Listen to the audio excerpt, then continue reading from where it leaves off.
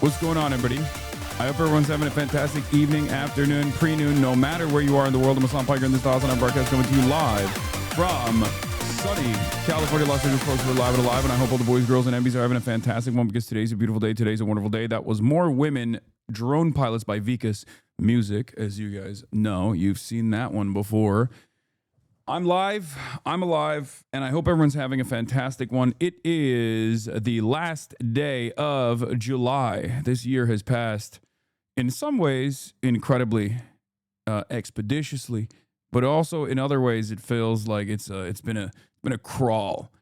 I can't believe that it's only been 6 months of Trump. It feels like it's been 6 years. It's weird because time is passing fast, but it's also at the same time completely slowed down with all of the machinations of Trump. We're about to be on our 7th month. Like we're finishing 6 months, getting into 7 months. It's craziness. Anyway, but yeah, I'm Hasan Piker, and this is the HasanAbi broadcast. 11:29 a.m. I'm late. I'm obviously a little bit late. It's 76 degrees and sunny here in California, Los Angeles, folks. And I have guests in here right now. You won't be able to see them. You might be able to actually see them when they pass by me. There is a documentary team in here. But, folks, we are live. We're alive. And this is the part of the broadcast where I tell you about my personal news, about what's going on in the world of HasanAbi Piker in between the time period where I press the stop streaming button and press the start streaming button. So help me God, that's what I'm going to do. All right? Document this. They can't see the chat. Okay, stop throwing up ass shaking emojis. Anyway, document how you don't game. Actually, a Chinese company has actually reached out to me. A Chinese company has reached out to me to game, to give me money to game potentially. So we'll see. There might be some gaming coming up very soon. Also, yeah, one more month till China. I know. I'm very excited. We got so much going on. There's so much travel coming up in the upcoming months. Is kind of crazy. They clapped Mike from PA. Yeah, I saw he got. We'll briefly touch on that. I'm not going to focus on that too much. I don't really care necessarily. But okay. Personal news wise, folks, personal news wise, I ended the broadcast last night. What did I do? Not really anything. Just hung out, did a little bit of self-care. Nelk deleted the Bassam Yusuf podcast. Wait, what? Why did they do that?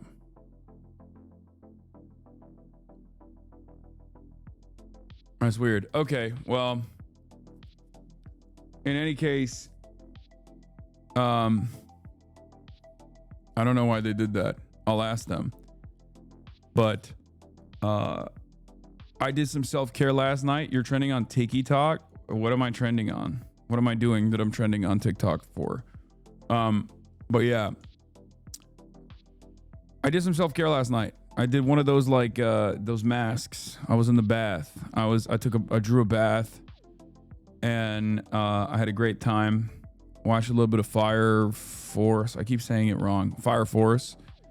Passed out. Woke up early. Linked up with this documentary crew this year right now, and then went to Ball Up. Took Kai to the park. Went to Ball Up.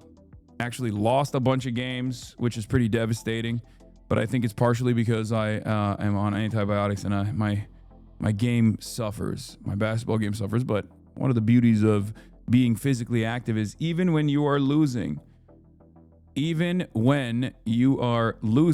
game of basketball, it does not matter, because you still at least got out there and you got physical and you got a little bit better.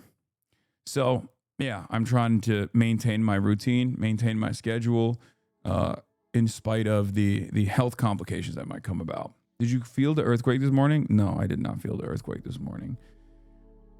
But yeah, that's neither here nor there. What is this Cutie Cinderella Pepega moment exposed? What does this mean? Oh, this? This is a perfect demonstration of Cutie's understanding of how equal shares works.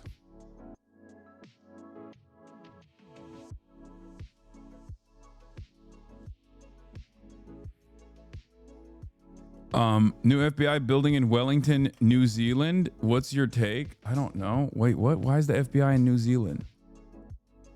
Thanks to you and chat encouraging me, I was able to squat 405. That's crazy. I can't do that. Congratulations. But yeah, there's a lot of news to cover. In terms of personal news, that's all I got. What is this? Oh, this is a nice.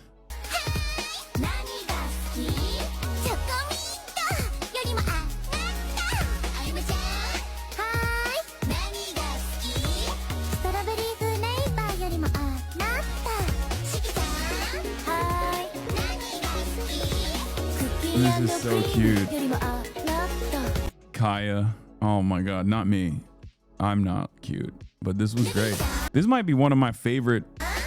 This might be one of my favorite things of this variety that you guys have made, like a fan edit that I've seen. That's fire. You see this? Please have this guy on stream. President, mini Trump. Yeah.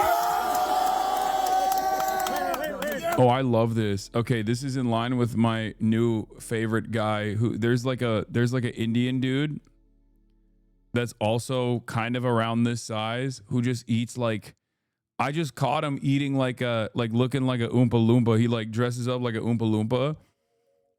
And then he eats like a massive croissant. I can't believe they made a mini Trump, dude. That's crazy. They made a tiny Trump, bro. That is wild. God oh yeah, damn. this one is going viral. This audio is going viral. People are using this. Dude, some of you need to shut the fuck up. At least get your bearing straight, okay? And just have the decency to shut your fucking bitch ass mouth. Huh. Me listening to HasanAbi, my favorite streamer while I work because it helps me relax and focus.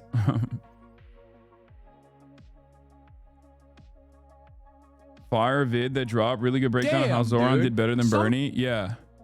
I'll take a look at it. Yeah, a lot of people are apparently posting this original sound now. God damn, dude. Some of you need to shut the fuck up. Love my morning coffee and daily Hasan affirmations. God why do you damn, knit so dude. tightly? Some of you need to shut the fuck up. At least get your bearing straight, okay? And just, God damn, Chat, dude. why is Hasan always yelling at my boyfriend while he's working? It's funny. God damn. What is this? Every time Hasan opens his mouth to defend Bernie and AOC. There had to be one of these, you know? Comment section for that was chill for the most part.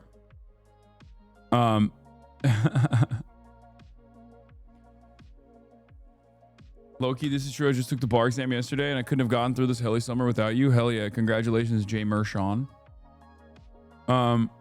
She's been posting nonstop about you. This person has been. I don't know why. What is this? Every time Hasan opens his mouth to defend Bernie and AOC after they vote yes on something deplorable that say that they're a stepping stone to building socialism, the staunch capitalists who vote no on every progressive policy, only words, never actions, and voted yes for genocide for a year and a half until it was impossible to do it anymore. Not AOC, of course, because girl boss. What? I don't know. I mean, sure. Yeah, I love defending. I love being a shepherd for the Democratic Party.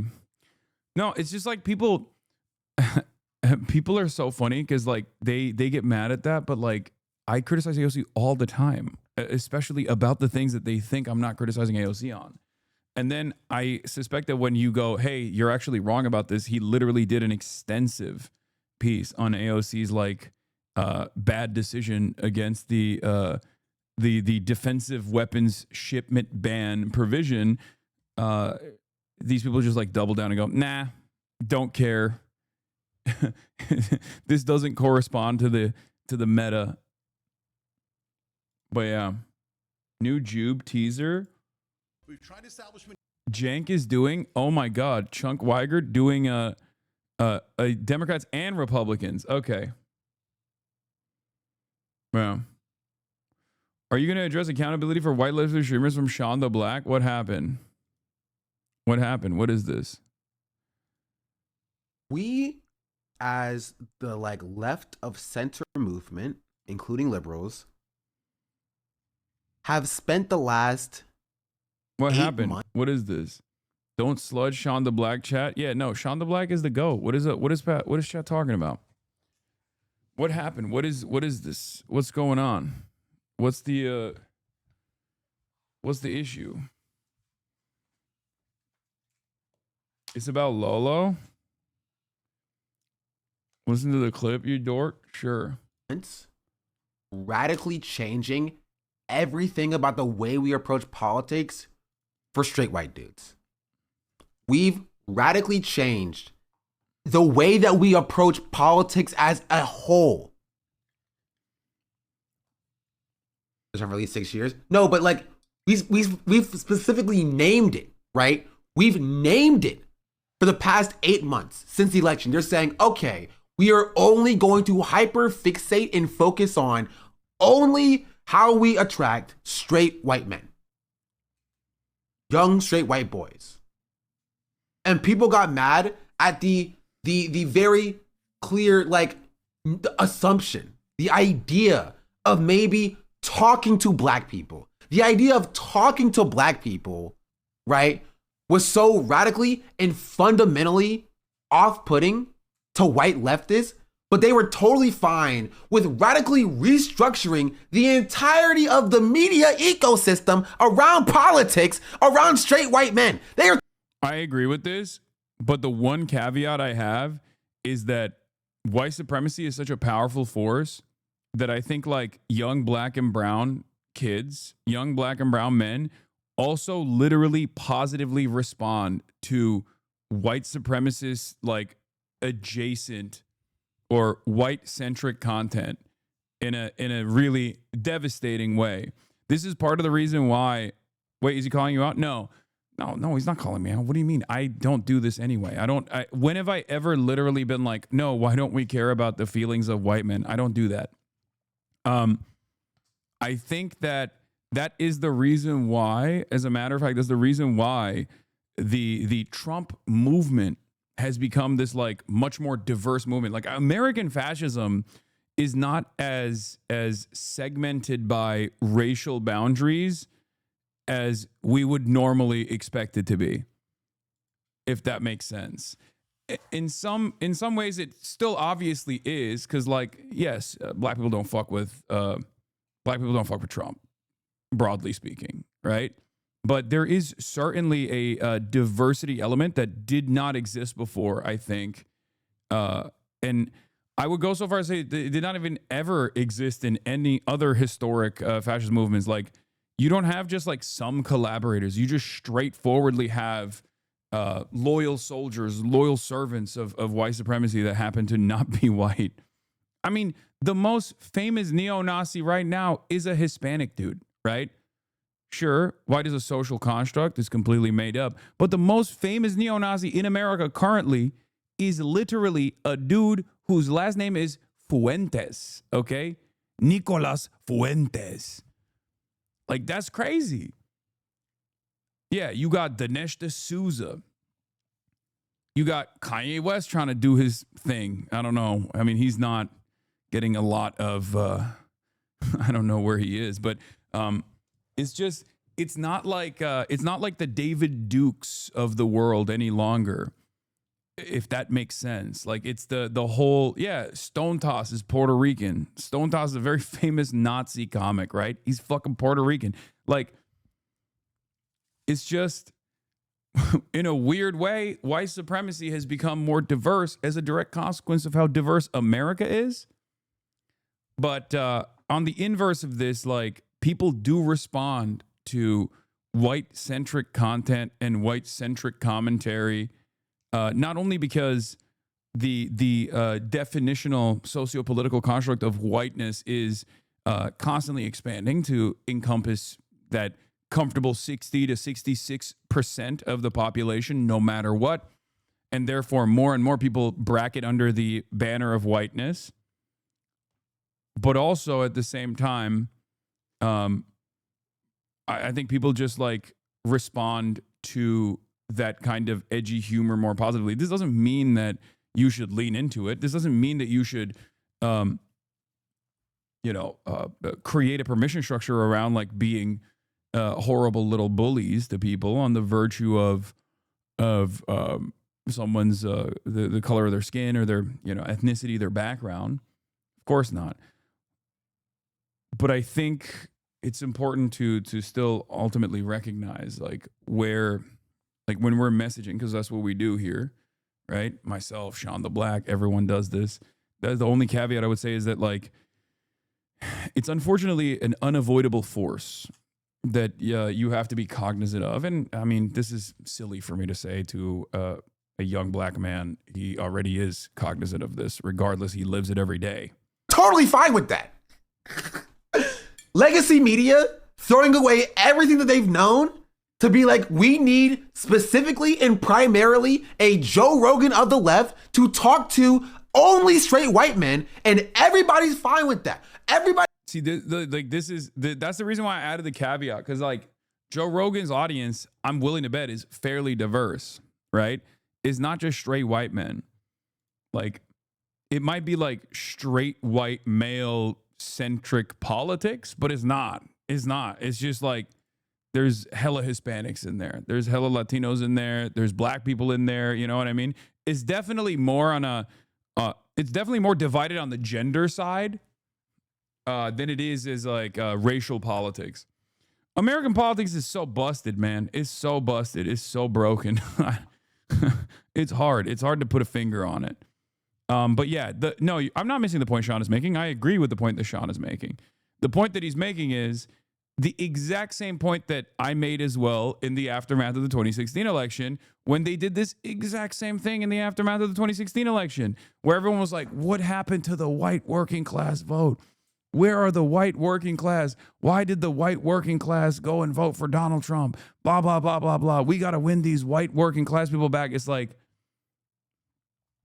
it's stupid. He's fine with the journey to find the one piece of politics, which is how do we create the Joe Rogan of the left? Nobody has any problem with that. But when you have just the slight assumption, when you have the notion, the mere suggestion of, hey, let's talk to black people act like you killed fucking God. Like, what are we talking about here? Are we insane? And that's not indicative of white supremacy? Hispanic dudes possibly, but not many black dudes fuck with Joe Rogan. No, black dudes fuck with Joe Rogan too. Dude, everybody fucks with Joe Rogan. Nobody bats an eye at, yes, we need to radically shift how we talk about media as a whole to center straight white men. But when it comes to FD being like, hey, let's go to church and talk to black people, people are like, how dare you? How dare you? It's ironic. Oh, wait, why would people think I'm like disagreeing with Sean on this? This is literally what I've been saying nonstop. This was a big weakness for Bernie Sanders. This is something that I also personally recognize. You cannot expect people to literally listen to your message and understand it and internalize it just on the basis of your message being good or your policies being good. You got to go to where people are. You got to talk to people directly. Okay? This is certainly a weakness on the left. It's something that I talked about in the aftermath of the Zoran analysis and the Zoran victory within the Democratic Party primaries, as a matter of fact. If you recall, I said one of the things that Zoran needs to do is, and one of the things that the DSA needs to do, one of the things that like a left movement needs to do is to tap into young black men in particular who already feel rudderless, who feel discouraged about their future within the Democratic Party, and try to get them to participate in the political process, but from a left position. You know? Like this is a real problem. This is a real issue. You know what I mean?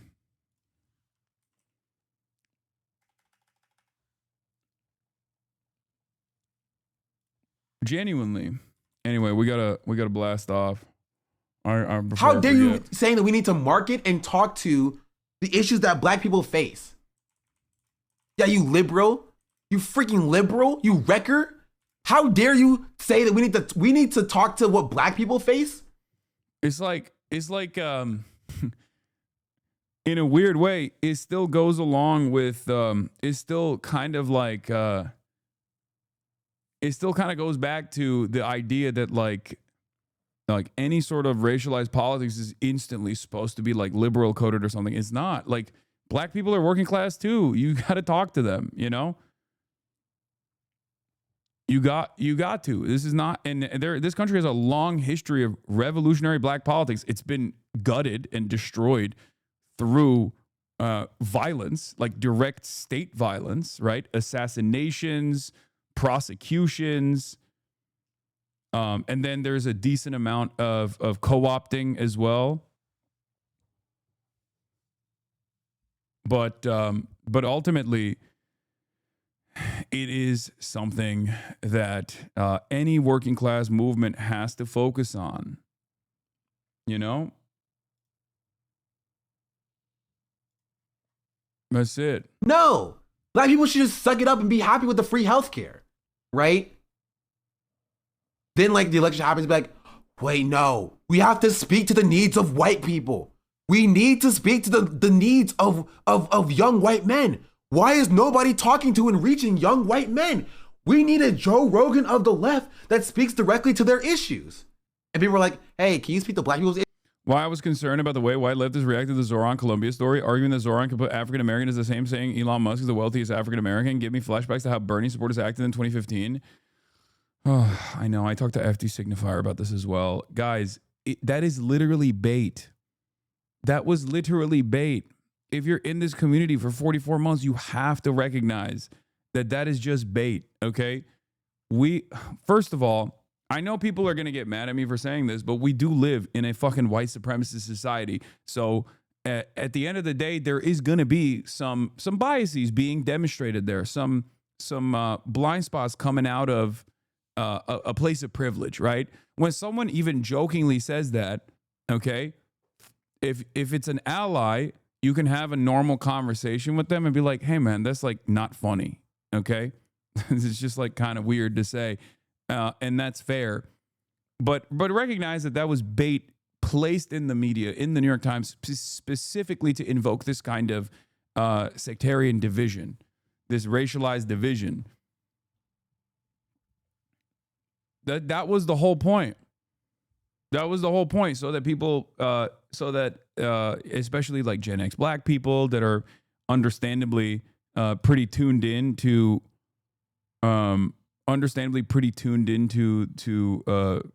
any sort of like white supremacist takes, are going to go, oh, these guys don't give a fuck about us.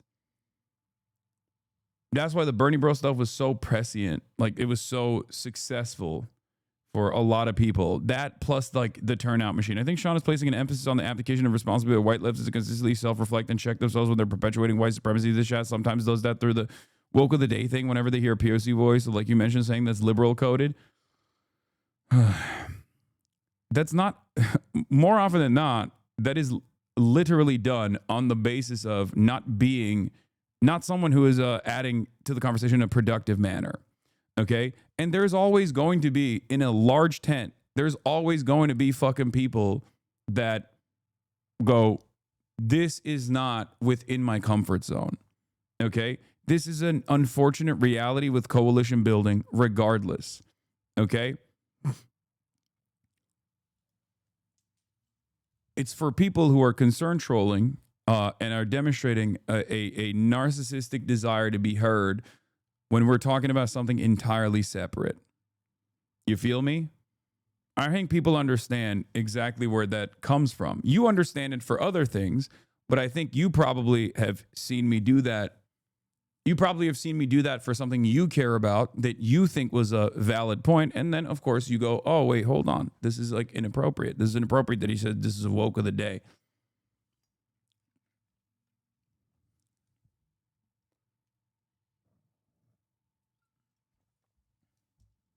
Issues? Fuck you. Fuck you. Get out of here. We're not talking to you. Like, what are we talking? Like, is that not crazy? I haven't blasted off yet. I'm going to do it right now. Look, the reality of the matter is, if you want to bring in, okay, if you want to bring in people that are born into a system where they've never had to reconsider their stances and take certain things for granted, and understandably have developed like a white supremacist opinion or a transphobic opinion, you are going to encounter biases. You're going to encounter microaggressions, things of that nature. Okay. Trying to sanitize that would, if I were to try and sanitize every minutia, everything that happens both in this massive community and just in general on the internet, I would not be able to get across anything that I want to get across. I would not be able to cover anything that I want to cover. You know what I mean? And it would be utterly unproductive overall. This is the reason why there's a method to this madness, if you will. It would be a permanent stun lock, back and forth. But the goal for me is to, the goal for me always is to get people who are in the margins to no longer have these kinds of biases over the course of a long, extended period of time. And that's part of the reason why this community has grown so much over the past 8 years. Because everybody, at the end of the day, has some kind of blind spot born out of their privileged position. I understand that, and it would be incredibly hypocritical of me to act as though that is not the case for every single person's starting position. Are you talking about yourself here? Of course I'm talking about myself as well. What do you mean? Of course.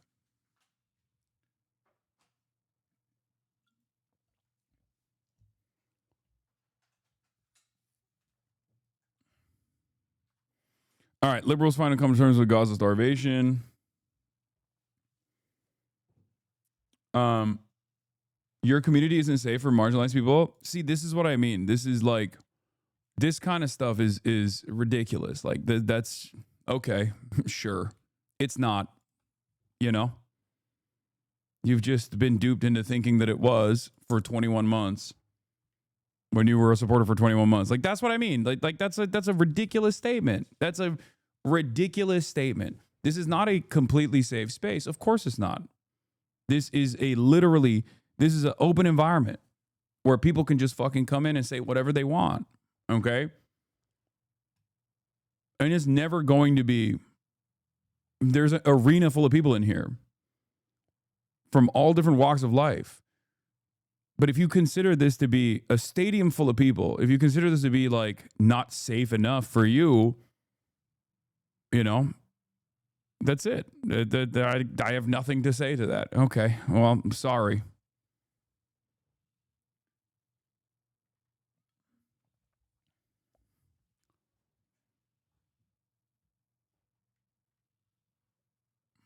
Anyway, liberals want to come to terms with Gaza starvation.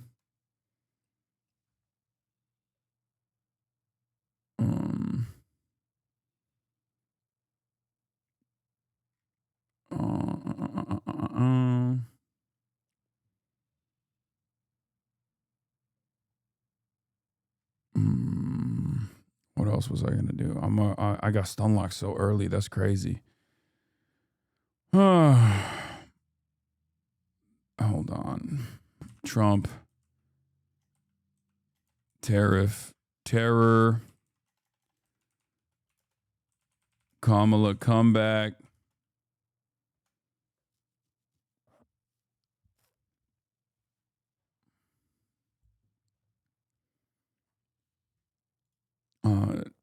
That's and more. Get it now.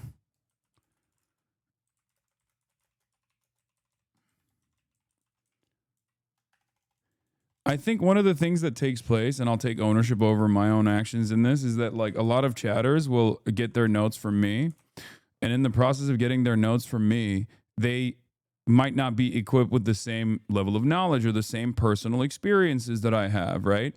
And therefore, they will turn around and you know, behave in the same way that I'm behaving, right? And they'll blast it on someone that, like, they'll use it in an environment where it's not appropriate to use it. Like, they'll just be like, "Oh, you're being woke of the day," when someone is making like a valid claim, right? Without truly understanding like why I sometimes push back on people pressing on certain issues. Like when that person said this is not a safe space for minorities, it's like, okay, I mean, sure.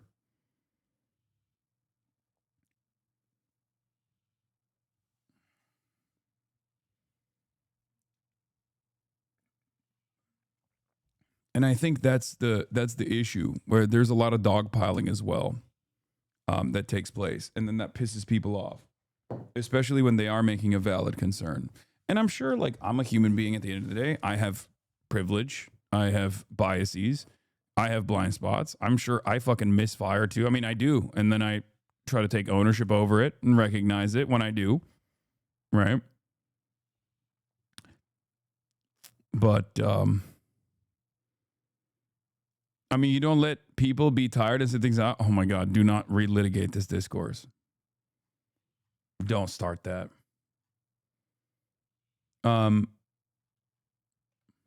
ultimately, what I try to get across is that people are imperfect, myself included, and we should be more understanding of people when they bring up concerns, but also simultaneously, there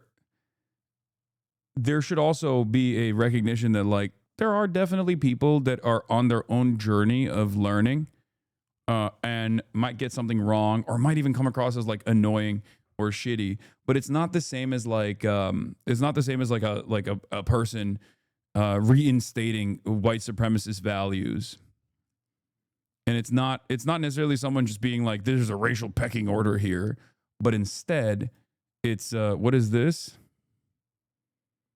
What the hell is this red bubble thing that you sent me? Your girl watches The Office. My girl watches HasanAbi. We are not the same. That's crazy. Okay, no, I need a better meme. Pull up Sean the Black. I think you missed the Marga bit on the point I was making, and we can have a convo about it on some point in the future for sure.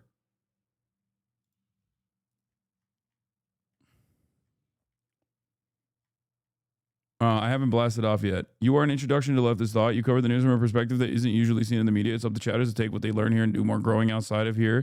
Do more reading, do more organizing, keep growing. Yeah, exactly.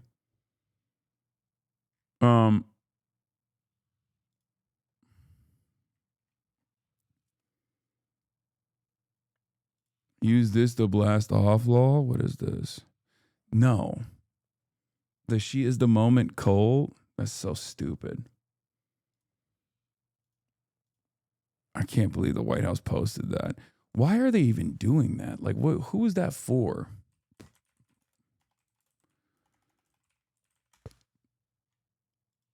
Would you ever go on Kill Tony? Probably not. I don't think they would ever ask me to go on anyway, though.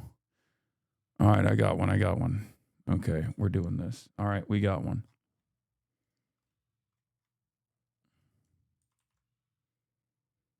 It was more so about when minorities talk and the response they got. Yes, in most circumstances, I think people don't realize, like, they either see the afterthought or they see like the worst possible version of this. But like, you know what comes to my mind about like not placing minority opinions in the forefront of my conversation? That one crazy lady who came in here and was like, well, I'm a Native American and I think we should get all the Mexicans out. It's like, what are you fucking saying, dude? I don't give a shit what your background is at that point. Like, what do you mean? Like, do you see what I mean? Do you remember that one lady who was like, I'm indigenous, like I'm a Native American living in California, and I think we should get all the Mexicans out. Do you think that this is reflective of like indigenous politics? Do you think we should be doing standpoint theory in that situation? When I shit on that person and say your background should literally have you saying the exact opposite of this position that you're currently demonstrating. Like, is that fucked up? Is that me reinstating white supremacist values or whatever? More women drone pilots incarnate chatters have to stop viewing identity as the whole ballgame. Exactly. It's also additionally ironic because like she was like, I'm indigenous and I think we got to get the Mexicans out. It's like, okay, well, yeah, they're indigenous too. Like, what are you talking about? Like, half of the people you're saying we got to get them out are not the white Mexicans. They're the indigenous Mexicans.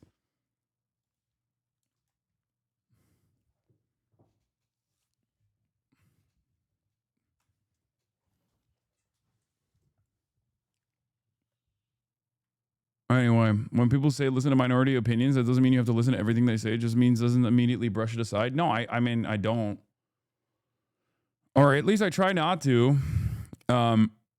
This feels like a bad faith argument because most of the time you're disproportionately shitting on liberals of color in a tone I've never seen you use for open white supremacists. Wait, what?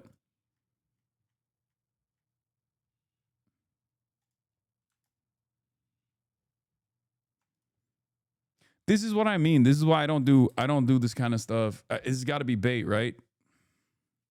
Are you serious? Liberals of color? I shit on liberals of color more than I do open white supremacists? I can't tell you what I think should be done to open white supremacists. I get banned. The fuck? You said absolutely. Yeah, okay.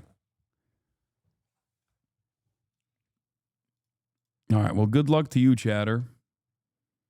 These kinds of chatters are exactly how Hillary Clinton sabotaged Bernie's image in 2016. I need people to understand. I need people to understand something. This kind of this kind of conversation is not like, it doesn't work. It's just, it doesn't. There's no way to like, I'm glad that person demonstrated exactly what I usually push back on. Like, that statement is just incorrect. Like, you know what I mean? Chatters is like, yo, excuse me, you've been so bigoted to Cory Booker for being a supporter of Israel's genocide. More so than what? What I've said about Randy Fine? You know? Are you crazy? Are you insane?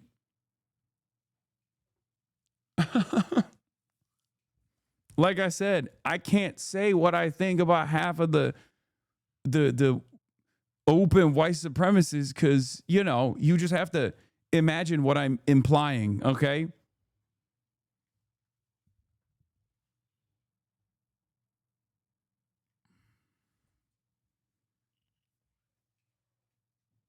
Anyway, was there a little F?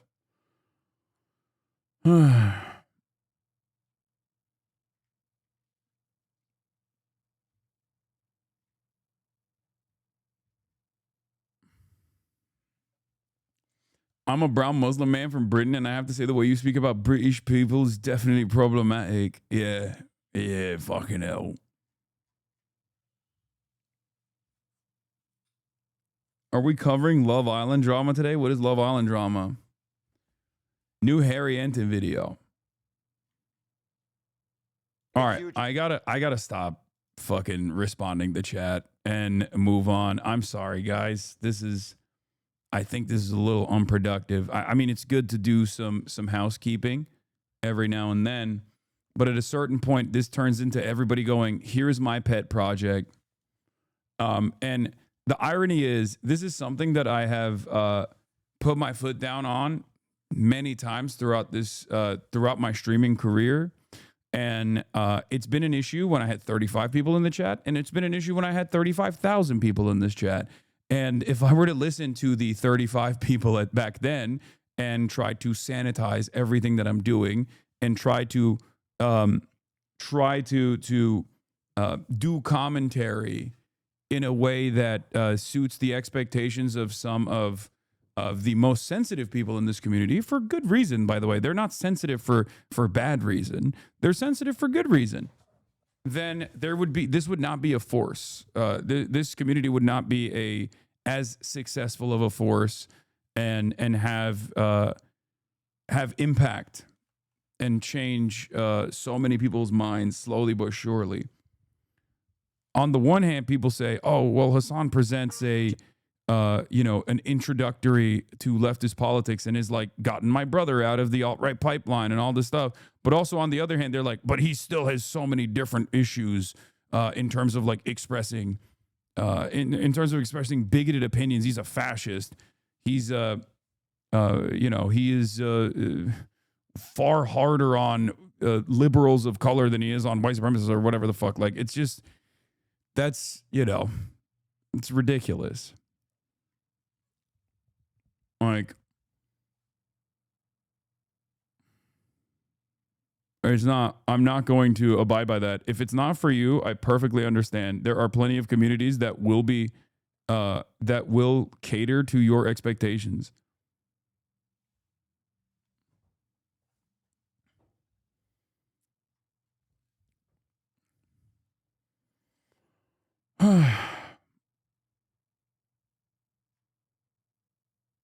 Anyway, let's get into it.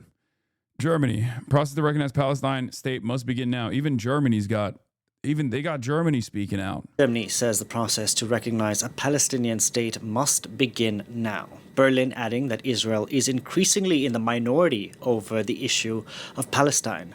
The move comes just hours after Canada said it planned on recognizing the state of Palestine at the UN General Assembly in September. For more, we can go across to Nick Holsworth standing by in Berlin. Nick, good afternoon. Just how significant is what's coming out of Germany today? I mean, Germany is the last bastion of Israel defense. So it is fairly significant when you got, I mean, this is like, it's like America number 1, Germany number 2, Israel number 3 in terms of defending Israel. So when you got even Germany being like, oh, we are going to move to this state recognition. Yeah, that's fairly significant. I will say, that is not an insignificant move. Okay. That's shocking. I mean, even though, let's be real, and I've talked about this already, all of these statehood recognitions are coming with a shit ton of qualifiers, and they're actually not moving the needle as hard as it's supposed to, and it's pretty messed up overall. But I think it implies that the environment has changed quite a bit. On the one hand, I'm wary because it is a PR stunt. I don't trust Western nations at all. But on the other hand, I do think that the permission structure has shifted so dramatically that these guys are engaging in this to appease the masses, to appease the discontent that they are experiencing, and they have to respond. America doesn't, because America is not a democracy, and America has a fuck you gonna do about it kind of attitude, right? Whereas, like, European liberal democracies at least symbolically have to defend democracy and liberal values.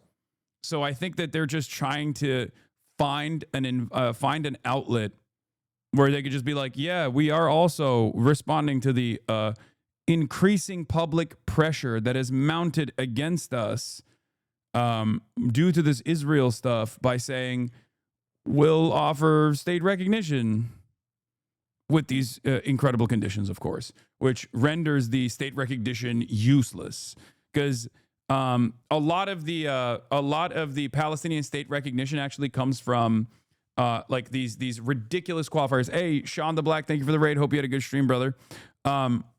Where a lot of the state recognition qualifiers are demilitarized Palestinian state, run by the Palestinian Authority, which is incredibly unpopular in the eyes of the Palestinians. It's not a real democratic process at all. The Palestinian Authority is a de facto arm of the Israeli security apparatus. It is the second least popular entity in the region in the eyes of the Palestinians, after Israel, of course. And also the idea that they're supposed to be demilitarized makes the process of full-blown ethnic cleansing imminent. It only just like, it basically says no longer can Israel do full-blown ethnic cleansing right now in the Gaza Strip, but they can continue doing the same process that they've taken place through a sequence of checkpoints, annexation, land grabs, pogroms that they've engaged in the West Bank.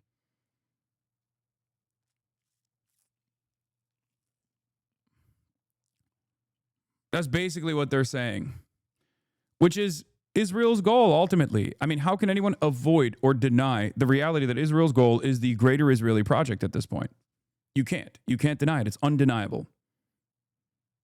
That's precisely the reason why they're even making this inference, making this state recognition known, right? Why? Because Israel's ethnic cleansing campaign has gotten so unimaginably horrible that it has created this massive amount of public pressure that politicians have to respond to at this point. It's become unavoidable. Like I said, you have to become undeniable. You have to become unavoidable. if you want to let your voice be heard, if you want change to happen in the Western world, you just have to keep up the pressure. And all of a sudden, all that pressure amounts to state recognition with like these conditions. It's not enough. You have to keep pushing. Presents a massive shift in German foreign policy. Support for Israel is built in to the German constitution. For 80 years now, since the end of the Nazi regime in 1945 and since the beginning of the German Federal Republic, which was founded in 1949, support for Israel has been part of the ground laws, as they're called in Germany, and indeed criticising Israel, that's allowed, but any anti-Semitic expression is punishable by law of up to 5 years in prison. So the fact that the German Foreign Minister, Johann Wadephul, is considering supporting a two-state solution, supporting a Palestinian state, he said it would be the end of the process rather than the beginning of the process, is extremely significant. And he's flying to Israel today to hold a meeting with his Israeli counterpart, Gideon Sair, later this afternoon. So the fact that he's released a statement before he flies to Jerusalem is extremely significant. It's putting the Israelis on notice that Germany's position is shifting. Nick, thank you very much for the update. Nick Holdsworth reporting there from Berlin. Let's go across to Jerusalem now. France 24's Noga Donopolsky is standing by. Noga, this is a bombshell shift in tone from Germany, and it follows similar statements from other G7 states. Has there been any reaction? There's been vicious reaction from Israel. The first country to make this announcement was France, and Israel responded by via the Prime Minister, the Foreign Minister, by accusing President Macron of being a collaborator with Hamas terror, no less, of rewarding murderous Hamas terror by recognizing a Palestinian state. And clearly this is part of a well-coordinated diplomatic tsunami plan to pressure Israel. Everyone is Hamas. I mean, of course, Israel is Hamas. Who isn't Hamas at this point? You know, Germany is Hamas. Germany saying this is so funny. What are... Benjamin Netanyahu is going to come out and be like, this is the most anti-Semitic thing that Germany has ever done in its long history. Nothing is more anti-Semitic than the recognition of a Palestinian state. Nothing. I repeat, this is far outdoing the Holocaust in magnitude.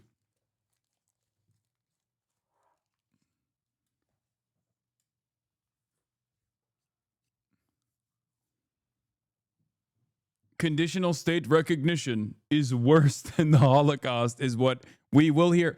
Oh my God.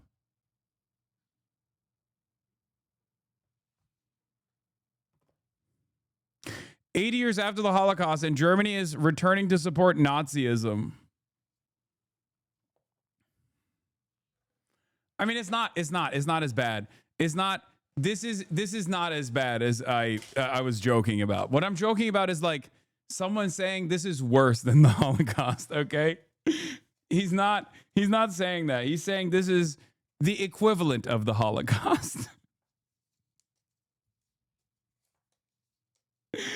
Oh, Jesus Christ.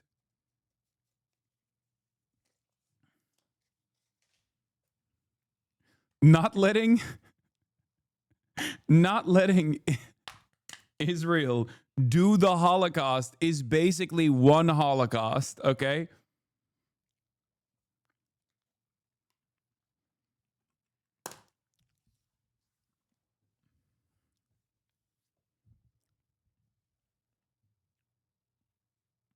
That's crazy. It never stopped. As I have argued before, Germany supports Netanyahu for the same reason it birthed Hitler. Both promise to be Western bulwarks against the Untermensch, the rebellious subhumans who dared to threaten empire. I mean, it's true.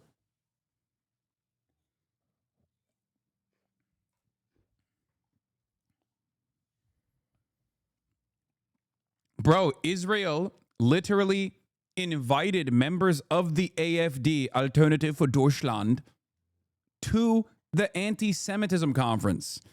Okay? They do not care about actual neo-Nazis. They love actual neo-Nazis. The only thing they care about is when people say, hey, you should stop doing a Holocaust. That's when they go, this is the most anti-Semitic thing anyone has ever said. You are basically, you denying me the right to literally do a live stream Holocaust is basically one Holocaust, okay? That's what it is. Yeah, they had to cancel the anti-Semitism conference in Israel because they invited too many anti-Semitic white supremacists, okay?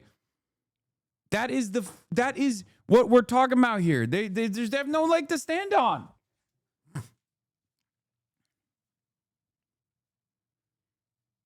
It's just ridiculous. It is ridiculous. It's totally and utterly ridiculous. It's like when people go, oh, dude, you know what's really problematic? Not me being racist, you calling out my racism. That's what's pissing me off. That's the real issue here. It's like, no, I think it was the original racism that's the real issue. It's not just the UK and France and Canada and now Germany, a country with which Israel has uniquely close ties, who are discussing the possibility and the eventual necessity of recognizing a Palestinian state. But as our colleague Nick just said, the German minister is doing so on his way to Israel. He's about to arrive in Jerusalem.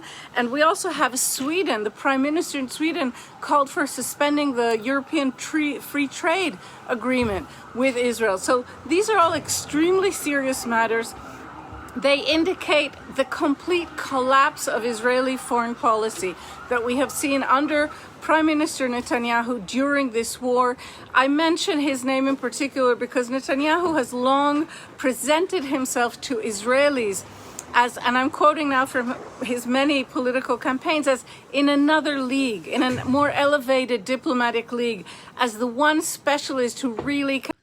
Bro, it turns out, even by European standards, okay, after centuries of death, destruction, extraction of natural resources from the global south, slavery, even with all the bounties of colonial empire, even the Europeans have like a distaste for maximum death and destruction, like doing a 13th century style siege on a captive population that has fucking iPhones and can literally elevate the problem directly to the doorstep of every single person in the Western world is untenable. Who would have thought?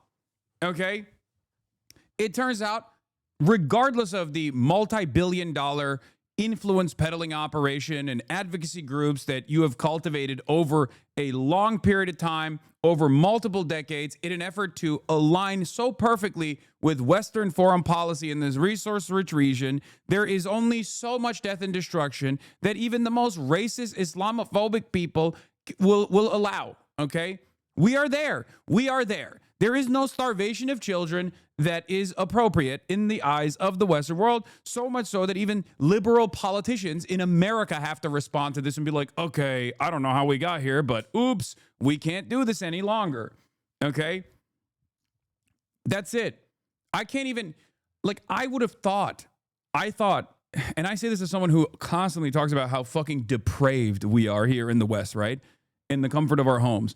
But I thought even this would have been packed up a long time ago. I thought that there was only so much death and destruction that people would be on board with. I literally thought, you know, the entirety of the hospital system collapsing in the Gaza Strip was enough. I thought it should have been enough. This should have ended a year ago. This should have been ended a year ago with prosecutions coming in instantly. It is crazy that there is still people holding out hope that, you know, you can complete the ethnic cleansing. You can complete the ethnic cleansing campaign. It's crazy. I had a fun interaction today. Older Jewish woman sits out with a sign that says Free Palestine, my city almost every day. An Israeli dude goes and starts harassing her. So I step in. He then tells me that I'm Hamas and I look like an Arab. He does what the typical Israeli does and spits in my feet. Then I tell him I'm Jewish, to which he says, "You are no Jew," and walked off. I called him an anti-Semitic pig as he walked away. Classic. That's the craziest thing, because look. The time is, the attitude shift is so dramatic. I'm telling you right now, people, even liberal Zionists, are going to point to guys like that and basically be like, oh, they're just like extremists. They don't represent us, okay? It's coming. It's coming because the association of Judaism with Israel only worked as a defensive posture when everybody thought Israel is awesome. Now that everybody knows Israel is not awesome at all, oh my God, everything that Israel now represents is no longer like the pharmaceutical industry and like making the desert bloom and being the most gay moral democracy in the fucking region or whatever. And instead, ethnic cleansing and the starvation of children for some kind of like loose association with religion that is a false conflation to begin with. Now that that is the only thing that Israel is known for, understandably, I think Jews in the Western world are probably going to forcibly separate themselves from this association and actually look negatively upon this association in the future. Now, not yet, and there are still plenty of people who personally hang on to this notion that you can continue defending it. Okay, you can continue defending Israel. You can continue defending Israel. You can keep going back to the old tricks and be like, look at the enemies of Israel. They're all barbaric. They're monsters. They're monsters. They're monsters. But I don't think it's going to continue. I think for the average person, they have completely checked out. Okay, they've checked out. Not gonna lie, you do more work defending the rights of Muslims in the West than any actual Muslim speakers out here. And yes, because they're fucking bought and sold. Okay. Also, what do you mean actual Muslim? Listen, regardless of my lack of regardless of me being a bad Muslim, okay, it doesn't matter. My name is Hasan, so they don't let me get away with that. They don't go, yeah, this guy is this guy's not a real one. Okay. Oh my God, Kaya's fucking snoring so loud. It is crazy. And be Israel's face to the world. All of that is crumbling very, very quickly right now.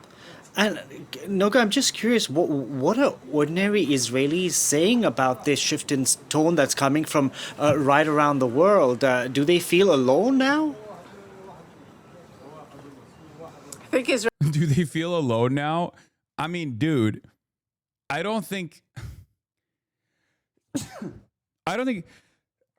shit. Israeli society broadly thinks about these sorts of things any longer. I think they have found a perfect thought terminating cycle here where they just go, oh, it's anti-Semitism. Okay. It's such a powerful motivator because anti-Semitism has been a fucking blight for thousands of years, and anti-Semitism still certainly exists. Okay. So because of that reason, I think it's even more powerful than when white Christians in America talk about white Christian persecution. Okay. Because there is a validity to the marginalization. That is the reason why I think it is virtually impossible to get people in Israel to understand why they are being considered as a fucking pariah state. Having said that, however, just as though white Afrikaners started slowly but surely coming to that recognition that they had become a pariah due to their apartheid, I think a lot of Israelis will eventually say, hey, we got to fucking stop this. Like, this is crazy. And if they don't, it's done. Even if they do, it's done. Zionism as a project is, in my opinion, over. It's been over. This is the death knell of Zionism as a project.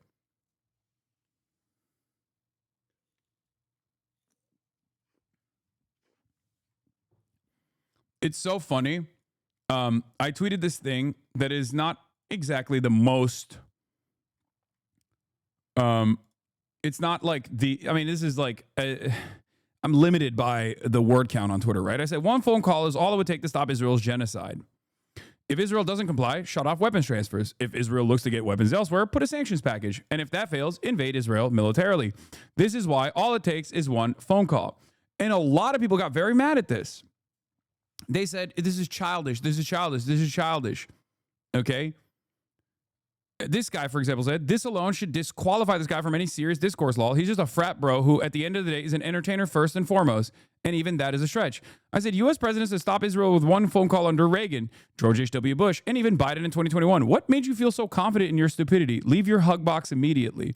And I don't understand because, like, it is objectively untrue. I'm the one in a hug box. You are surrounded by yes men.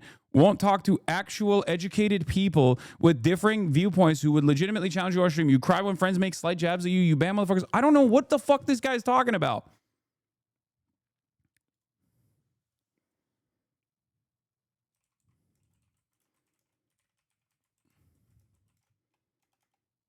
He follows Tectone. I don't know who this guy is, but I just don't understand. Like, none of this is relevant to my point.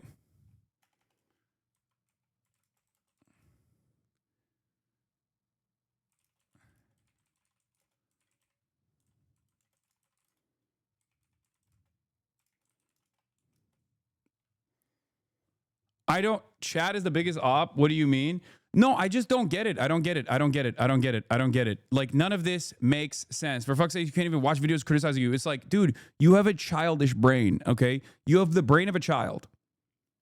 You have the brain of a child because we're talking about, like, foreign policy. You say I'm wrong in my assessment. You say it's a childlike way of understanding foreign policy. And it's an oversimplified thing that I'm saying there, right? One phone call. It's not literally one singular phone call.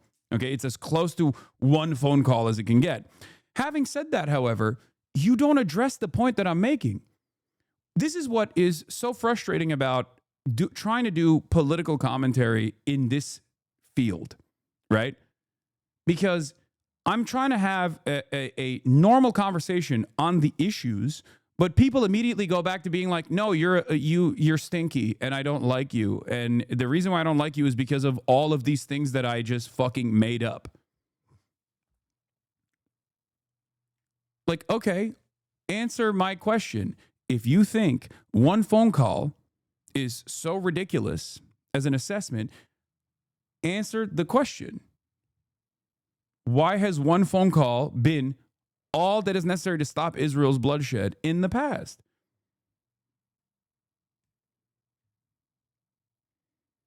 It doesn't make sense. It's so silly.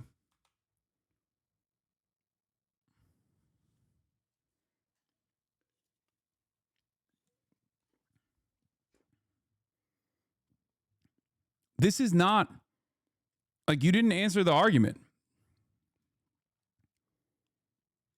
This right here is a perfect demonstration of the fucking discourse and how stupid it is when you try to have a conversation about politics with people who don't actually care about the politics at all, who basically have decided what their political perspective is simply on the boundaries of who they like as a content creator and who they hate as a content creator.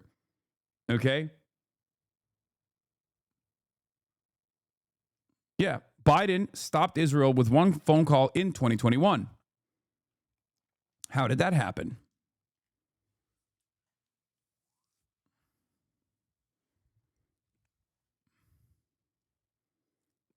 It's just a faucet of irrelevant things, okay?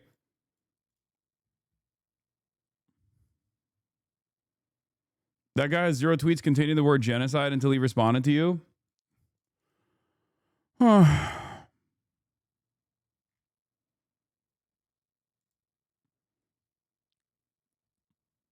The U.S. wields enough power over Israel as client state to get it to change course, as has been demonstrated repeatedly. Almost the entire world agrees that Israel should stop occupying the Palestinian territories. On its own, Israel is small and can't resist a global consensus. The only reason Israel behaves the way it does is unfailing U.S. support, which it won't be able to reliably count on indefinitely. Exactly.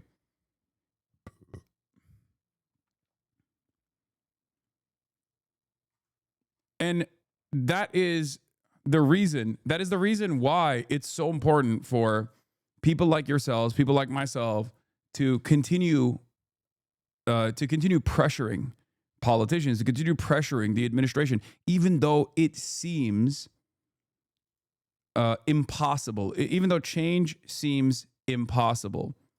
Okay? You have to keep pushing. It's that simple. Because every step that you take, damn, why didn't you ever have a take like that, Lamau? Wait, what? That's the same take. That tweet is basically the same exact tweet that I just described the steps as to why it would take one phone call to stop. What? Yes, it is a joke. You've said it forever. Oh, okay.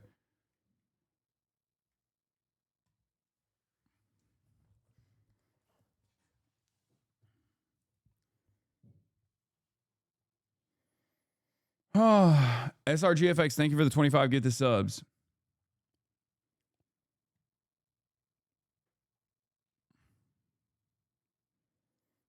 What you might be saying is that the phone call is not possible this time because it could be the end of Israel. It is really on the brink.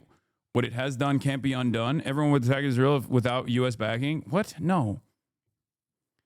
No, that's not how this goes. Okay? That's not how this goes at all. No, the funniest criticism of this that I saw was people being like, oh, I thought Hasan hated military intervention. Now he wants to invade.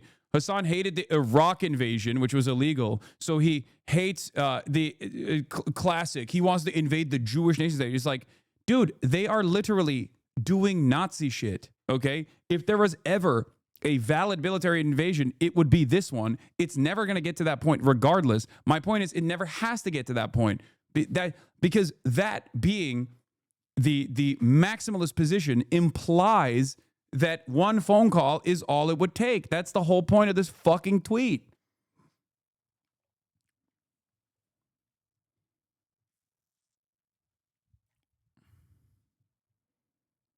That's it. Anyway. Man, people who celebrate D-Day don't understand that, you know, the force that they were, why are they dunking on any of this? They're not dunking. They're just like yelling into a void. Okay.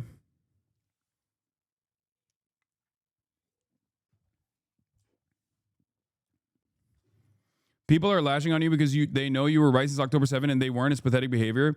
No, I think like people are doing that because they also can't contend with open defense of Israel at this point. So instead of openly defending Israel at this point, they still have to like, they have to grab on to anyone they can and to be like, oh, well, this person is anti-Semitic, I think, please. Or this person is crazy. His opinions are crazy. It's just like they can't contend with the reality shifting at an alarming rate around them as more and more people come to the terms with the reality on the ground. So they have to just like lash out at people who are right all along. That's it. It's no different than like what Matty Iglesias is doing. But because Matty Iglesias is a professional adult that works in media, he obviously has to take a different tone than people who are still holding out hope for some kind of defense of Israel by just simply attacking Israel's critics.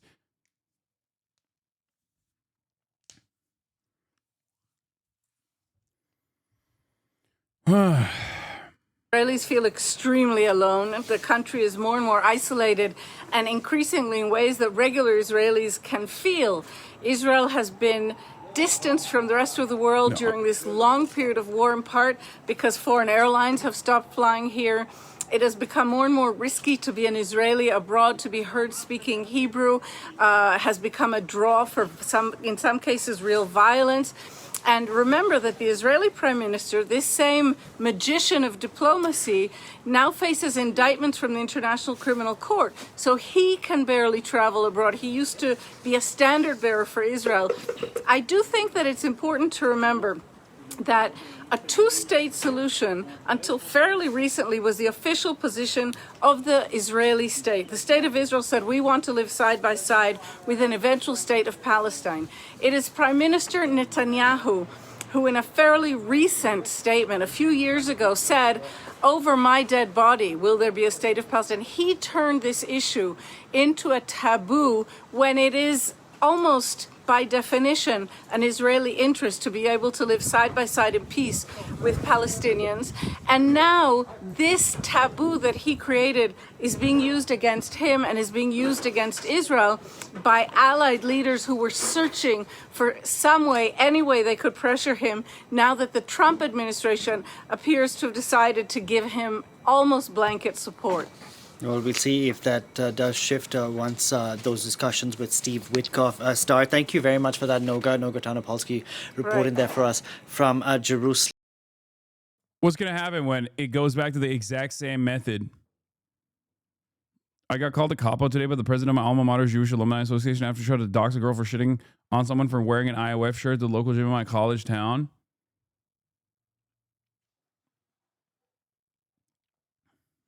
After you try to dox a girl for, shitting on someone for wearing an IOF shirt. Yeah, I mean, look, listen. The more discourse shifts against Israel as politicians and the media play catch up to where the public attitude has been for quite a while, right? Because that's what the media is doing. That's what the politicians are doing. They're playing catch up. The more its defenders, Israel's defenders, will cynically try to attack its critics, okay? They cannot contend with the walls closing in. That's it.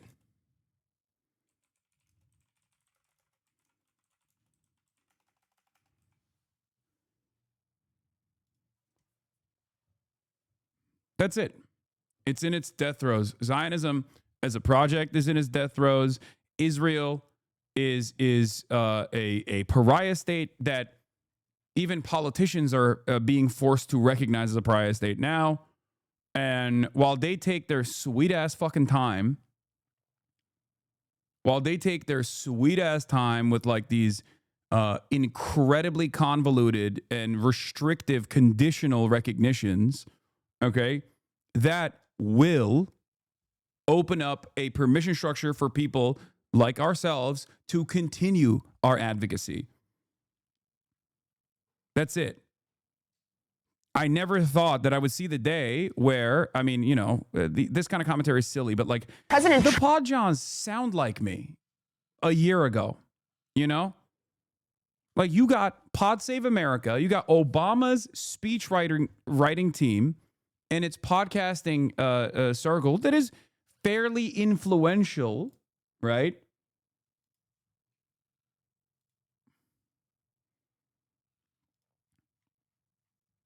They are now talking like I was speaking a year ago. That, I think, is a signal of the attitude shift.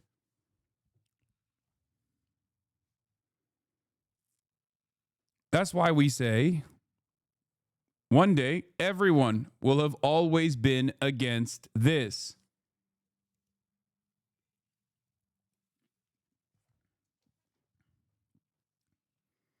Trump is now also trying to weaponize the tariffs again against Canada. Trump hints no Canada trade deal over Palestine recognition.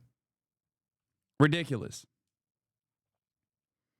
It still feels like people are trying to qualify their statements by being like, Israel was right to respond to October 7th the way they did, but now they've gone too far. Yeah, that's fucking bullshit, okay? That's bullshit.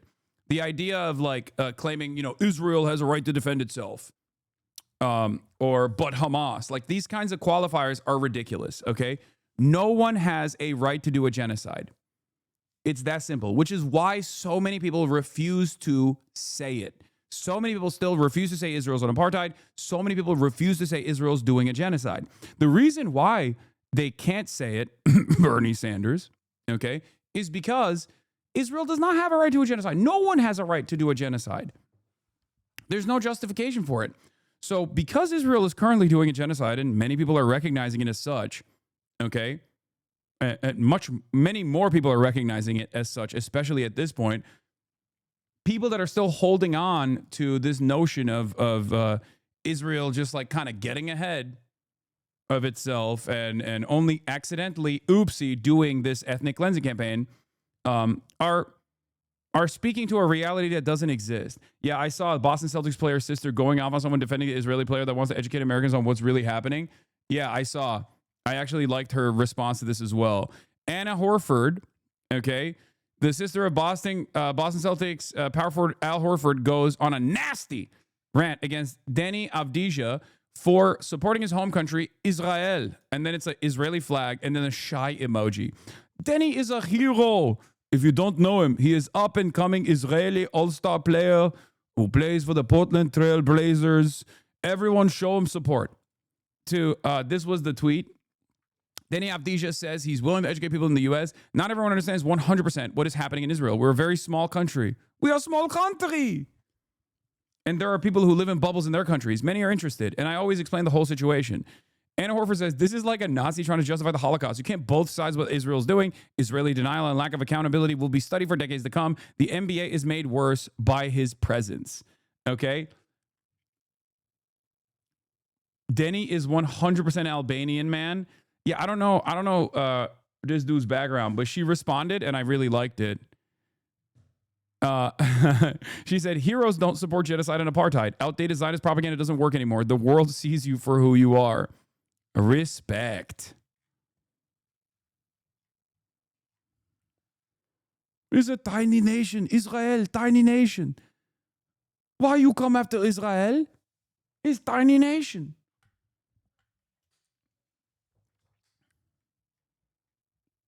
His dad played for Yugoslavia? A shame. No way, really? God damn, Tito would be disgusted.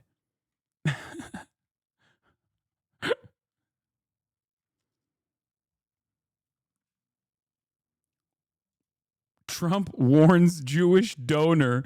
MAGA is starting to hate Israel. Oh, not enough. Not hard enough. Okay. The craziest thing that I have heard was a friend's brother agreeing that it's a genocide and apartheid. For that reason, they should exist. Wait, what? A small but vocal contingent of his MAGA base, including younger Republicans and far-right podcasts, have grown skeptical of Washington's relationship with Israel. My people are starting to hate Israel. Trump recently warned a prominent Jewish donor. Yeah, no shit, dude.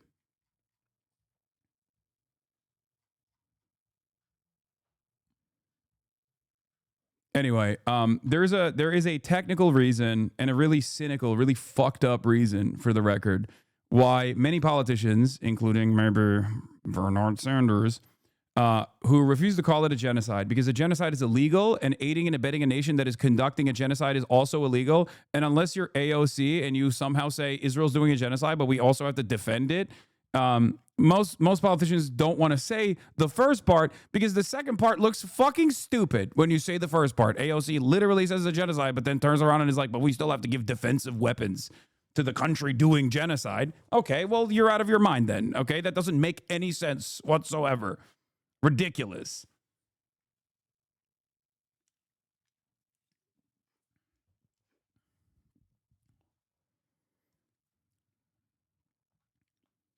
But that's what it is. That's where it comes from.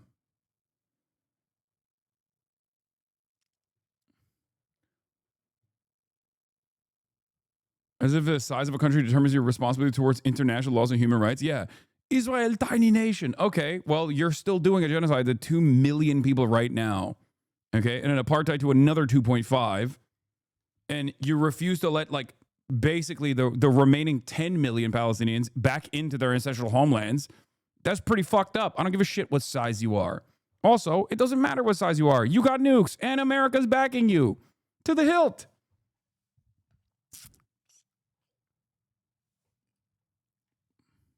It's just, like I've said, dude, I think there are many things that Israel did wrong in this process. There are many things that Israel did really wrong in this process, okay? But one of the things that I identified early on was the comfort that Israeli envoys experienced for many, many decades, okay? As they were able to freely contextualize why all of this bloodshed was totally appropriate.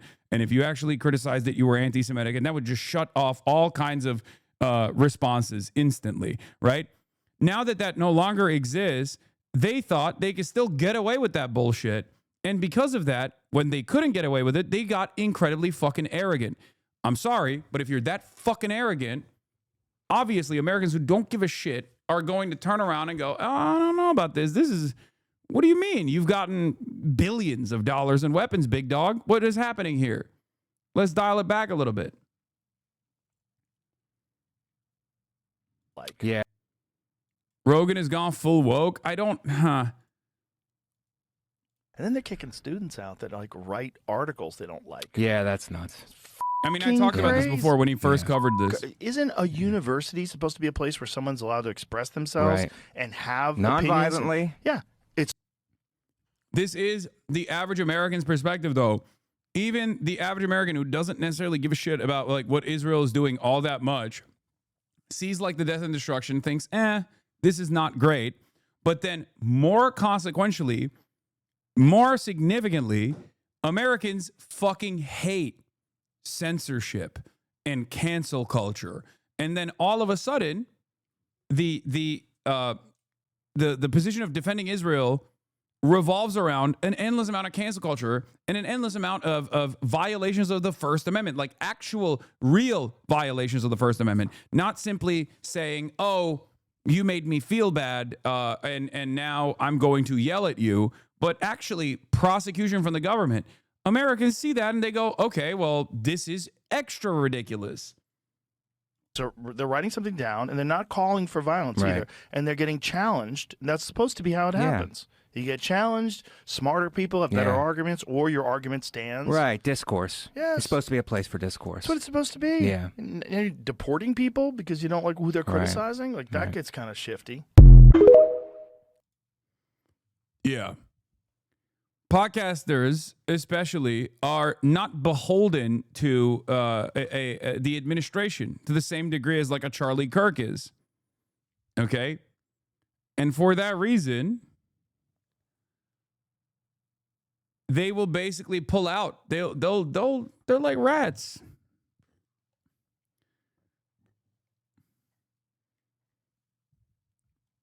They will pull out when they see things that they think are unconscionable.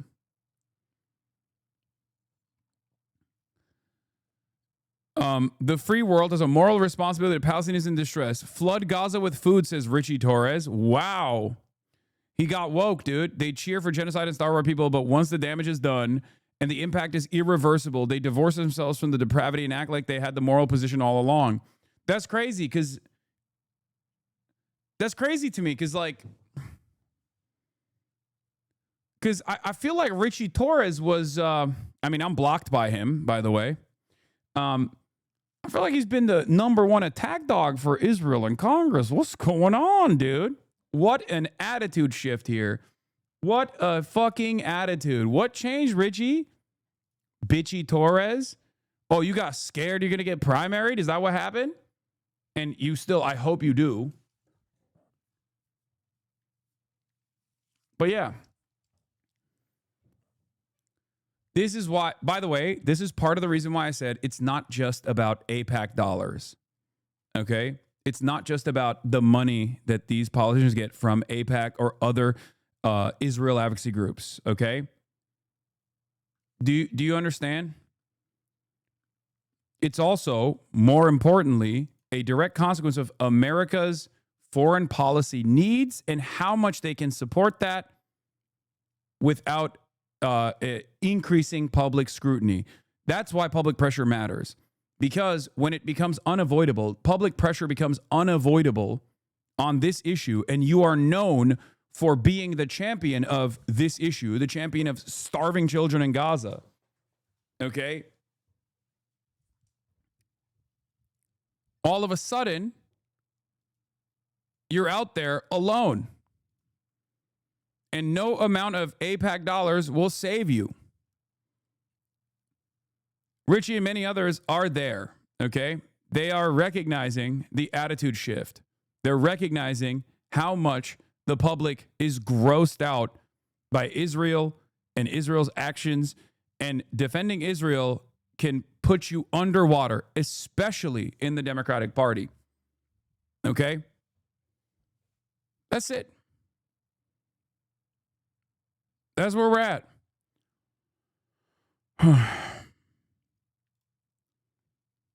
So if they want to, actually, like I said, since they have sidestepped every bridge and every exit ramp, every opportunity that they had to say the right thing, to change their trajectory, to change their attitude on this issue, okay? Right now,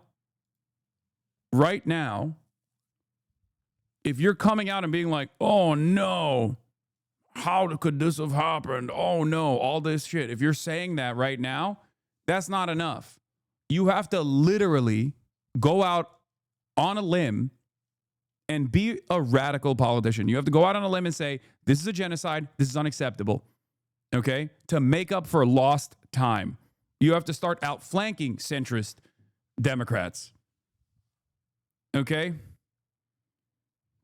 Images out of Gaza have shocked the world. You got starving children, desperate crowds of people seeking food, and the unbelievable gaslighting by Israeli Prime Minister Bibi Netanyahu, who demands that we believe him and not our lying eyes. Here's an example. Israel is presented as though we are applying a campaign of starvation in Gaza. What a bold-faced lie. There is no policy of starvation in Gaza, and there is no starvation in Gaza. So this conflict, this issue, it comes with a lot of history. It's very emotional. It's politically fraught here in the United States in particular. And there are, as are so many of these seemingly intractable political problems here in the United States. So what we are trying to do here at Pod Save America is create a new space on this channel for debate and conversation that brings together everybody from the left, the never Trump right, all the pod bros, all the neolib shills, all the abundance pill dorks, everybody in between, to have a conversation that tries to help us figure out some answers to these problems. What? Unlikely to happen. Would you consider sitting down and talking to Cory about what made him change his mind? Cory? Cory Booker? Who said his mind has changed? Cory Booker 2 weeks ago was ass grabbing with Benjamin Netanyahu. His mind has not changed. What, are you kidding me? What's Cory Booker? I think you meant Richie Torres.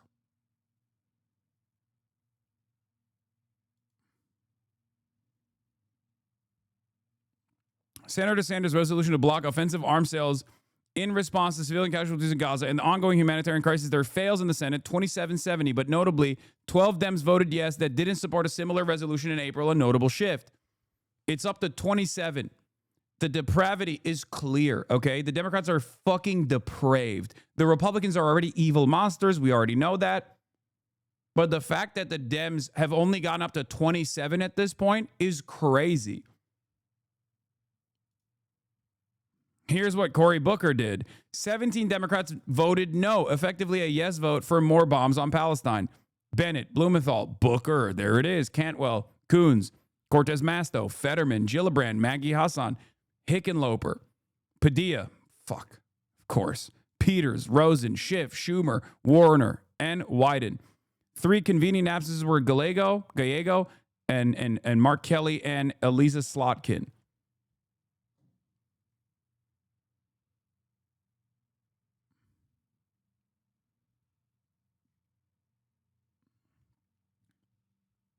Yeah.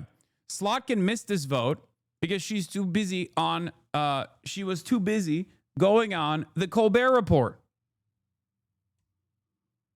California is so fucking cooked. Yeah.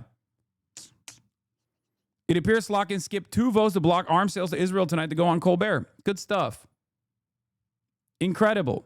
Remember how she was talking to Crystal Ball about this? Where it's like, oh, this is something I will consider. It turns out she was considering escaping. That's what she was considering.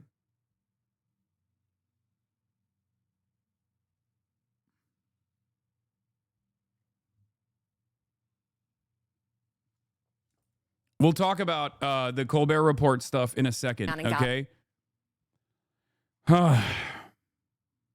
You're right, though, on the legality of labeling a genocide, but then sending aid, it would stop them. Exactly. That's why. And not just not just offensive weapons.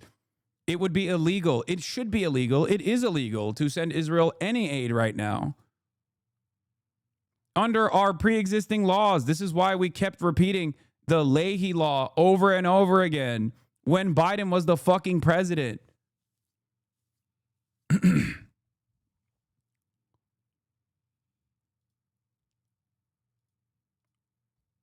It's ridiculous. Anyway, here's Trump literally defending Israel again because Canada is posturing towards state recognition for Palestine. Trump suggesting he won't make a trade deal with Canada. Trump posting on Truth Social, quote, Canada just announced that it is backing statehood for Palestine that will make it very hard for the U.S. to make a trade deal with them. Canada faces a 35% levy on imported. Where do I direct my anger? Like, they bombed every building, every hospital, every single refugee camp. Death did nothing. Why is food the issue? I have repeated this over and over again. Denial of aid is irredeemable in the eyes of legal authorities. It is the most overt version of ethnic cleansing. Okay?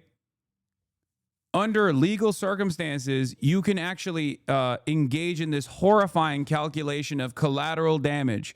This person was a priority target. Maybe he wasn't supposed to be a priority target, but we assessed it and we thought he was a priority target and we killed 50, 60 people alongside him.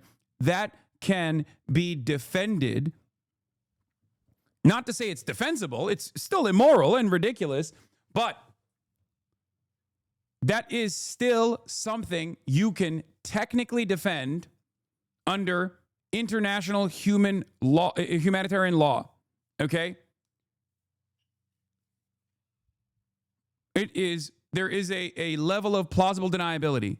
There is no level of plausible deniability for refusal to render aid to a civilian population that you are bombing. If they simply killed everyone in Gaza by bombing them while simultaneously allowing aid to go in to the Gaza Strip, there would be less anger. I'm telling you right now. There is no defense for refusing to allow aid into an area that you're bombing. There's no legal defense for not having any safe zones, for example. Like areas that you do not bomb. There's no, you can't defend that. It is indefensible. You will never find an NGO or any sort of legal institution that will try to defend it. That's why Israel denies that it's happening. Okay? Israel doesn't deny that they're blowing up fucking houses and shit. They do it in broad daylight, but they deny that they're refusing aid into the Strip. The reason why they have to deny it is because it is completely illegal. It's like the one thing, it is the one thing that is a non-starter for every NGO, for every fucking international human rights lawyer, for every single advocacy group. It is for every single organ of justice on the international scale. It does not matter. You will never be able to defend it. It is indefensible. Goods if it does not strike a deal by tomorrow's deadline. Canada has joined the growing list of nations. It is the red line. And of course, the images of the depraved starvation campaign of Israel is obviously going to make people very angry.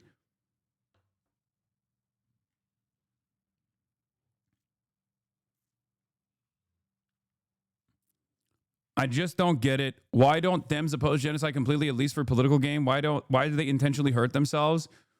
Because they're old and because they're echo chambered, because they're cynical, because they understand that this is American foreign policy and it will not move an inch until it is impossible not to, okay? I mean, dude, they threw the election away because of their refusal to acknowledge that Israel was committed to this genocidal campaign.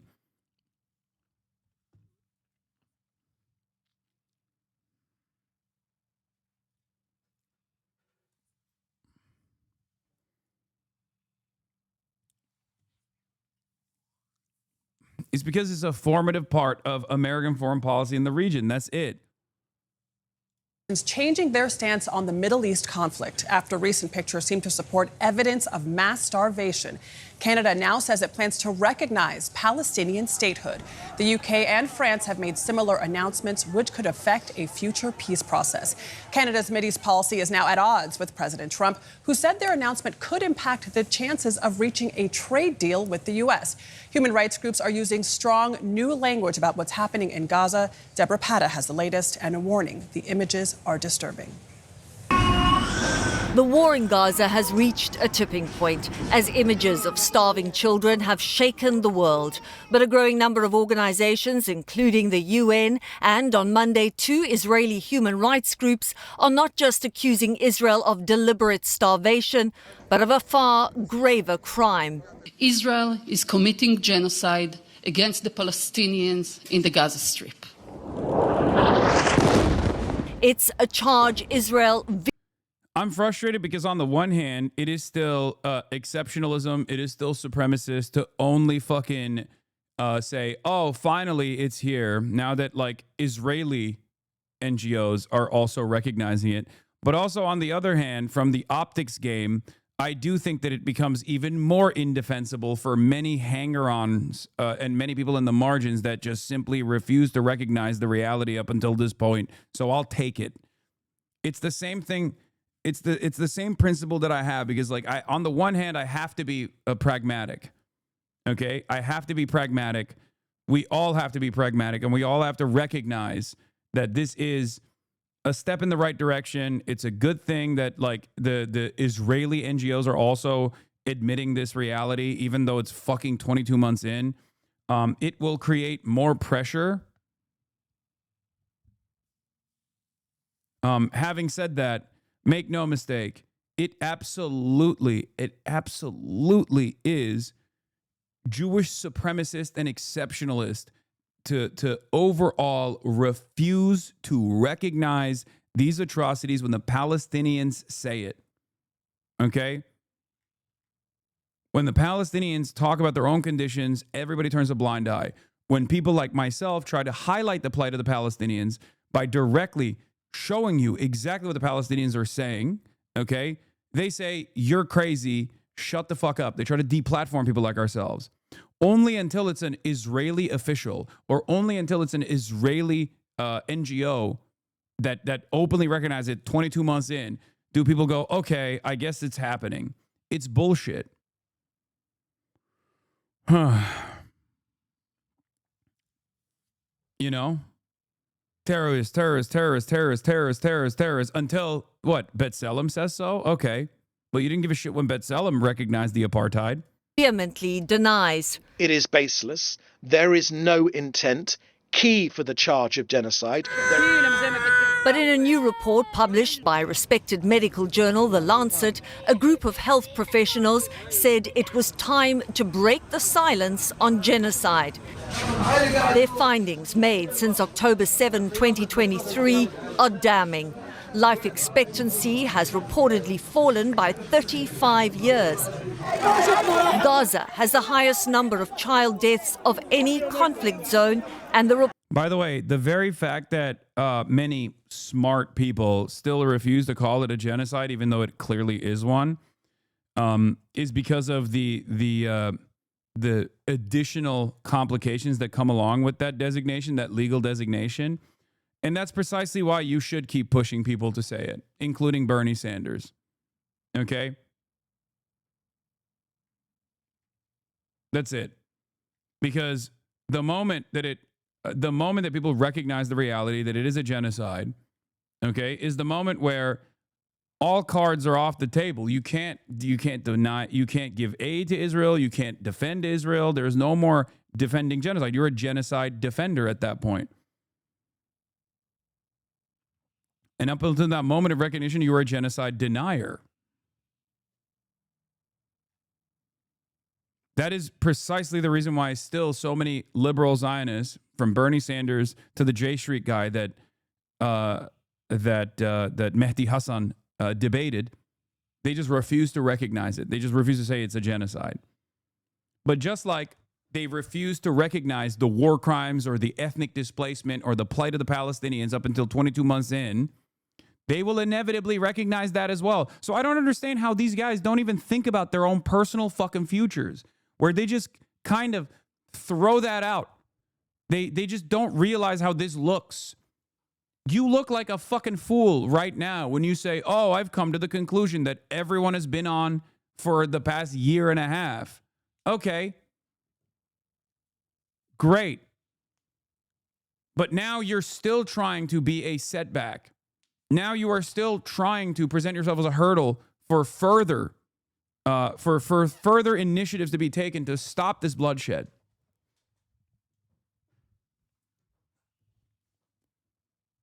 You look like an idiot right now. You're going to look even more like an idiot and an immoral monster down the line. You already are, but people will come to that recognition. Report concludes starvation has been relentlessly used as a weapon of war. For CBS Mornings, I'm Deborah Patter in East Jerusalem. The level of human suffering in Gaza is intolerable. In another major blow to Israel, Canada announcing it'll recognize a Palestinian state, citing the crisis on the ground. By the way, the other part of the reason why people can't say fucking genocide is because if you say it's genocide, then what Ansar Allah is doing is valid and just. The Houthis in Yemen, okay? What Hezbollah is doing is valid and just in Lebanon. They're not doing anything anymore because they're done, but all of a sudden, because it is, by the way, it is, literally, and all of a sudden, what we did to stop the Houthis from trying to stop Israel's genocide, all of a sudden we're the bad guys. You understand? We are too closely associated as a belligerent in this conflict. That's the problem.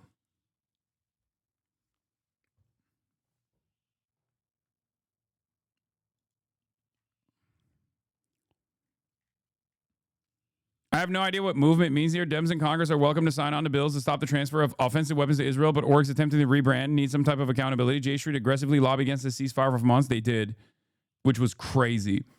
Shouldn't they at least have to explain why they did so? Why they threatened members of Congress who supported a ceasefire in October, November, and December of 2023? There's two things being conflated here. Political coalition building around the specific demands and reputation laundering. Again, the issue around genocide is not a linguistic litmus test. It's that the label confers urgent legal and moral obligations. It has meaning. It is not a purity test or whatever. If one can't meet the baseline agreement, then there's deep disagreement as to what is going on. Read the statements coming from liberals who are supposedly joining in on the movement, in air quotes. Many of them, though not all, still have a demand Hamas disarm and surrender. This is not a change of position. It's simply rebranding support of genocide. I am all for strategic compromise, but there's an obvious risk by watering down demands to offensive carve-outs in bills everyone knows will never pass. We are not building meaningful opposition, but instead engaging in reputation laundering as a get-out-the-vote strategy for the midterms. Yeah. And Democrats who literally cast aside their electoral chances because they were fucking tied to the hip to Israel are going to do it again here. They're going to be like, oh, dude, you're being silly. You're being ridiculous. Not sure why you're being so obtuse about this. A senator can vote against weapons shipments without saying genocide. You could attend a protest without saying it. Political movements win through addition, not by demanding everyone say the exact same thing. This is beyond fatuous. No one is demanding senators not vote against Israel if they don't use the word genocide. It isn't clear what this alleged gatekeeping would even look like. What I'm saying is failure to meet this baseline, this very baseline demand indicates PR, not substantive opposition. You're spiking the football over an ultimately meaningless vote. People are still being shot by the dozens every day, and the genocide is unabated. Many Dems, though not all, are very obviously using this opportunity to launder their own complicity. That is not progress. That's exactly what's going on. And no, Tommy doesn't suck. No, stop. I'm not saying this because like I talk to them from time to time. It's not the reason. The reason why, like Tommy Vitor himself, okay, is I think amongst powerful people within the Democratic Party, Tommy Vitor has a lot more influence, commands a lot more influence than someone like myself does. Okay? I think Tommy Vitor is on board. So is Ben Rhodes. Like people that have played a formative role in Obama's foreign policy. Ben Rhodes, right? He's also one of the pod Johns, one of the pod bros. They're on board. They see it. They recognize it. Okay? They recognize it, regardless of their past actions under the Obama administration. You're joking, right? No, I think they fucking recognize what is going on. They literally sound like me a year ago. Okay?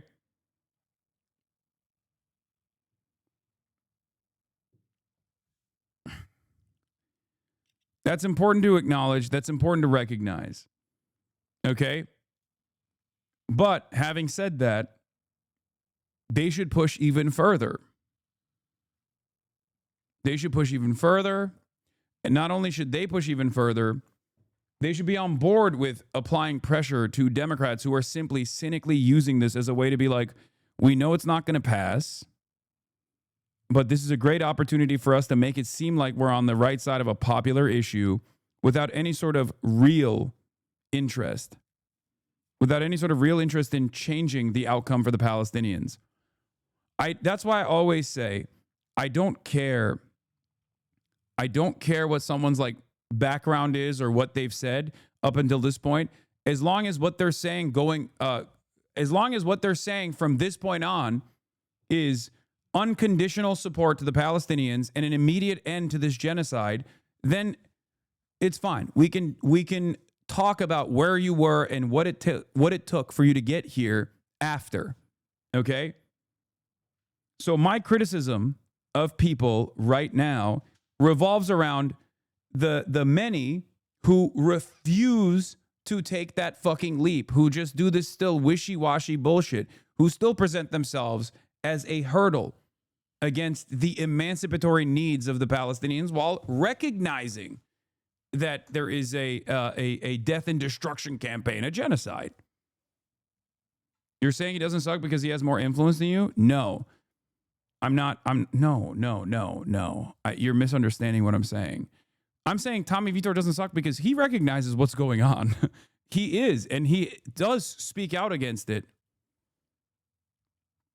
And I'm saying it's important for someone with that much influence, a lot more influence within powerful circles than myself, to actually be consistently communicating this. Because let's be real. No Democratic senator is ever going to hear me. Okay? They're never going to hear me, even when I'm talking to them directly. It's in through one ear, out through the other. They see me simply as a pathway to reach out to these like rudderless young men, and that's it. Okay?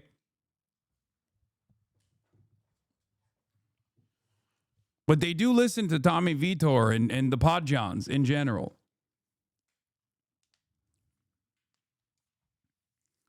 But again, I agree with Adam Johnson, as I say quite frequently, that it's not simply a choice word. It's not like, this is not a semantics argument.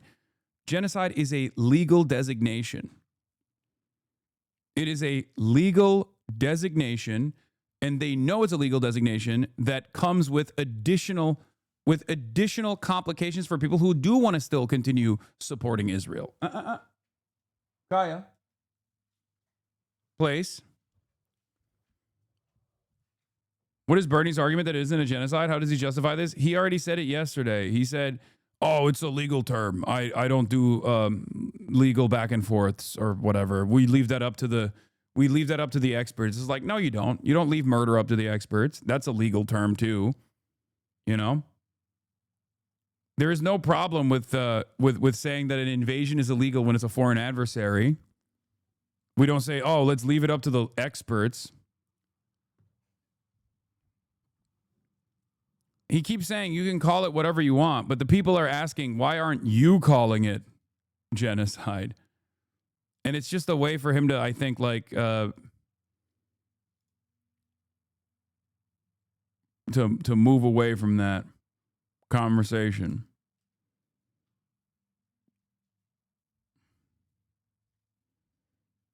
Anyway.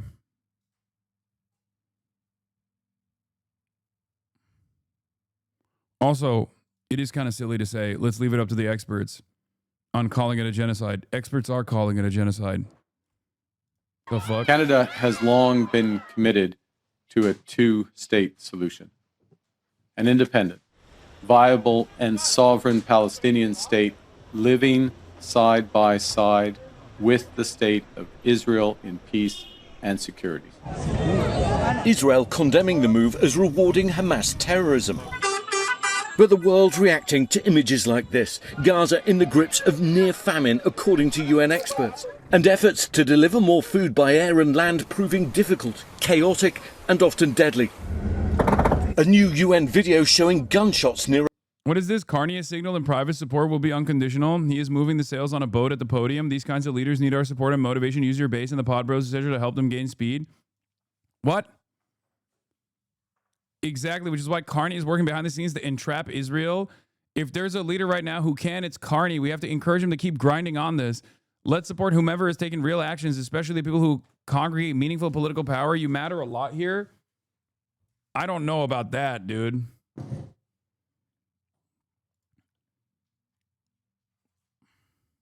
A crowd desperate for food Wednesday. At least 85 people have been killed trying to get aid in the last day, including at least 13 this morning, according to the Hamas-run Ministry of Health in Gaza. Israel rejecting accusations its troops opened fire, saying they only fired warning volleys. Meanwhile, the hunger crisis only growing worse. At least 150 dying from malnutrition, according to the Gaza Health Ministry. More than half of these children. The US Special Envoy in Israel today, an American volunteer doctor in Gaza, urging him to come and see for himself what's happening on the ground. Mr. Witkoff, just come here right now.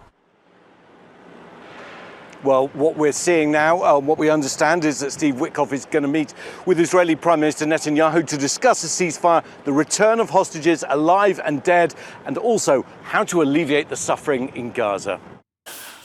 Good evening. President Trump's special envoy has met Benjamin Netanyahu as international pressure grows on the Israeli leader to end the war in Gaza. In scenes that have become all too familiar, officials in Gaza say at least 91 people were killed while trying to get aid in the past day.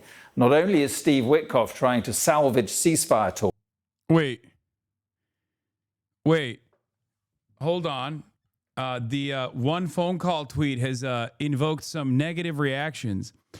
Avi Bitterman says, the I'm Not Dying for Israel crew would ultimately, if push came to shove, be quite happy to send Americans to die for Israel. By for Israel, this is obviously a cheeky way of saying for the purpose of invading, killing, destroying Israel or something along those lines. The point is that I'm Not Dying for Israel sentiments are meant to be an anti-war Israel signal, when in reality it's not really anti-war as much as it's anti about who's on the other side. Yeah, it's about anti-genocide, dude. Yeah, that's the point. Also, it never has to get to that point. That's the reason why I said, this is why all it takes is one phone call. These people are so stupid. It will never get to that point, okay? Unless, you know, this guy's a doctor? Really? What the fuck? The doctor of genocide. No one got your point? No, they're being deliberately obtuse because it's indefensible. It is indefensible. That's the reason why they are trying to be deliberately obtuse. Okay? It is apparently an article of faith in some circles that Biden could have stopped the Israeli invasion of Gaza at any point with one phone call. Seems false. When pressed on this, it turns out the proposed one phone call is a threat of American ground invasion of Israel. Once again, this is reductive, but it's really interesting. Not only is this reductive, but it's pretty fucking basic stuff. I'm not saying it's just one phone call. I'm saying as to why it's about that one phone call. Okay? Because we're supplying them. Without our weapons, 70% of all munitions Israel has used, both offensively and defensively, have come from the United States of America. It's done. It's over. These are not fucking internet dweebs, chatter. These are not internet dweebs. These are like Hosberists themselves, like the Avi Bitterman account is a Hosberist. This person is a fucking Vox author. What are you talking about? Like, this person writes for Vox, okay?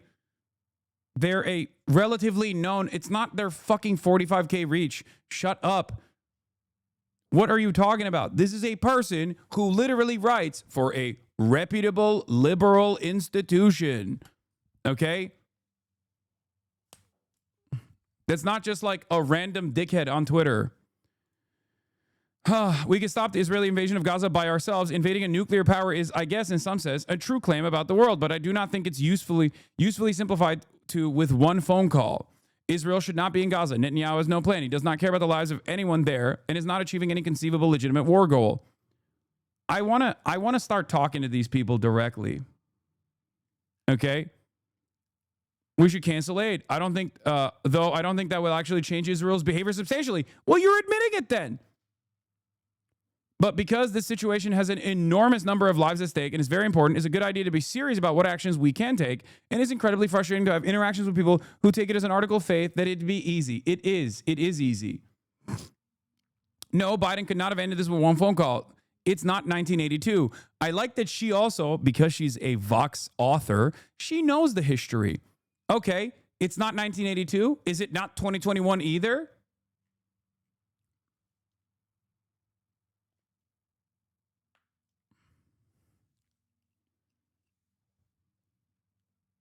Yeah, an arms embargo and sanctions would probably do the trick. Oh, no shit. Oh, so you do agree with me. Oh, I got it. Oh, no. Oh, my God.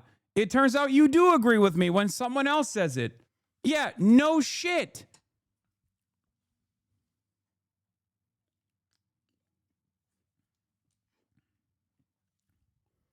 Also, invading a country, a nuclear country, militarily is very different when we're talking about Israel versus Russia. Russia is a foreign adversary. No one actually wants to invade Israel militarily. It would never get to that point because Israel is an extension of America's imperial project. Israel does not exist without America.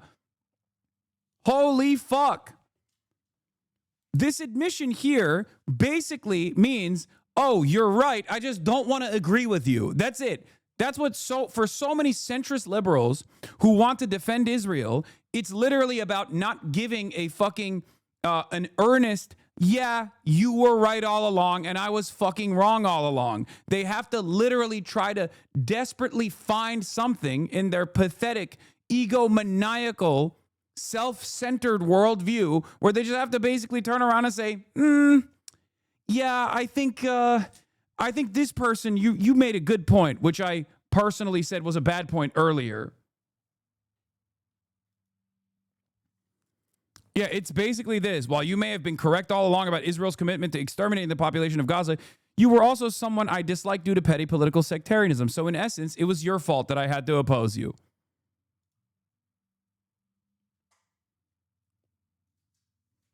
Is literally, you were right all along, but you were rude about it. I didn't have to be rude about it. You were just in opposition to the right position at a time when I would have needed your support. At a time when we all would have needed all of your support.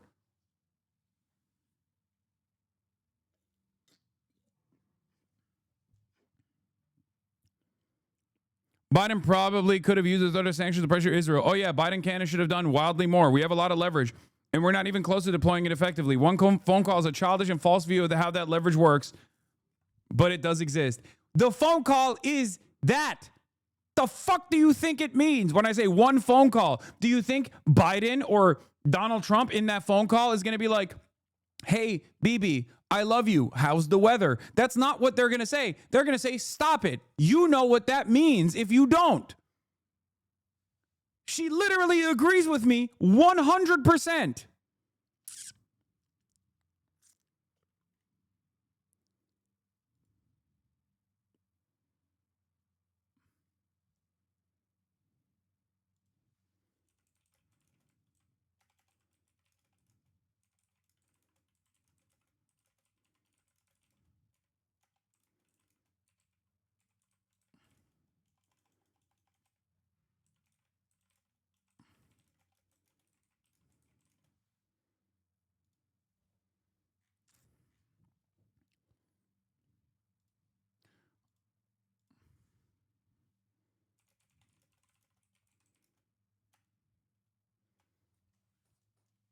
These are supposed intelligent writers for liberal institutions. No wonder they lost the election. No wonder they're losing public support. Yes. It's so fucking dumb. They literally do not have a choice. The following month, retired Israeli Major General Yitzhak Brik went even further than Galant. All our missiles, the ammunition, the precision-guided bombs, all the airplanes and bombs, it's all from the U.S., Brik said in an interview in November. The minute they turn off the tap, we can't keep fighting. You have no capability. Everyone understands that we can't fight this war without the United States, period. And if they're such an insane rogue state that we cannot tell them to stop doing things we don't want them to do on our dime, the solution doesn't seem like it's giving them tens of billions of dollars in additional funding as Biden did in real time.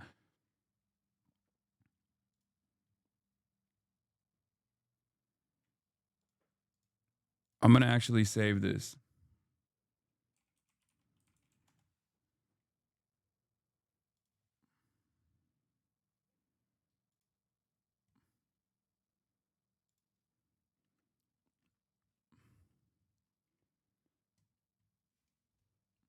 Am I wrong to think that if they choose to, by the way, you know what the other cynical side of this is that's really stupid that these people don't fucking realize because they're too dumb to see anything beneath. They're too dumb to see anything outside of their fucking horse blinders. My argument is the one that is against anti-Semitic fascists, okay? Because if you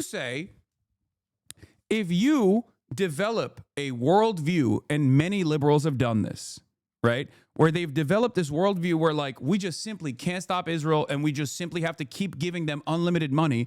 What do you think is the reason?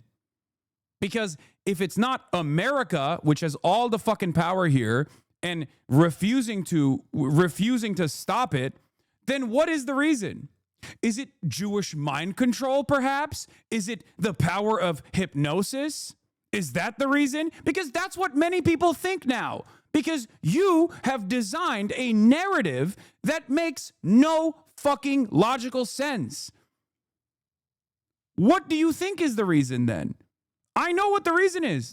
I say the truth. It's because America likes what Israel is doing. But liberals who also personally are beholden to Western chauvinistic framework, who also want to defend Israel and also defend the Democratic Party or the American institutions, literally cannot openly say America wants this to continue and that's why it's continuing. They have to say, no, Israel is a sovereign state. Israel is a totally separate sovereign state. They could do all of this stuff without us. They can't. Israel knows they can't do it. That's why it takes one fucking phone call. That's it. Because if it doesn't take one phone call and if it's not America actually allowing Israel to do all this shit, then what's the reason? What is the reason? What is the reason? You have no answer for this. Liberalism does not have an answer for this. Liberal Zionism does not have an answer for this. And that's why if you leave that puzzle with a piece missing, people plug their own fucking puzzle piece on there. And that puzzle piece always is Jewish mind control. That's it.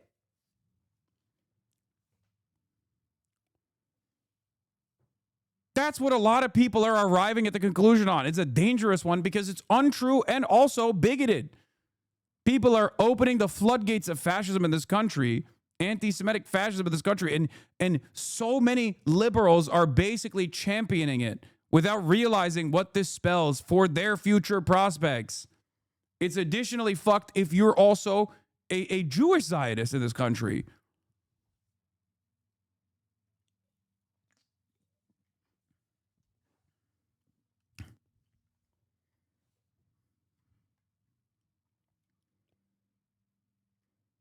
There is functionally no difference between what Nick Fuentes says and what liberal Zionists say. The only difference is liberal Zionists like what Israel is doing, and Nick Fuentes claims he hates it because they're Jews, okay? That's it. That's it. They're saying the same shit. Their defense is the same, or in Nick Fuentes' case, his offense is the same. And the more they cast aside people that do not abide by this framework, that like Israel is this false framework, okay?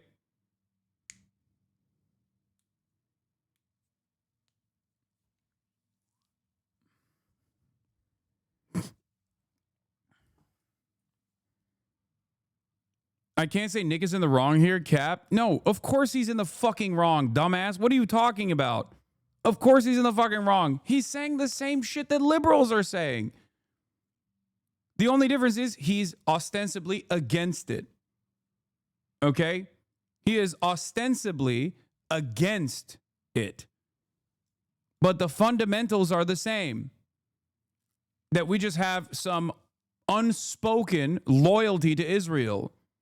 That's what he's saying. And that Israel is doing this for all Jews. His different fundamental, his major difference, of course, between like Nick Fuentes and Jake Tapper is that Jake Tapper says Israel's doing this for Jews and it's a good thing.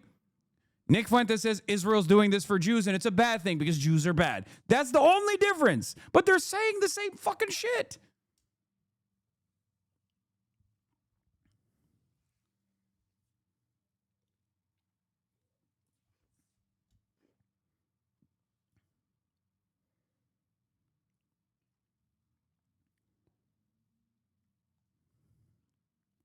That's why so many people cope and say, oh, it must be. That's why so many people cope and say it must be blackmail because they can't recognize that America likes what Israel is doing. America allows Israel to keep doing what it's doing. So it must be that our big, beautiful politicians that otherwise would be based in anti-Semitism pilled must be getting blackmailed by the Jewish Mossad. That's it. That's the whole point. And it doesn't mean that like Mossad or the CIA doesn't engage in blackmail. Of course they do. But the real reason is not AIPAC. The real reason isn't blackmail. The real reason is because this is American foreign policy. Okay? This is a part of American foreign policy. They do not care that Israel is killing Palestinians. They do not care to give unlimited trillions of dollars to Israel to kill as many Palestinians as possible. They don't care. They want it.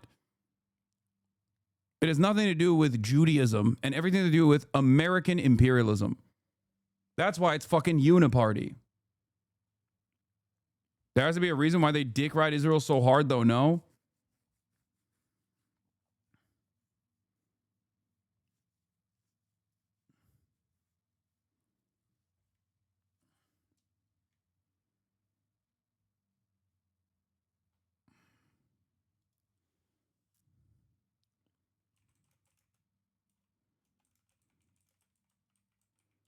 Interpretation.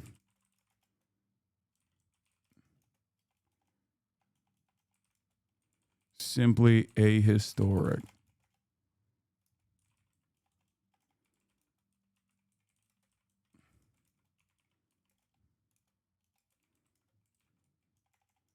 With one phone call, without our unlimited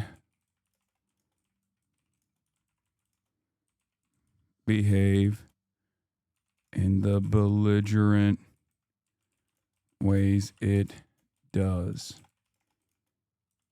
They realize this too. The only this kind of deflection, room for insane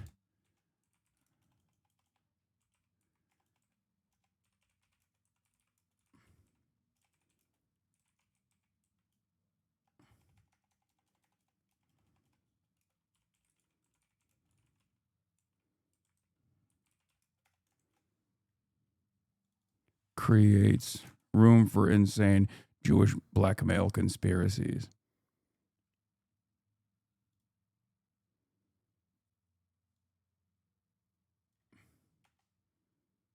This is silly and simply ahistoric. All right, and then I'm going to add this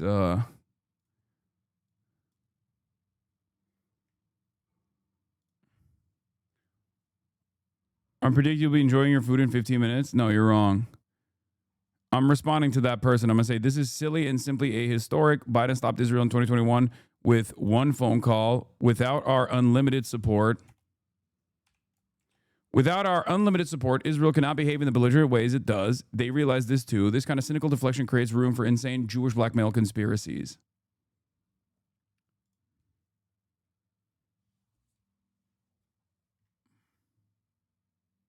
HasanAbi reply guys right now. Yeah, no, they are in this completely untenable position where they're literally saying what Israel's doing is wrong, but we're just like powerless to stop it.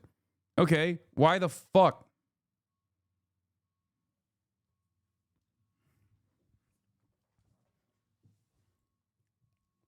Trump is live talking questions, taking questions. We don't want auto pens. Okay. Any questions, please? I think probably what has sports meant to you? And did you have a sports hero growing up? Maybe Lawrence Taylor. I don't know. It could be Lawrence. Or I know him so well. What the fuck? Is that Triple H? A lot of sports heroes. I have. It meant a lot. I was always a person that loved playing sports. I was good at sports. What is this subtitle? When you were really focused on sports, you thought about nothing else. There was nothing else outside. It kept you. And to an extent, this is one of the reasons I like golf. You get away for a couple of hours. I play quickly and get through it. And for 2 hours, you're not thinking about all of the nonsense and all of the important things, frankly, but it cleans your mind. No, I think sports is so important. I think what this council is doing is going to be very important. And it gives you a little exercise, sometimes a lot of exercise. It's a great thing. It's a great thing. Sports are, you learn about people and you learn about how people compete. Now, it doesn't mean that if somebody's not a good athlete, a lot of people just are not good athletes, so they can't compete. But you learn about people playing sports and playing sports with and against some. So I've always loved it. It's been very important to me. These people are, inspirations. These are the top people in their individual sports. The council itself, I mean, they have some of the greatest champions, for the most part, the greatest champions in their sport. So they really understand sports, and understanding it's very important. Thank you for the question. Yeah, please.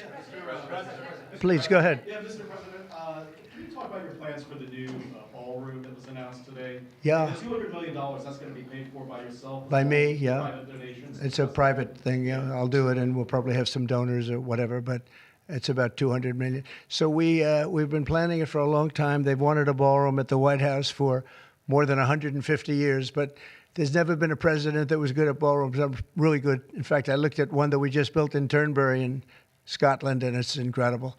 We're good at building. I'm good at building things, and we'll get it built quickly and on time. It'll be beautiful, top of the line. We've retained the best architects and engineers, everything else. It'll be built over on the east side, and it will be beautiful. It'll be views of the Washington Monument. It won't interfere with the current building. Who's the tall gay guy? Harrison Buttkicker. Near it, but not touching it. New ballroom is sponsored by Crypto. I love that. Which I'm the biggest fan of. It's my favorite. It's my favorite place. I love it. But they've wanted it, and when they have big events, you entertain the president of China or the president of any place, and you have big crowds. They've always had to get a tent. Interesting that he said this was his favorite athlete. Lawrence Taylor sued by girl he paid for underage sex. Oh my God! And the tent's 100 yards. That's more than a football field away from the main entrance, and people are schlopping down to the tent. It's not a pretty sight. The women with their lovely evening gowns, all of their hair all done, and they're a mess by the time they get. And they've always wanted to have it. And I said, in the first term, I said, if I get another shot at this, I'm going to do a ballroom. I was pretty busy in the first because I was running the country, and I was also fighting for survival with all of the lunatics I had to beat. But it worked out, obviously, it worked out very well because here we are. But I always said I was going to do something about the ballroom because they should have one. So we'll be leaving it. It'll be a great legacy project, and I think it'll be special. You saw some renderings of the initial. I think it'll be really beautiful. No government dollars, no. Executive order, trade, Russia, Gaza, but also the family of Virginia Giuffre released a statement overnight in response to some of the comments that you made this week. You said that Jeffrey Epstein stole people from Mar-a-Lago. At the time, did you know why he was taking those young women, including Virginia? No, I didn't know. I mean, I would figure it was ABC fake news that would ask that question, one of the worst. But no, I don't know really why.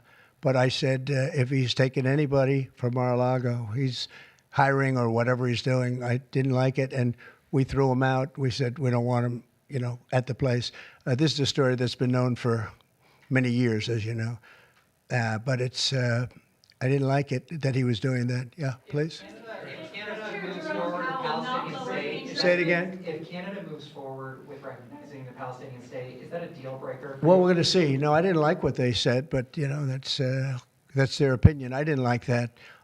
Not a deal breaker, but we haven't spoken to Canada today. He's called, and we'll see. But we have made a few deals today that are excellent deals for the country. We're taking in literally trillions of dollars for the country. Why is Triple H there? Because it's Triple making our K, country baby. very rich and respected again. We have, I tell these people, and I say it as much as I have to say it, but every leader is at NATO, and I was in the Middle East with the three great countries, three great leaders, Qatar, Saudi Arabia, UAE, and everybody said the same thing. All of the NATO countries, essentially, they said that we were a dead country. Is Howard 1 year ago, we Butkiss were a dead country. and Now we're the Harrison hottest country Butkiss, in the world. or Look at Howard you Nuttall people. and Harrison We're the hottest Butkiss. country anywhere in the world. We're doing great. Yeah, do you have You got Triple K. You got Mine Lolly J.D. Vance in the They have corner. to pay a fair rate. RFK That's all. Jr. It's very simple. They have been charging very, very high tariffs to our farmers, some over 200%. And Who's they've been Triple treating K? our The farmers bald very guy badly. that They've been looks treating our like- country very badly for years. That looks like look, Tom we- Homan we after like getting a Canada. skin I graft. love Canada. I have so many friends in Canada, but they've been very poorly led. They've been very, very poorly led, and all we want is fairness for our country. That's all. They want to be under the. You mean Triple H? No, as Triple we K. call it, the Golden Dome. KKK. And I said, well, you're going to have to pay for that. They want a lot of things from our country, and for years we did it. We basically protect them with our military. They spend very little money on their military, as you know, not an acceptable amount of money. Yeah, please. Thanks a lot, Mr. President. Your tariffs policy goes into effect tomorrow. Yeah. As you know, a federal appellate court today heard oral arguments about whether or not you had the authority to unilaterally impose. Looks like they're auctioning off RFK. They're like, here, we got a good one here.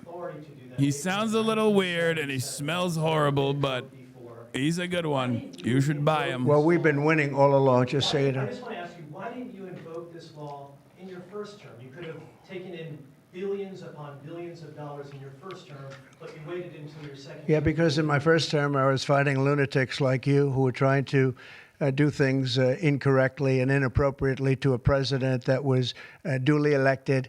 And we did do certain tariffs in the first term. If you look at China, we took in hundreds of billions of dollars from China.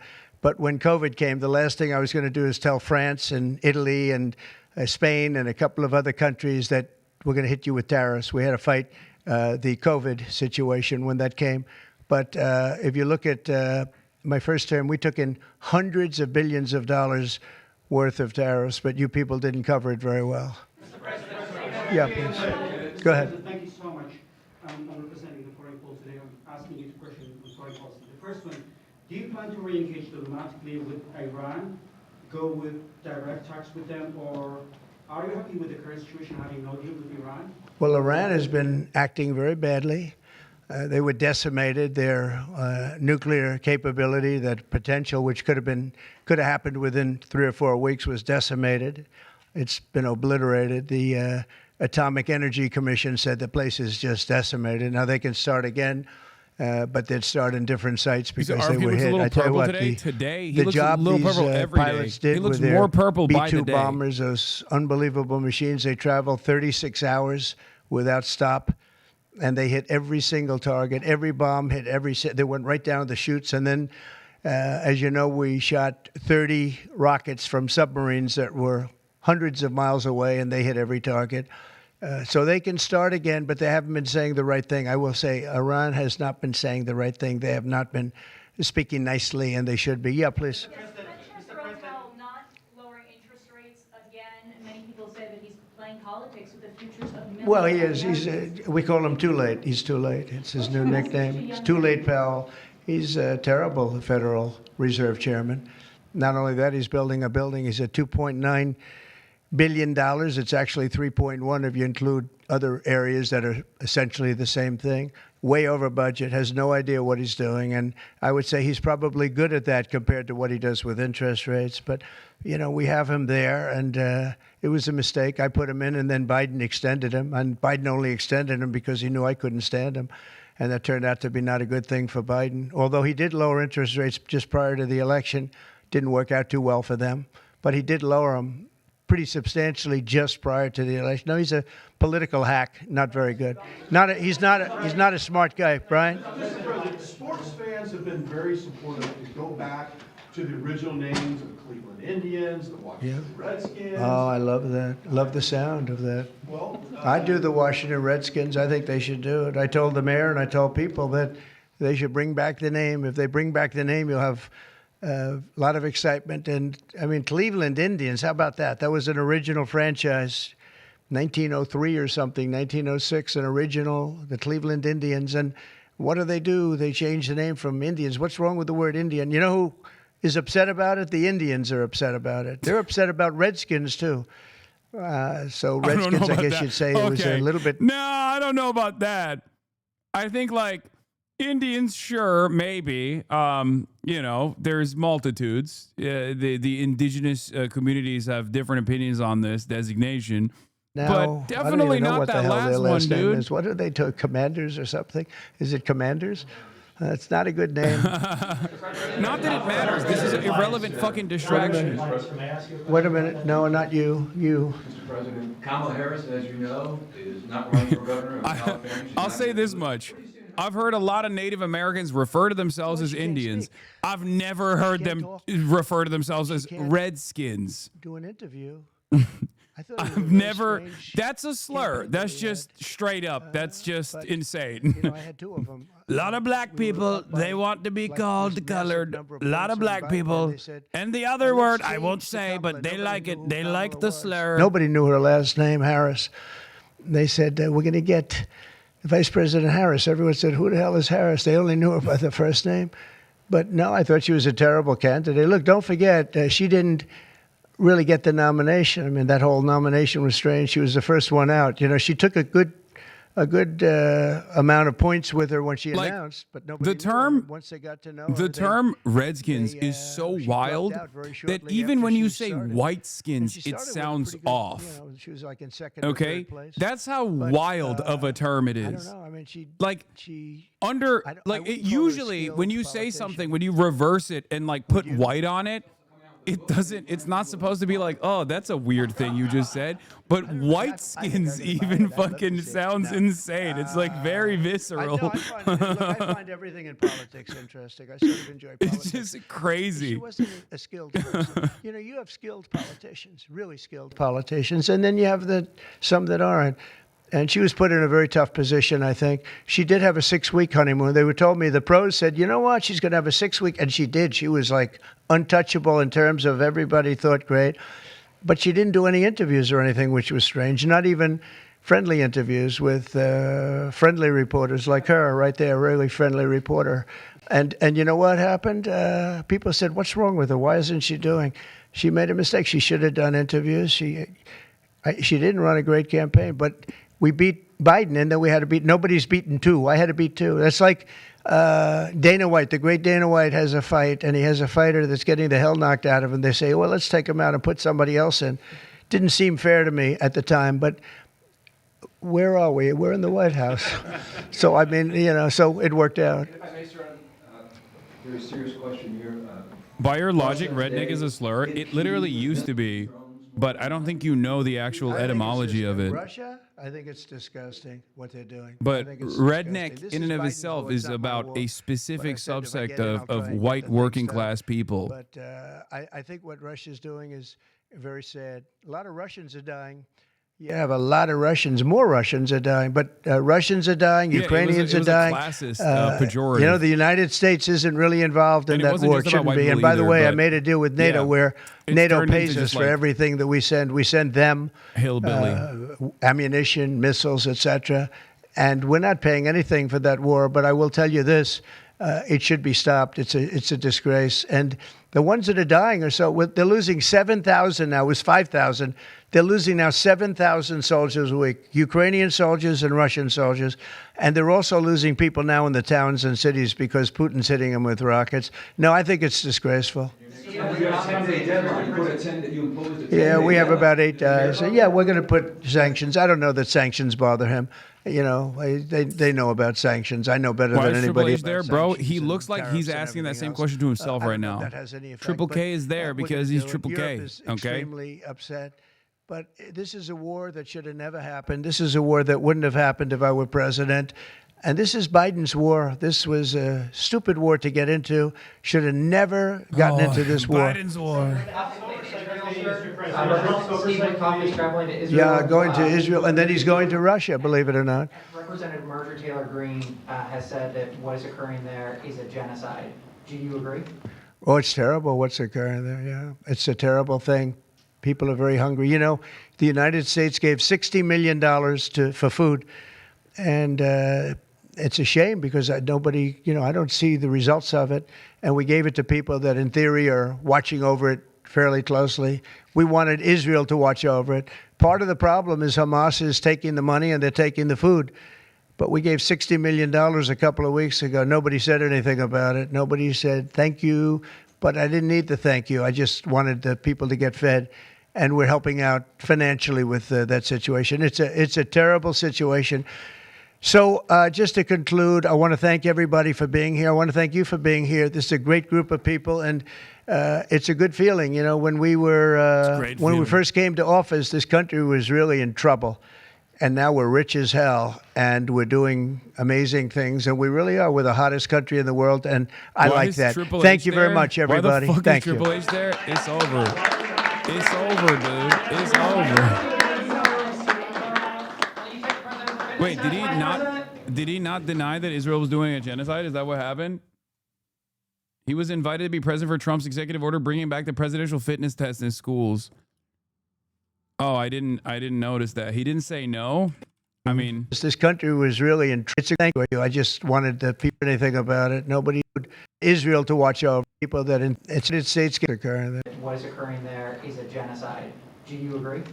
Oh, it's terrible what's occurring there. Yeah. Oh, he didn't go. It's not a genocide, dude. What the fuck, dude? If Trump says it's a genocide before Bernie, I'm losing it. I'm losing my mind. Okay. It's a terrible thing. People are very hungry. You know, the United States gave $60 million for food, and he's just brandonizing. He's brandonizing. The $60 million for food is for GHF. It literally wasn't for food. Shame because nobody, you know, I don't see the results of it, and we gave it to people that in theory are watching over it fairly closely. We wanted Israel to watch over it. Part of the problem is Hamas is taking the money and they're taking the food. Oh my God, shut the fuck up, dude. Isn't that crazy that these guys all seemingly have the same exact opinion? Regardless of whatever part of the political spectrum that they're on, it's always, but Hamas, from liberals all the way down to some of the most far-right reactionaries. Everybody always goes, but Hamas, what can you do? Hamas, Hamas, Hamas. Do you guys actually fucking hate Trump then? Like, I don't understand. I guess it's more honest to say you love Trump. You love what Trump is doing in Israel and Gaza. You know? Are you familiar with Boston Consulting Group and their role in designing the GHF sites? Yes, I am. They've also tried to walk back their involvement. A lot of people very quickly tried to walk back their involvement with the Gaza Holocaust Foundation aid scheme that they had designed. So you gave people to Gaza literally $60 million. Come on, how do people believe this? No, he's lying.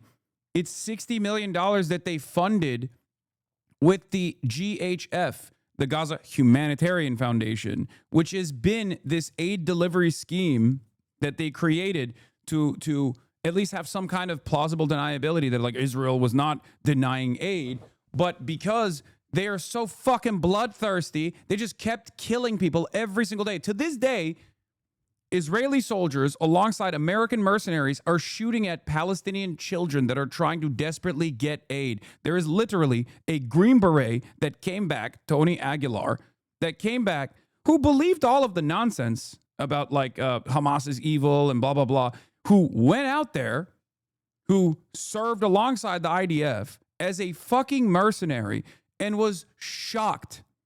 Like a Green Beret that is a mercenary was shocked at how depraved Israel's actions are. He's fucking pro-Israel. He was pro-Israel. Like, think about that. Why isn't that the headlines? I wonder why. I wonder why the only places that he's gotten interviewed is like Democracy Now! Or Senator Chris Van Hollen or people like that. I mean, he has gotten some interviews in mainstream media. But it's shocking levels of depravity that you only read about in history books.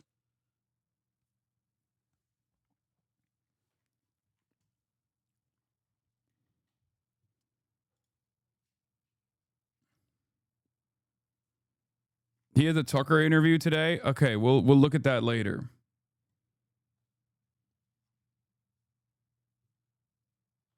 Yeah, also, it's not even 60 million. It's 30 million. I've been saying this as well. Shouts out to Humeira for correcting this. Trump said on Monday that the U.S. has dispensed 60 million for Gaza humanitarian aid. The State Department, however, has not announced any funds beyond the 30 million. U.S. officials believe Trump was likely conflating the U.S. and Israeli funds. Yes. Most likely it was a half and half initiative because it's Israel and America both funding it. And Trump is such a fucking baboon that he just said, oh, it's 60 million. We're giving 60 million because he's conflating what is most likely the Israeli figure as well. I already covered the Chris Van Hollen clip yesterday. Chatters, you don't have to spam that link. Anyway, getting back to people being like, people talking back and forth amongst themselves about like who's supporting what and who's not going hard enough on their support for Palestinians. There's obviously a conversation that took place between Mehdi Hasan and Jeremy Ben Ami, who is the president of J Street, Democrats, about how Democrats should evolve on U.S. policy towards Israel, condition or cut off weapons, even Iron Dome. Should Dems use the term genocide if it turns off allies? We'll get to that in a second. As Steve Witkoff arrives in Israel again. He'll also want to tackle the deepening humanitarian crisis. And an American doctor working in Gaza has urged Mr. What? What is this? All you have to say is classic redirect. The terrorists are the ones taking the money and the food and killing off the Palestinians. Yeah, exactly. They are. The terrorist state of Israel and the ISIS affiliates that the terrorist state of Israel has armed to the fucking teeth. The Popular Forces, as they call themselves, led by illiterate ISIS affiliate drug trafficker Yasser Abu Shabab. Those are the guys who actually loot the fucking aid before it gets to the point of delivery. That's when Israel even allows the aid to get to the point of delivery. But I don't know if that's what you're talking about.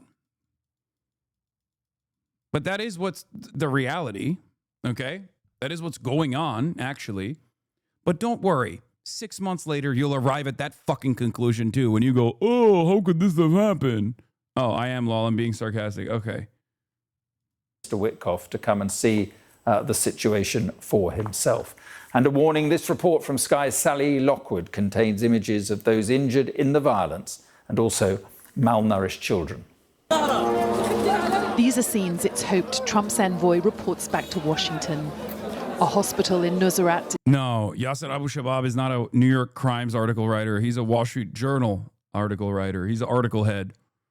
Even though he's fucking illiterate, literally dropped out of second grade. Why are you so triggered today? Tooth pain still? No, man, I'm fucking triggered by stupidity. Like, dude, you want to know why I'm still so mad? One, because of what's in front of me, okay? What I've covered for the past 22 months, every single fucking day.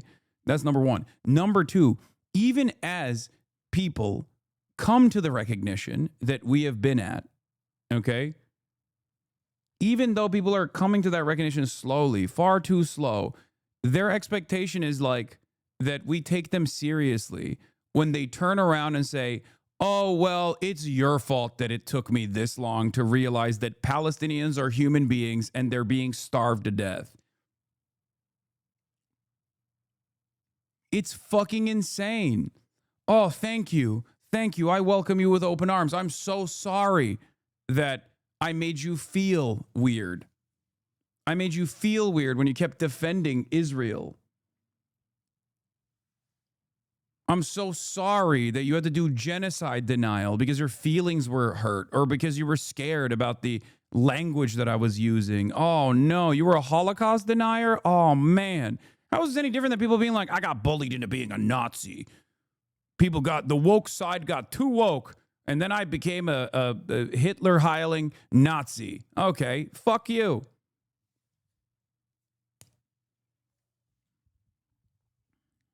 In central Gaza, receiving casualties, reportedly killed and injured, trying to get food from an aid site run by the Gaza Humanitarian Foundation. This father crying over the body of his eldest son. He had a master's degree in political science and international relations, he says, and he died looking like a corpse, crawling to find flour. And this is a story we are seeing every day. People dying trying to get food. People dying because they haven't had any for too long. I only went to this aid point because my children were starting to look for food on the ground in the street. I've lost 25 kilos. Until now, there's nothing. I have to collect whatever grains and chickpeas I find thrown on the ground. I grind them and eat them. We're receiving reports like this every day of people dying at aid sites in Gaza. Aid sites backed by America and Israel. Donald Trump's envoy Steve Witkoff is back in Israel for the first time in 3 months, meeting Benjamin Netanyahu, and Israeli media is reporting he may pay a visit to an aid site in Gaza while he's here. It's little coincidence Steve Witkoff is here now. A small but vocal contingent of Donald Trump's base is growing increasingly angry over Gaza. It's felt America, Israel's closest ally, is the only country with the power to pressure Netanyahu to change course. And in an unprecedented move, Arab nations are calling on Hamas to lay down their weapons and surrender control of Gaza. This is why it's annoying when the Arab League comes out and is like, the Arab League comes out and as the cowardly allies of Israel and America that they are, and go, hey, after an unprecedented amount of violence, after this live stream Holocaust that has unfolded against all Palestinians, the death toll probably in the hundreds of thousands at this point, we still don't know. What you should do is surrender your arms and make it easier for Israel to kill you, kill the rest of you. Like, what are we talking about? It's ridiculous. It's also ridiculous when this conversation takes place for Ukraine. And I'm consistent on this position. One of Russia's major points that they've pushed for with Donald Trump was Ukraine to demilitarize. That is completely unacceptable. That is completely ridiculous. And I said it as such. People think, oh, Hasan, you're so pro-Russia, you're so pro-Russia. What the fuck do you mean I'm pro-Russia? It's ridiculous. It is insane. You have no sovereignty without arms.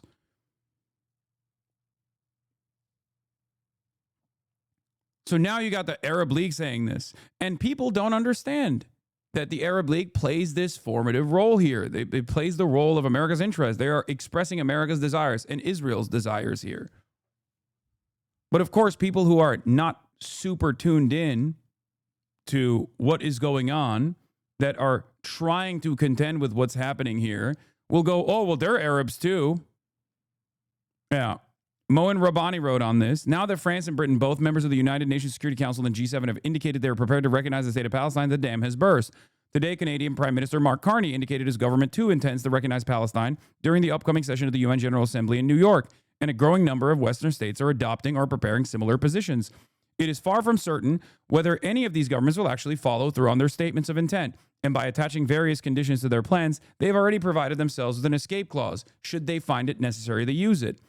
Given that a two-state settlement has been the official position of every one of these governments for several decades, and that a majority of states have already recognized Palestine years, if not decades ago, the question arises as to why Western states have waited so long to recognize the state, without which their proclaimed strategic objective is an impossibility. One reason relates to their domestic politics and the profound transformation of Western public opinion. Brian Tyler Cohen calls the left anti-Semitic. What? I mean, there are a lot of liberal content creators who have cozied up to the likes of a sex pest like Destiny and have been noticeably absent from the conversation when it comes to Israel. Okay? They've been noticeably absent from that conversation.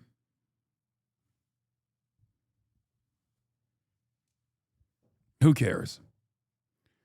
One reason is because, like I've also said, the sea change in Western public opinion. The shift has been building over many years, and this is the harvest of a continued, persistent efforts by countless individuals and organizations to bring about changes in official policy. In large parts, thanks to their campaigns, the impact of the Gaza genocide on their public opinion manifested itself much more rapidly and much more broadly than would otherwise have been the case.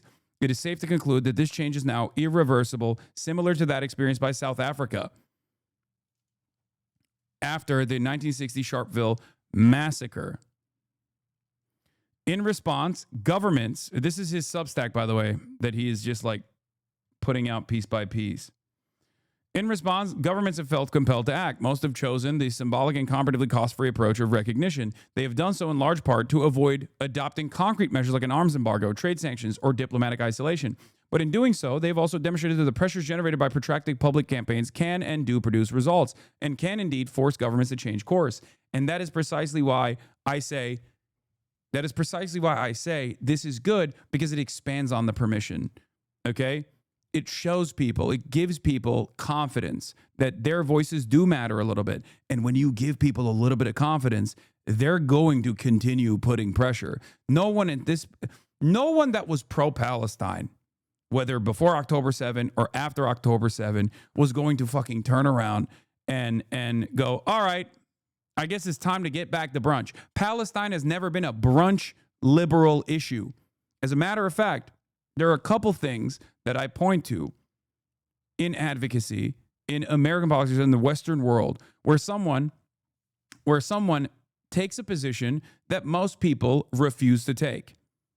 Criminal justice reform is one of those issues. When I see someone that is actively advocating to reduce sentences for criminals, to make sure that they have a more humane treatment in prison, I immediately know you're taking on an issue that no one is going to be on board with.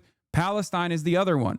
Trans issues, to a certain degree, is also in this category, where there are still, that gets a little bit convoluted, though, because there are liberals who fake behave like allies and will focus on the optics alone. But like, those are some of the few issues. Homelessness too, yes.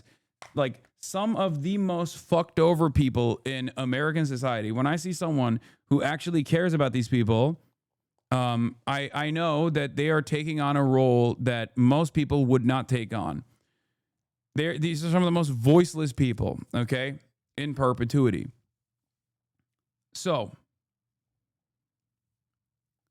this is precisely the reason why the pro-Palestinian crowd is not going to somehow magically stop. They're not the brunch crowd. They're not going to go, okay, well, we got our wishes. There is state recognition for Palestine. No, people are still getting killed. Children are still being starved. There's no way that these guys are going to stop. As a matter of fact, you're giving them confidence to continue. And you should. You should never stop the pressure until Palestine is free. The continuation and intensification of these campaigns is therefore now more justified and necessary than ever. They will now even be more focused on compelling these governments to take active measures to end their complicity in Israel's crimes, to bring these crimes to an end.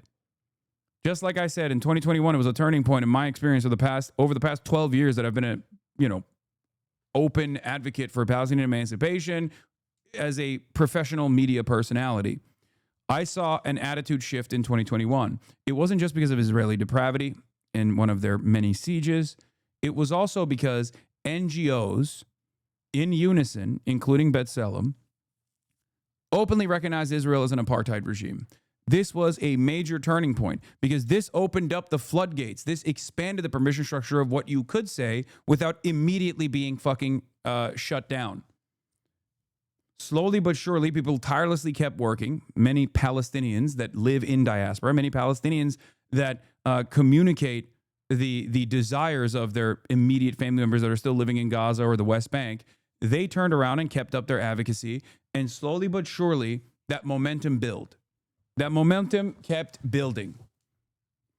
Eventually, after October 7, a lot of people tuned into what was going on in Israel. They were shocked. They were horrified by the atrocities that they saw. Okay? But then Israel very quickly dropped all pretext that this was like a justifiable war. And in that process, over the course of the past 22 months, more and more people that have paid attention to the death and destruction that Israel is committed to have begun to recognize that perhaps maybe these guys are exterminationists and they had no reason to do any of these things. And in that process, they learned about the apartheid. In that process, they learned about Zionism. In that process, they learned about the way that Israeli society views these actions. Okay? It's that simple. It takes a long time, but as long as people continue the pressure, more and more people will come on board. That's why I don't immediately cast aside people who are like, I'm a latecomer to this. I'm an ally now, but I'm a latecomer to this. I still have some hangups. Because there was a point in time when there was no one. This was an incredibly lonely cause. Palestinians had no one that advocated for them, okay? No one, not even a little bit. That's why I'm always so still to this day shocked by how much support there is for the Palestinian conditions right now. It's obviously still not enough.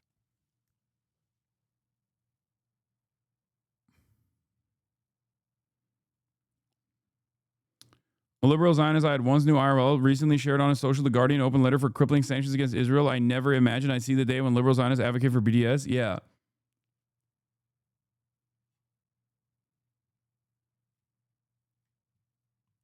Many people did not understand the truth. They did not understand the full extent of the history. But now they do. Toothpaste is out of the fucking tube. Can't put it back in. Cat's out of the bag. A second reason Western governments are not acting on recognition is that Israel's words and actions have backed them into a corner and left them with no choice. For decades, Western governments have treated two-state settlement and Palestinian state not as policies requiring concrete actions in order to bring them about, but rather as political slogans under the cover of which Israel was permitted to turbocharge its efforts to annex Palestinian territory and dispossess its inhabitants with the express purpose of making a two-state settlement impossible, which is precisely what they did. 750,000 Jewish settlers now living in occupied East Jerusalem and also the West Bank. This has made it unmanageable. The two-state solution is a lie. It was just a way to keep pushing the conversation further and further away as Israel continued to displace, ethnically cleanse the land of the Palestinians in the West Bank illegally. It has been a de facto single state, an apartheid state, for quite a while.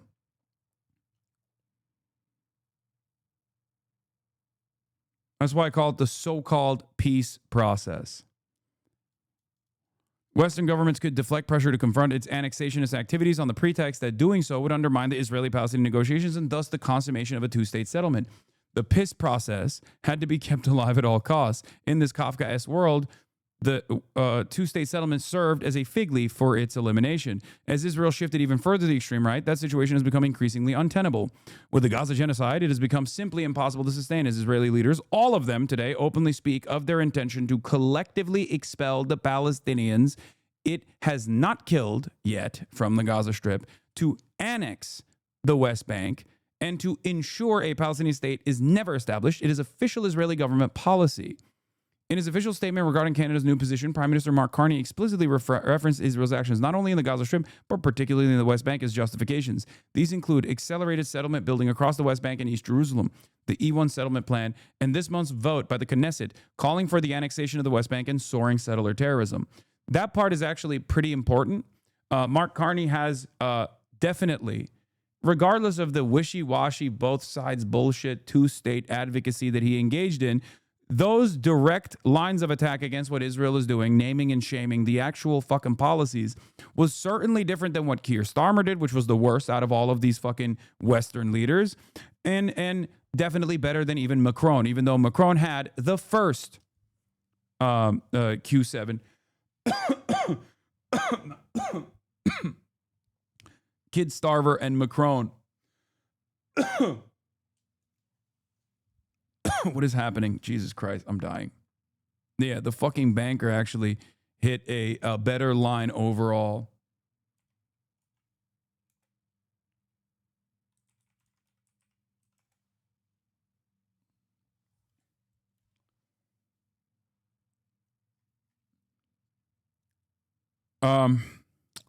Like its predecessors, Canada recognized that its continued embrace of a two-state settlement and Palestinian statehood while supporting these only with empty slogans had become at best a nonsensical and politically costly. Israeli extremism left Ottawa and other Western capitals with two and only two options: recognize Palestine or endorse formal Israeli annexation. In addition to other factors, last year's International Court of Justice advisory opinion that Israeli rule in occupied territories is illegal and must end as rapidly as possible would have complicated formal recognition of Israeli annexation. A third reason for the recognition of Palestinian statehood is the failure of the alternative formulated by the first Trump administration, Arab-Israeli normalization as a substitute for the Palestinian self-determination. Rather than promote Arab-Israeli normalization as the icing on the cake of a two-state settlement, the grandiloquently entitled Abraham Accords were designed to weaken, isolate, and ultimately marginalize the Palestinians. And that's precisely what they saw. They essentially aimed to remove the question of Palestine from the regional as well as the international agenda with official Arab support.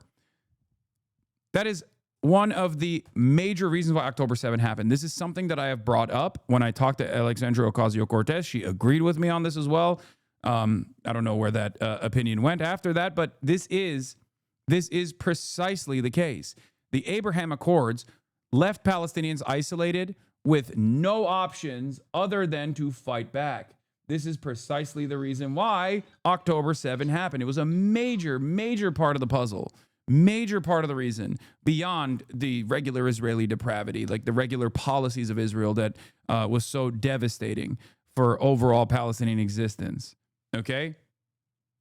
That's why I say Trump 1 played a formative role. But the problem is Biden continued Trump 1. Biden continued the Abraham Accords. Biden could have, at some point, put an end to this. Biden could have demanded that Israel scale back, but it didn't, because Biden is just as pro-Israel as Donald Trump is. That's it. If Trump's envoy does visit Gaza, it's unlikely he'll see here Nasser Hospital, where healthy children are fainting from hunger and those with chronic conditions are wasting away from malnutrition. An American pediatrician working here had this response to the claim that there's no famine in Gaza. This is an absolute lie. This is absolutely not true, because I've seen that with my own eyes. And I would like to have Mr. Witkoff come here and talk to me to my face, and I'll show him. Just look at this, an aid lorry arriving in Gaza, and it's pure chaos. This is what happens when desperation takes over. It's hoped America's visit will be a moment that finally makes the difference. Sally Lockwood, Sky News, Jerusalem. I know the topic of Israel is on everyone's mind. I have an update from Special Envoy Steve Witkoff, who I got off the phone with this morning. Special Envoy Witkoff and Ambassador Huckabee had a very productive meeting with Prime Minister Netanyahu and other officials today in Israel on the topic of delivering much-needed food and aid to Gaza. President Trump is a humanitarian with a big heart, and that's why he sent Special Envoy Witkoff to the region in an effort to save lives and end this crisis. Tomorrow, Special Envoy Witkoff and Ambassador Huckabee will be traveling into Gaza to inspect the current distribution sites and secure a plan to deliver more food and meet with local Gazans to hear firsthand about this dire situation on the ground. The special envoy and the ambassador will brief the president immediately after their visit to approve a final plan for food and aid distribution into the region. And we will provide more details for all of you once that plan is approved and agreed on by the President of the United States. On the trade front, the president secured a historic trade agreement with the European Union that puts America first and fundamentally strengthens the economic relationship between the two largest economies in the world. This deal delivers on two of President Trump's core promises on trade, supercharging America's manufacturing capacity and opening up foreign market access to American businesses. The deal guarantees that American businesses will have unprecedented levels of access to the European Union markets to export our American-made goods. And now over in the United States, splits have started to emerge within the Republican Party over the U.S.'s blanket support of Israel as well due to the worsening humanitarian situation in Gaza, particularly among members of Donald Trump's MAGA base. For more on this story, we can bring in France 24's former Washington correspondent Ketevan Gojasani. Ketevan, great to see you. Tell us about the splits that's emerged. Well, look, on Monday evening, Marjorie Taylor Greene, a MAGA far-right representative closely allied with Donald Trump, became the first Republican in Congress to use the word genocide to describe what.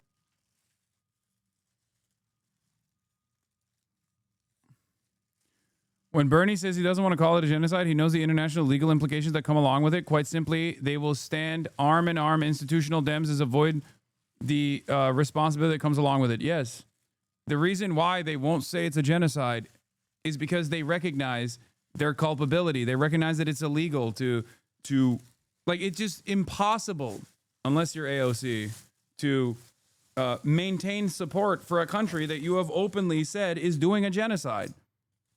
There is no, it's over after that point. It doesn't make sense.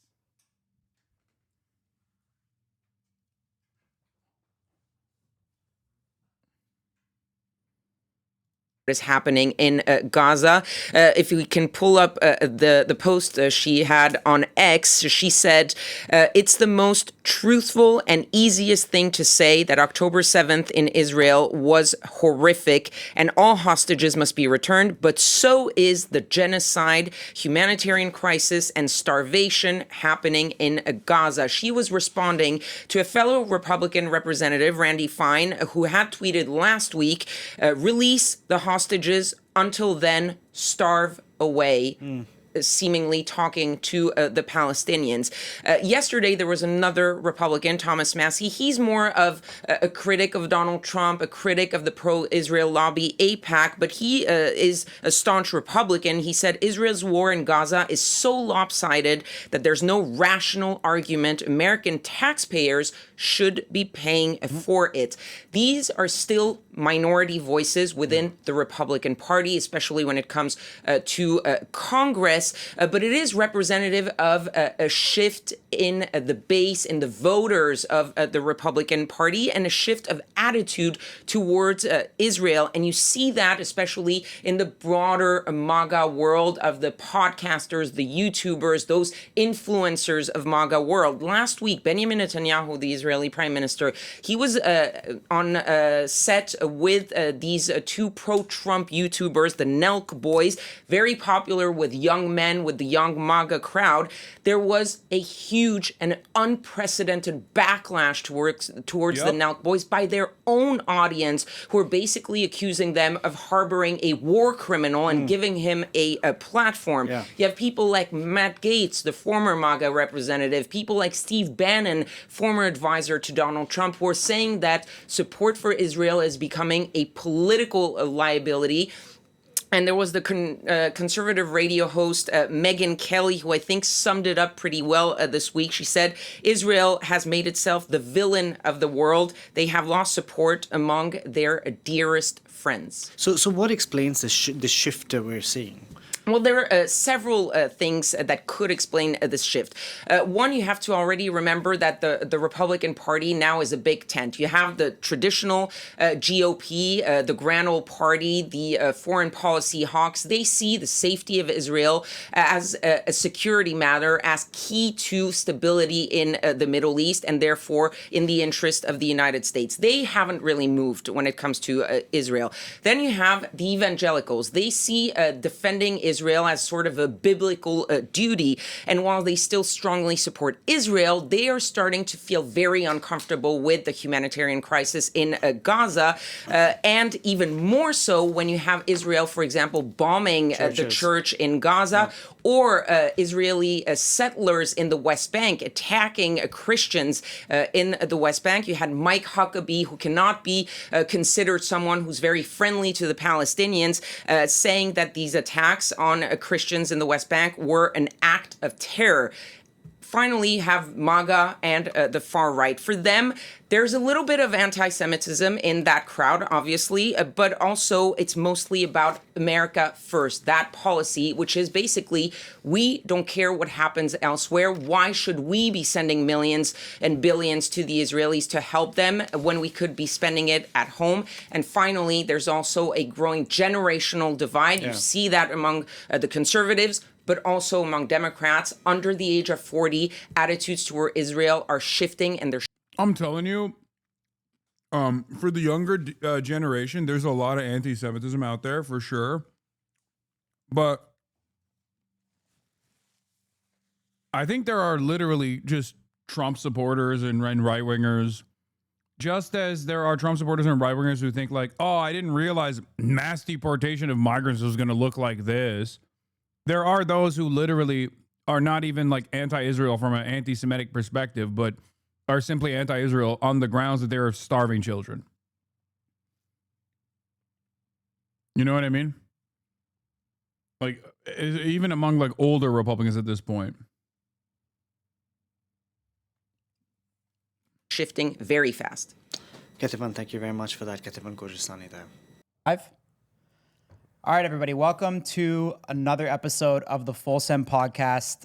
This is actually our very first live episode we've ever done.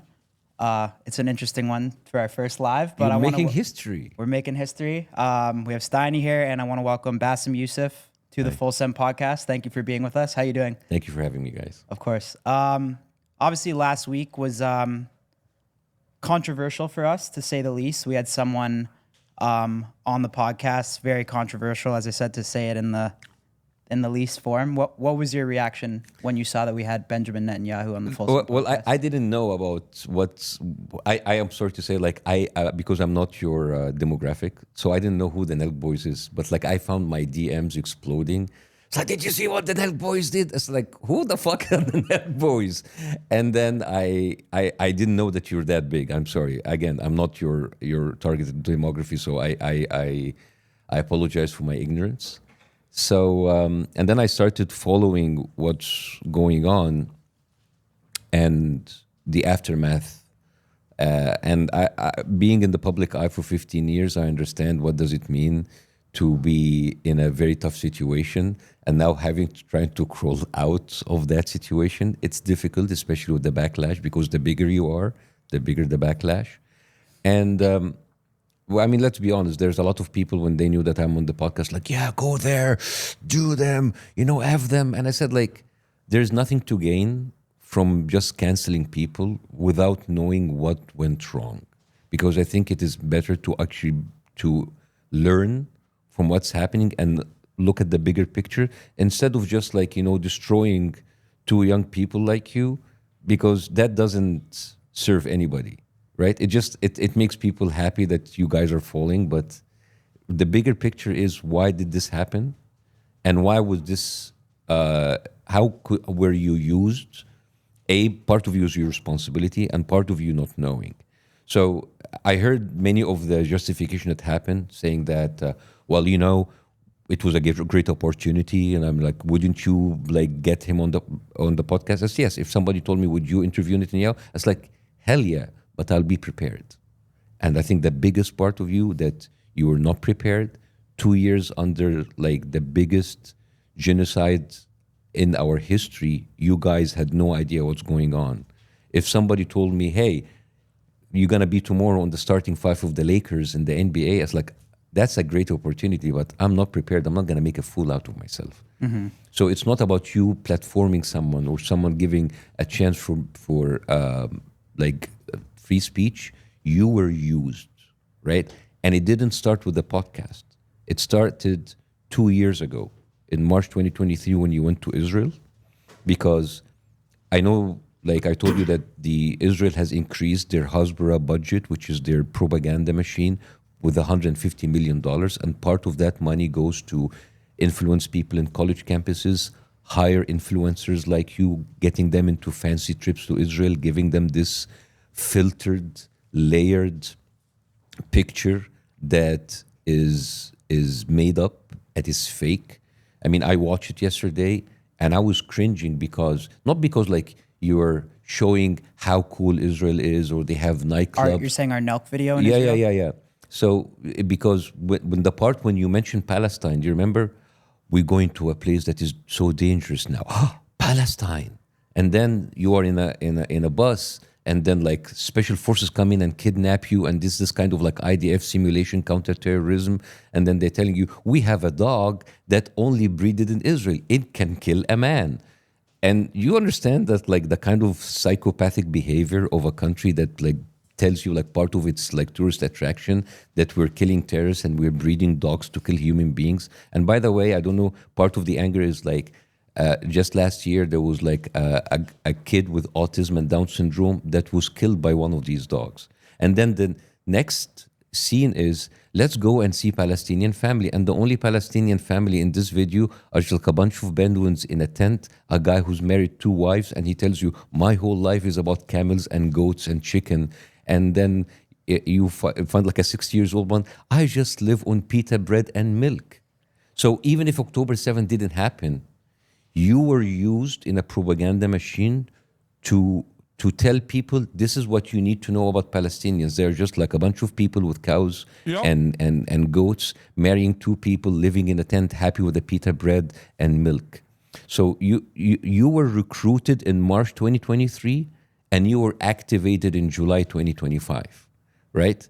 So, and I'm saying this because I'm saying this out there for all of the influencers around there, because there's a lot of people got backlash. There's influencers who went there like wearing IDF. It's like, we didn't know what was going on. Like he was like, I didn't know I'm kissing a Jewish wall. I mean, yeah, I can definitely admit that. I mean, I think we were both just ignorant to what was going on over there. And obviously, you know, I knew he was, I'll be honest, I thought he was controversial, but I was definitely ignorant to what was going on in that area. And I can admit that. And it was definitely, I wish we could have gone back and, you know, had 2 weeks to sit down with someone like yourself and just, we should have grilled him 50,000, 100,000 times harder, but something we can't get back, and we'll probably always regret Of course, that, but I know you can't get back this like trip in Israel, but I'm just telling you, this was like part of a much bigger propaganda effort, right? And a country that spends $150 million on its image, they are covering something. They when they spread all of these propaganda, it's like, we're not starving people in Gaza. You understand that this conversation has been happening for 2 years. First of all, I'm not absolving you from your trip. You guys are not little kids. You are fucking 30 years old, right? People in your age have families and they have a career, and you need to stop. I'm just saying this because you're my little brothers, but you're not little, right? You need to stop infantilizing yourself. It's like, we're just stupid people doing stupid stuff. You're 30 years old and you need to be aware of what's happening in the world, and that your reach and your platforms mean something. And it affects people. And I think the biggest reason why people were so upset for you, not because you brought someone and you didn't contest him, that it is the talking point that he used is the same talking points that have been used for 2 years to kill thousands of people, right? So, I mean, and part of the reason why people were so angry is that, forget even if you don't know anything about the conflict, there was like a total lack of critical thinking. I mean, you guys asked him the one good question when you told him in October 7th, How could this be allowed to happen? Everybody knowing that Mossad is like a crazy intelligent thing that infiltrates people and put bombs in pages. How did you not see that coming? But also, a critical thinking is, how come an attack was allowed for 6 hours in the most heavily surveilled part in the world? You understand, like in 2019, they killed like hundreds of people just because they approached the wall between Gaza and Israel. You understand? They killed you have like copters, like drones, you have snipers. Suddenly, for 6 hours, remember what Netanyahu told me? How big is Israel? He told me it's like as big as Rhode Island, as Jersey, right? Yeah, like you understand the distance between Gaza and Tel Aviv is 44 miles. You understand that he was just bragging to you that like, hey, we went across 3 countries to bomb Iran, but you can't have a single helicopter coming out to defend your people. Like the October 7th was used in order to tell people, look to the Jewish people that were killed. But you don't understand that you pay $millions of dollars as Americans, as Canadians. I think that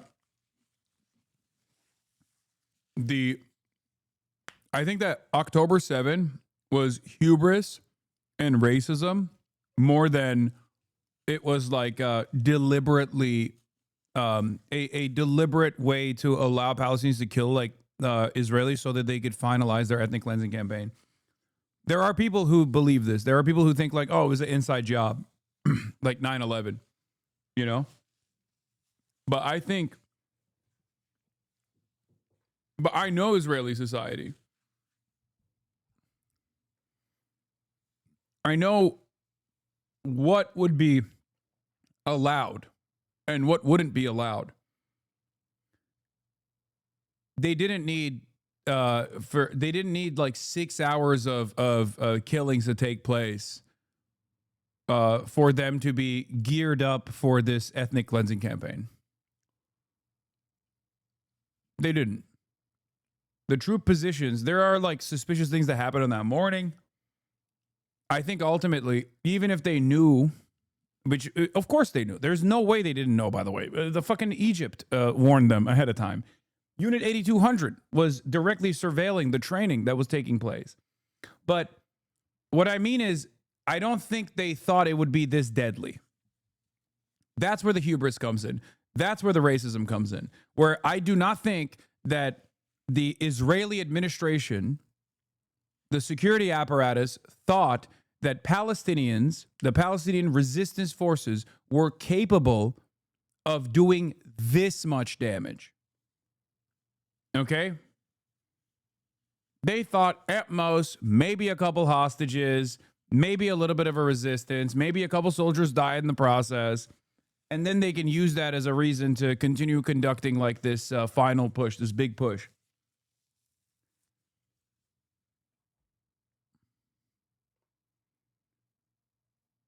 That's where I think the racism and the hubris plays a role.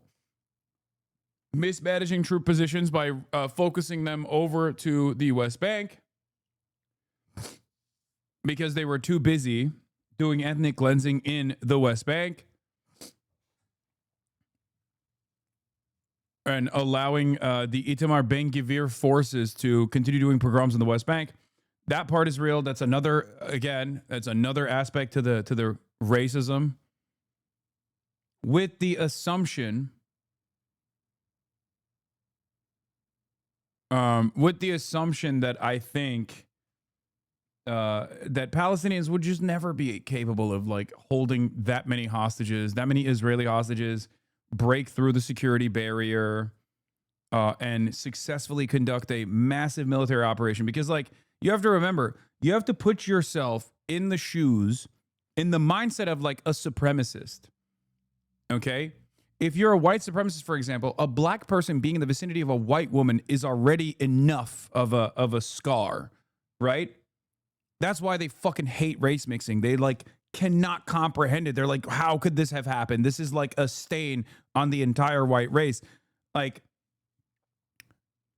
the fact that these people that have been kept caged in perpetuity, that have been actively dehumanized, were capable of crafting a military operation that took such an unimaginably high death toll from regular Israeli society alongside the Israeli military was a breaking point for a lot of supremacists, okay? And this includes liberal Zionists as well, because the Zionism is an inherently ethno-religious supremacist ideology.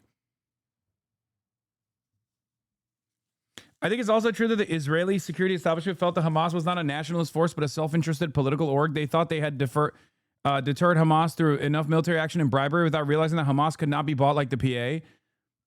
I think that probably is a part of the calculation as well.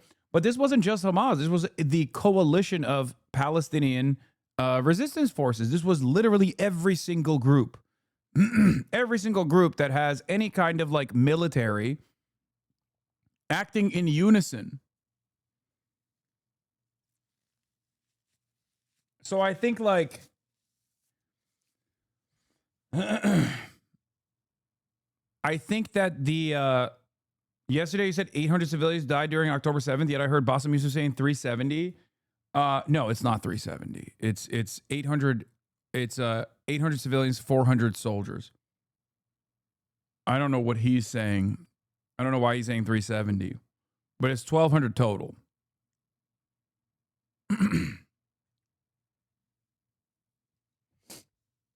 Now, of course, in the civilian death toll, we do not know how much of the civilian death toll is how much of the civilian death toll was born out of Israel's Hannibal Directive. Like, how much of that was the helicopter shooting at the cars escaping the Nova Festival? And how much of that was the shelling from the tanks at the Kibbutzim? We do not know. But he might be counting IDF veterans as like soldiers too, which they're not.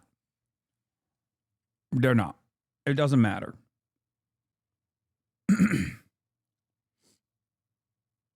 No.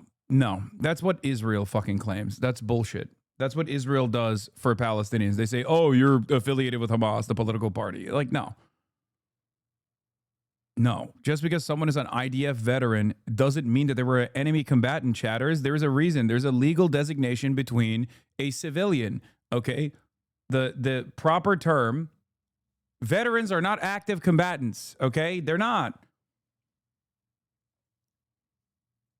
Nazi veterans were cool then, right? No, you're being stupid. This doesn't matter. I am talking specifically about the legality, okay? They're not. They're not. It's just not how, it's not even relevant to the point that I'm making, but they're just not, okay? Just as Hamas militants that are in hospital are not fucking valid military targets. They're not. They're not in fucking battle. You cannot just go into a hospital and kill someone who fought alongside Hamas. You cannot do that. Okay? And I mean like an active duty. Like a dude who is literally in Hamas when they are no longer fighting and they're in a fucking hospital. You can't kill them. That's technically the rules. Not that Israel listens to those rules. So it's not even that you're like no longer active duty, that you're a veteran. Like it doesn't matter. What did this guy say? 90% of your commentary, Grok. Did he do a Grok hit? Did he try to act Grok here? 90% of your chatters use Grok to fact check real facts.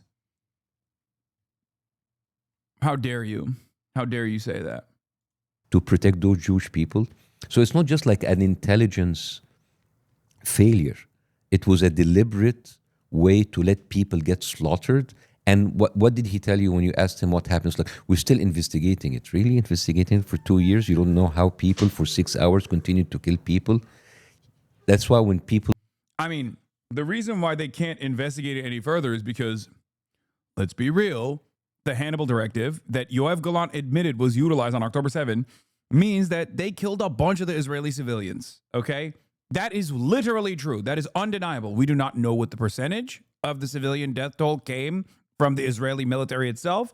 But no one can dispute that the Israeli military killed a bunch of Israeli civilians on October 7th. This is the reason why they can't fucking do a full-blown investigation. Also because they relied heavily on just lying about what took place on October 7th over and over again.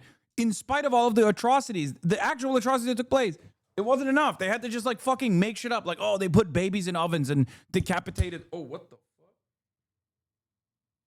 This is the, wow. This never happened before. That's crazy. My fucking, what the hell? What the heli? What the heliante? I spat too hard. This has never happened to me before. It's been years, and I've used this microphone for years and years, and I just finally pulled it off of its fucking thing. I just dropped the mic. Years of slowly coming loose finally came to a tipping point. I was here. Yeah, I know. This has been years and years in the making. Anyway, that's part of the reason.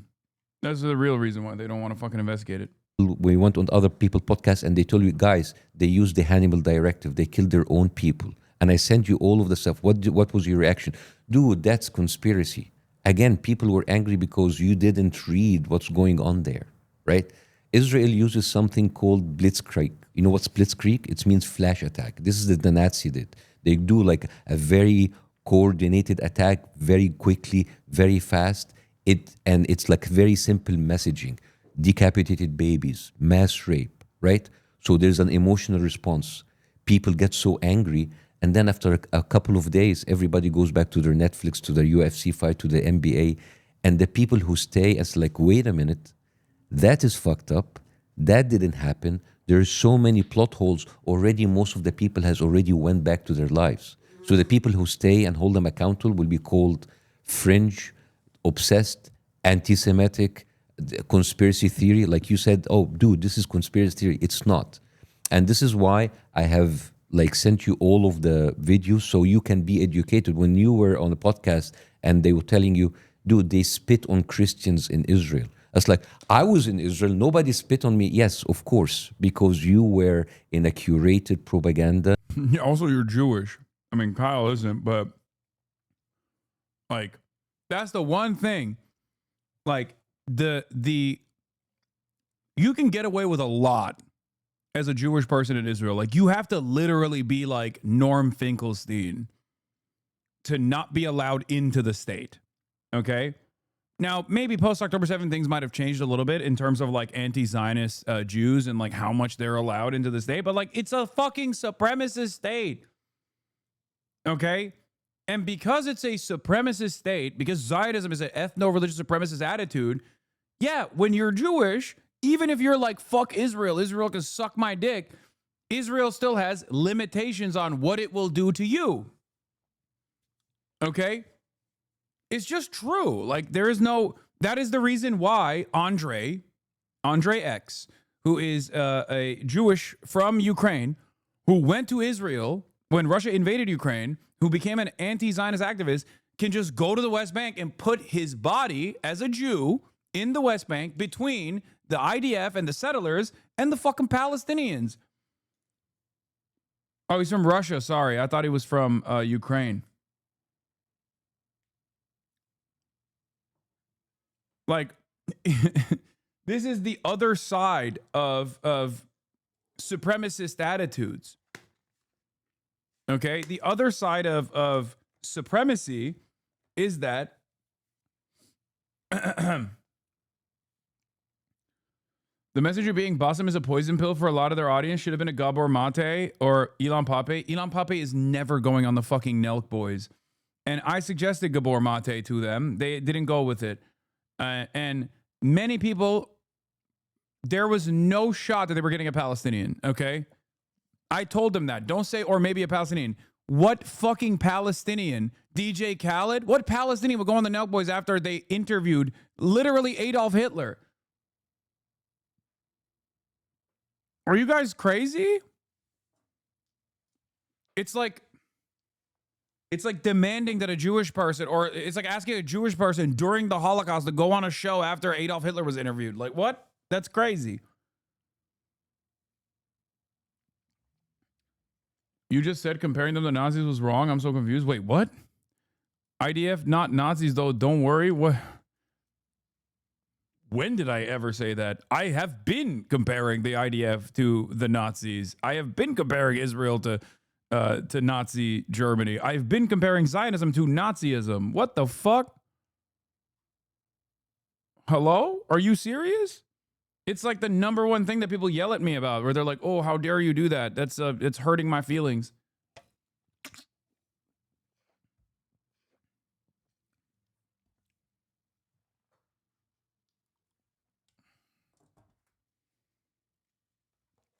They're both fascists. They are both fascist, ethno-supremacist ideologies that have a desire to exterminate the outgroup.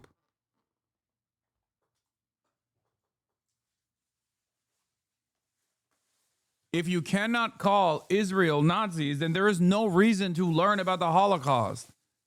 Like, why do we learn about the Holocaust? Why do we learn about the Nazis? Why do we learn about how society became far too comfortable with this kind of extermination, how they turned a blind eye to it, if we can't use it as an example when it's happening in real time?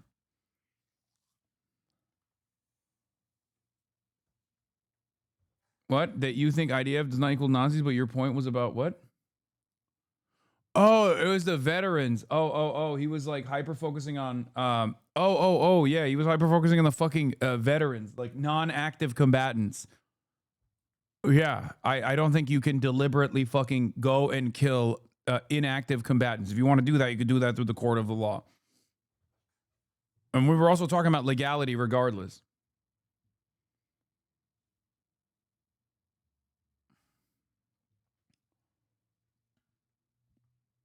What the fuck?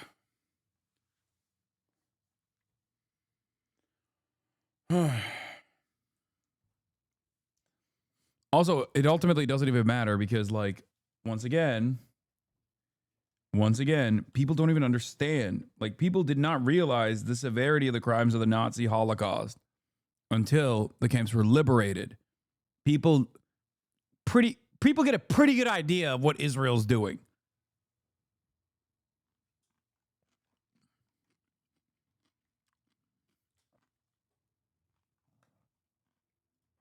Machine that showed you one thing about Israel. Do you remember when you were like in that bus and there was a guy with a scarf?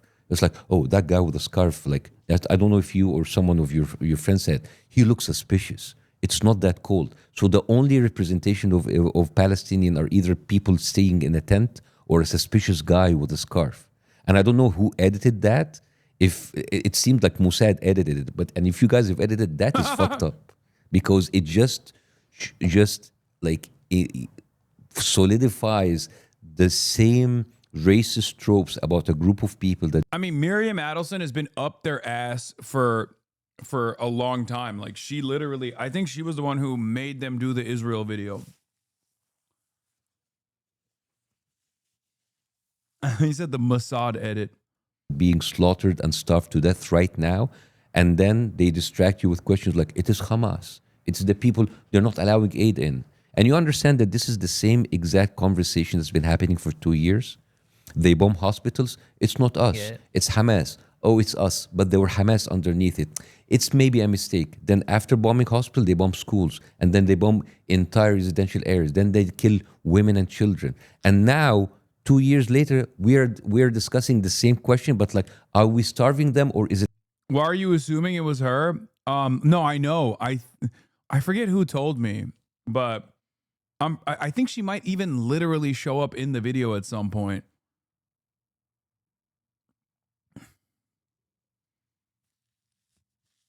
I also think that she played a role in this BB interview too. Miriam Adelson, Sheldon Adelson's wife, not made them. I mean, like, fucking facilitated it. Also, she's insanely powerful and also singularly invested in doing Hasbara. And also fucking up the Dallas Mavericks. So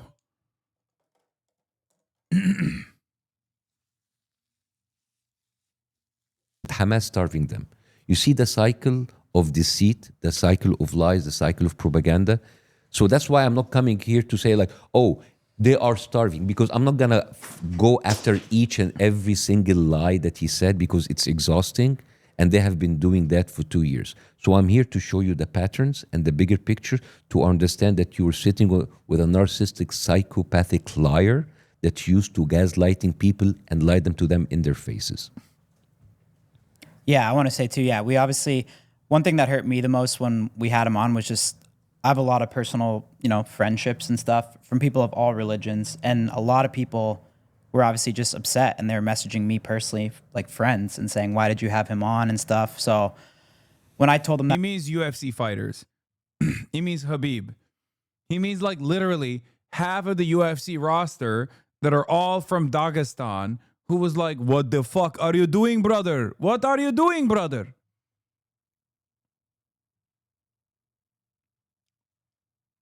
Like, that's it. Because every one of those dudes fucking hates Israel. that we're having you on to explain us the bigger picture, they're all very excited. So honestly, we just want to learn about this, and we obviously just imagine Khabib mad at you. I mean, you got to end it before he ends it. You know what I mean? He's going to come after you. want to use our platform to educate people. What do you want to learn about? I mean, I think it would just be good for you to talk about what Netanyahu said and explain us. Half Dagestan, the other half anti-Semitic MAGA. Also, Dagestan is anti-Semitic MAGA. So it's full anti-Semitic MAGA then.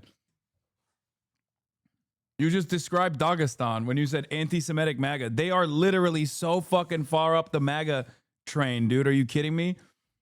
I've never seen dudes that are more like, how dare you defame the ghost like that? Bro, I'm sorry. I love those guys. They're fantastic. I think they're very cool. I really respect how much effort they put into their work. Okay? Having said all of that, I've never met a bunch of dudes who are so good at fucking grappling, who literally would most likely be like chemical engineers if it wasn't for this tweaker ass focus that they have on wrestling, who are clearly very smart. Okay? They are insanely smart. They obviously are so smart that they recognize how important it is to do PR, for example. They all speak English, like almost perfectly. That all implies that these motherfuckers are in other circumstances, they would have just been like a chemical engineer, okay? I've never seen a group of dudes like this be so fucking pro-Palestine and also be like pro-MAGA at the same time, okay?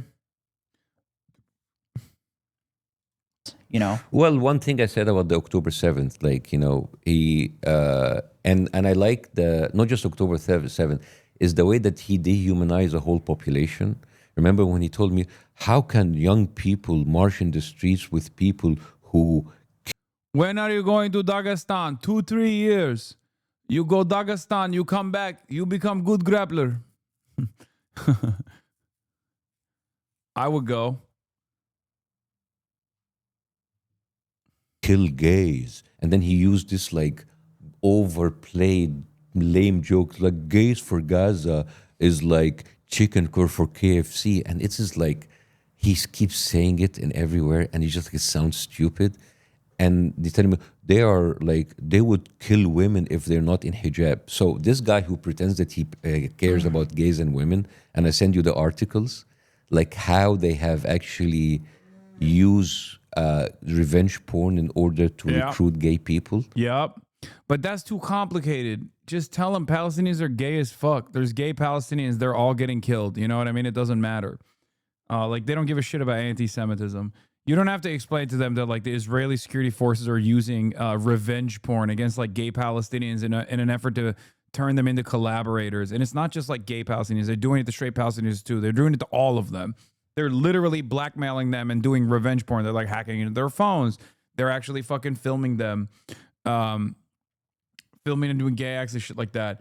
Also, gay marriage is illegal in Israel. It's not recognized by the state. You can't get gay married inside of Israel. You have to go to Cyprus. That's another thing. What else? Also, the only anti-sodomy law that exists in fucking Gaza is a holdover from British Mandate Palestine when the British were in charge. And homosexuality has not been illegal in the West Bank for forever, pretty much. So the idea that like Palestinians are homophobic doesn't mean, even if they literally were like the most homophobic motherfuckers on the planet, that still doesn't justify ethically cleansing them. That's number one. And number two, the idea that like society doesn't contain multitudes here and they're just like really, really homophobic towards the other Palestinians who happen to be queer is fucking ridiculous. They are just simply using it as a talking point because people don't think about it beyond that. Yeah. They go into Grindr and Facebook and Instagram. Like I think you have the headlines. The IDF goes on Grindr. Yeah. They actually pick those gay people and then they use revenge porn in order to hire them as informants. You have that? Whoa. Yes. So over the past several months, I spoke to there's a lot of queer Palestinians that actually been used by the IDF in order to actually hire them as informants. And then the same guy who cares about women and children, he already killed more than 28,000 women and children in the last. Yeah. Also, that's the only time when collaborate, like when they say they're executing gay people, they're not executing gay people. They're executing collaborators, which is, again, fucked up. I get it. I understand. But there has never been, throughout any sort of historic resistance against colonial violence, has there ever been a non-execution method for collaborators. That's never happened. America itself has the Espionage Act. Why does the Espionage Act exist? It's because it was implemented during times of war. Even the United States of America executes collaborators. It's that simple. So it's not like, this is not me saying like this is cool and great. I'm not saying that at all. But the point is there's never been a historic, there's never been any kind of form of government that has not executed collaborators, okay?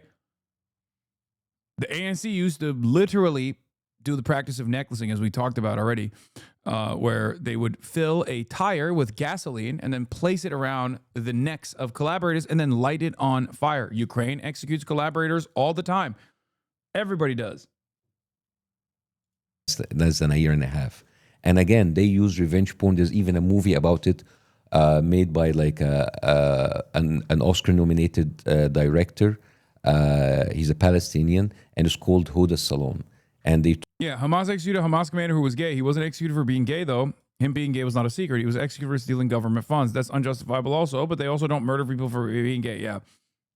No, Israel, what is a collaborator? What do they do? What do you mean? Like, look at Yasser Abu Shabab.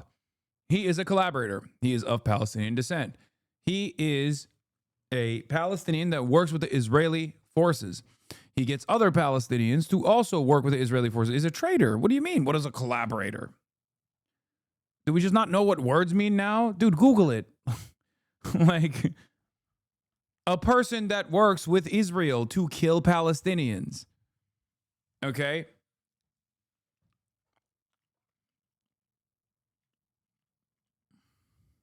Talk about like how for very many years they have spiked women's drinks in beauty salons in order to shoot them and film them in compromised position and then use them or use their husbands. Yeah, they say Sinwar tortured gay Gazans. They mean Mahmoud Ishtiwi, a Salafi Wahhabi dog who worked for Israel. Sinwar did indeed had him killed for good reason. No, like, oh, dude, you need to stop. Okay? You need to you are so consistently like, dude, I'm American, okay? I'm in the United States of America. I'm talking to Americans, okay? You need to stop. I don't want to ban you, but god damn, dude, you are so fucking crazy, dude. Just actually, you know what? I am going to ban you. Jesus fucking Christ, dude. Jesus fucking Christ, dude. This chatter is so consistently such an annoying fucking burden in the chat. Just a betrayer of any sort of cause. Read the fucking room, man. Read the room. Read the fucking room. Now, I know for a fact you're going to become an enemy. You are going to become an enemy of mine in perpetuity. I know. You have the exact same resilience and attitude that a lot of my former chatters have. I know for a fact. I cannot wait for you to be like an ACP guy later down the line. Villain arc unlocked. Hasan is a collaborator. He's a Zionist. He loves Israel. He loves America because he wouldn't let me fucking run my mouth in his chat. Okay? I know. Let this be an opportunity for you to recognize who you are talking to. Okay? Please.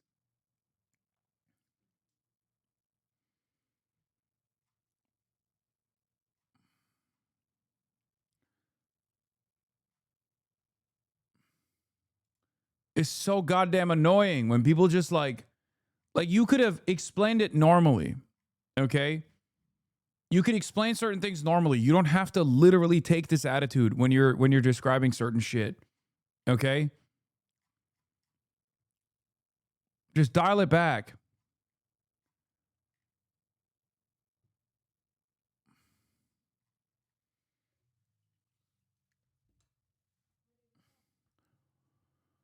This is a long story. No, I don't want to get into it. It's a chatter that I'm familiar with, and he is consistently yelling at me all the time, and has in the past said more insane shit. And informants. So you understand the level of pathology and the level of narcissistic behavior, the level of evil these people are doing, and then they have the audacity to come and talk about gay people and talk about women. This is crazy, man. You understand? And when I went and I sent you that stuff in order to look and verify, and this is why the reason we're doing this in live, because I invite anybody to fact check everything that I say as we go on. So you're saying they're recruiting gay people from Palestine and using them as informants and that's happening a lot blackmailing in the West Bank, yes. Well, so what about some of the stuff Netanyahu said? I know this is for you is probably basic, but what he said, we asked him if he was purposely starving people in Gaza, and he said Hamas is stealing the food. It's interesting that we would actually take the war of an indicted war criminal and a guy who's been caught lying many times. Like, for example, when he say Iran is days away from creating a nuclear bomb, and there's... What do you suggest groups do with infiltrators and collaborators? I agree with you on most. No, I'm not. I'm not saying that. Like I'm explaining to you what the purpose behind it is. Okay, it doesn't fucking matter. It literally doesn't matter. Everyone has done it. Every single resistance movement has done this. I'm even describing to you what the purpose is and why they do it. Okay, you don't have to go beyond that. Okay, you don't have to literally fucking be like, this is the most moral thing to do. It's the best. I love it. Shut the fuck up. Videos of the internet of him saying many times, oh, Iran is like 5 months away, 3 months away. And you understand, when you asked him about like Iraq, oh, he said, oh, that's unfortunate. And yet he has a video saying Iraq is a month away of creating weapons of mass destruction. I've and seen you remember, that video. I've seen the video of him talking about Iran. Yeah, so you see a guy that like, if you have a friend, Steiny, and if you have a friend that consistently lies to you and you caught up lying, when would it be enough to say, okay, that guy, I'm not going to take anything he says? Now, the thing about like him saying we're not starving, it's Hamas, there's also some of the articles that I send you, there is like multiple articles of Israel killing aid workers, UN workers, saying that they are Hamas. You know, they have killed over like, I don't know the number, 100, 200 people of aid workers. They are like lining people in aid lines and then they are killing them. When they tell you... So people that are not even involved in the conflict, they're aid workers. I think the number is like, they killed over 180 doctors or it's the numbers is like so big now you can't even like catch up with the numbers. And I was in London. They were playing the world premiere of a documentary called Doctors Under Attack. And it shows you, it's a documentary done by the BBC, by the way. It shows you how, it's good there. Yeah. It says over 400 Palestinians So, killed and of around course, it's very fabrication. easy to say, oh, the United Nations is anti-Semitic. Everybody is anti-Semitic. Everybody is lying. And the only one who's not lying is Netanyahu, right? So those people that... So like this one, for example, is this like a bombing or is this just like they're coming and like gunning them down? They're gunning them down. They're using drones and killing them. There's even like a whistleblower that came a couple of days ago who was working with the aid groups, and he said like, there's like a little kid who came and kissed our hands because we gave him food, and as he was walking away, the IDF shot him in the head. It's crazy, man. And this right? was like almost a month ago, not only. Yeah. So 400 people, those are civilians. Yeah, but that number gets updated by the minute right now. It's you can just like you can go through the headlines if you want, but the reason I'm like showing you this is that honestly kind of impressed with these kids. They got really humbled and are trying to learn. That's difficult to do, brother. They're doing it because their entire audience yelled at them. Okay, if their audience was like sick, I can't wait to fucking chew on lung darts with their kids. By the way, they're fucking 30. All right, come on. It's ultimately good that this is happening. It's ultimately good that this conversation is taking place because this audience should hear this conversation taking this conversation should take place.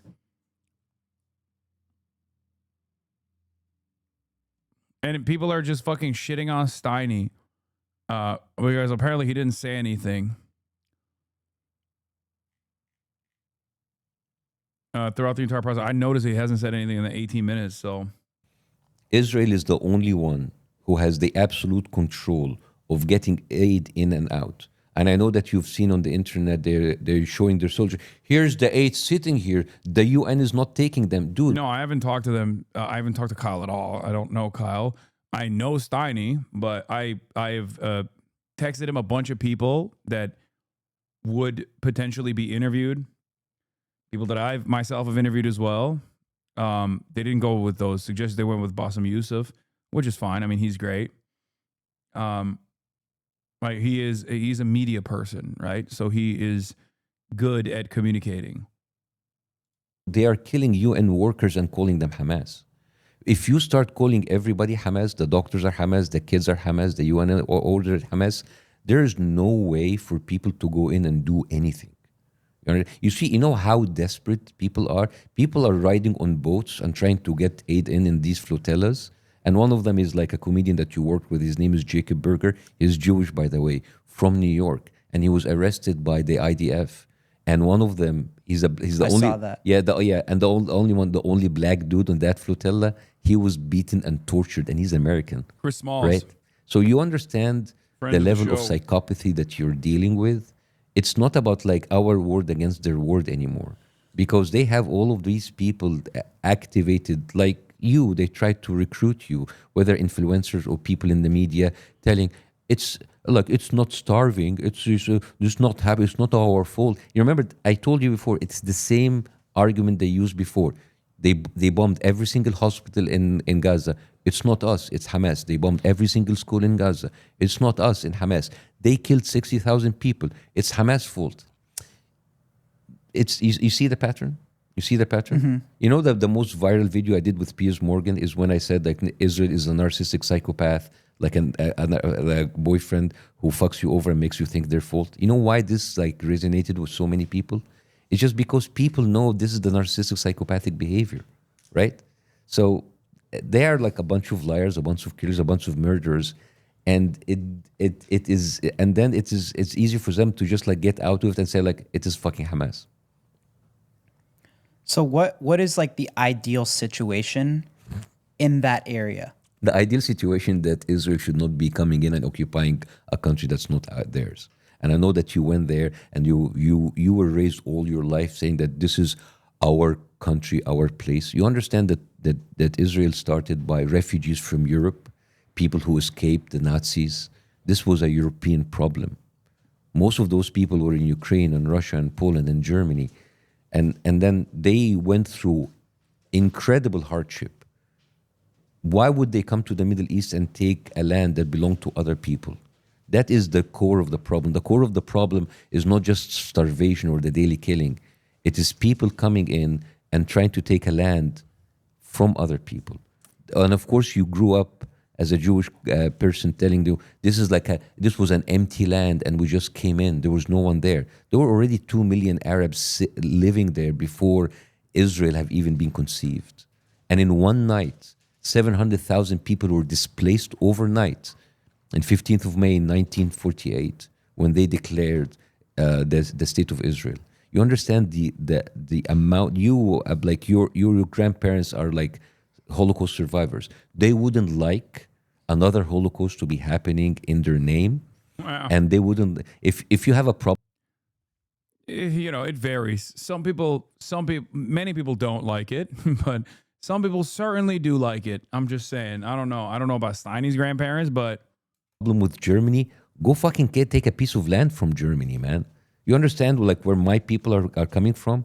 Like we were just sitting here and you have like a problem in Europe and then you were pushed on us and say like, this is our land now, get the fuck out.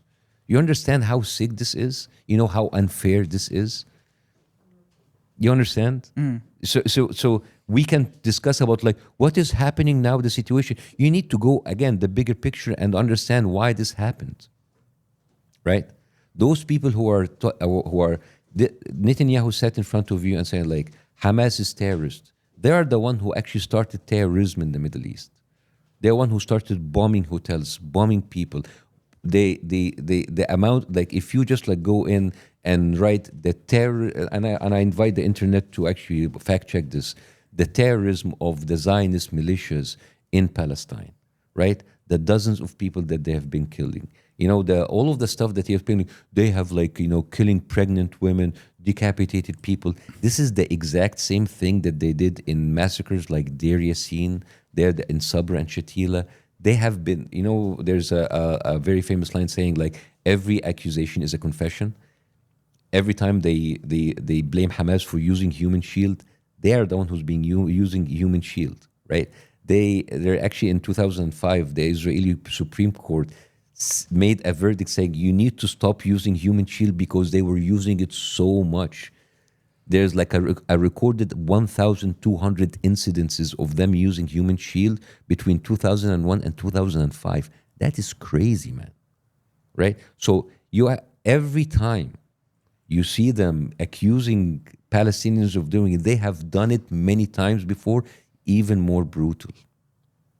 Yeah, one thing I see on the internet now too is a lot of Americans are questioning like, is Israel our closest ally? Why are they our closest ally? Why are we sending so much money to Israel? I see it. I mean, even Trump now recently, I think it was yesterday or 2 days ago, it seems like he's not even agreeing with Netanyahu now. I saw Canada just recognize Palestine as a state. It's all bullshit. Yeah, but at the same time, Trump said like, well, I think like Canada couldn't be our partner anymore, which is crazy. You are basically sacrificing Canada, which is actually your closest ally because of Israel. Well, what I was going to ask is why does America consider Israel its closest ally? No, America doesn't consider Israel the closest ally. It's the American politicians. Right. So why are the American politicians so loyal to Israel? Well, follow the money, right?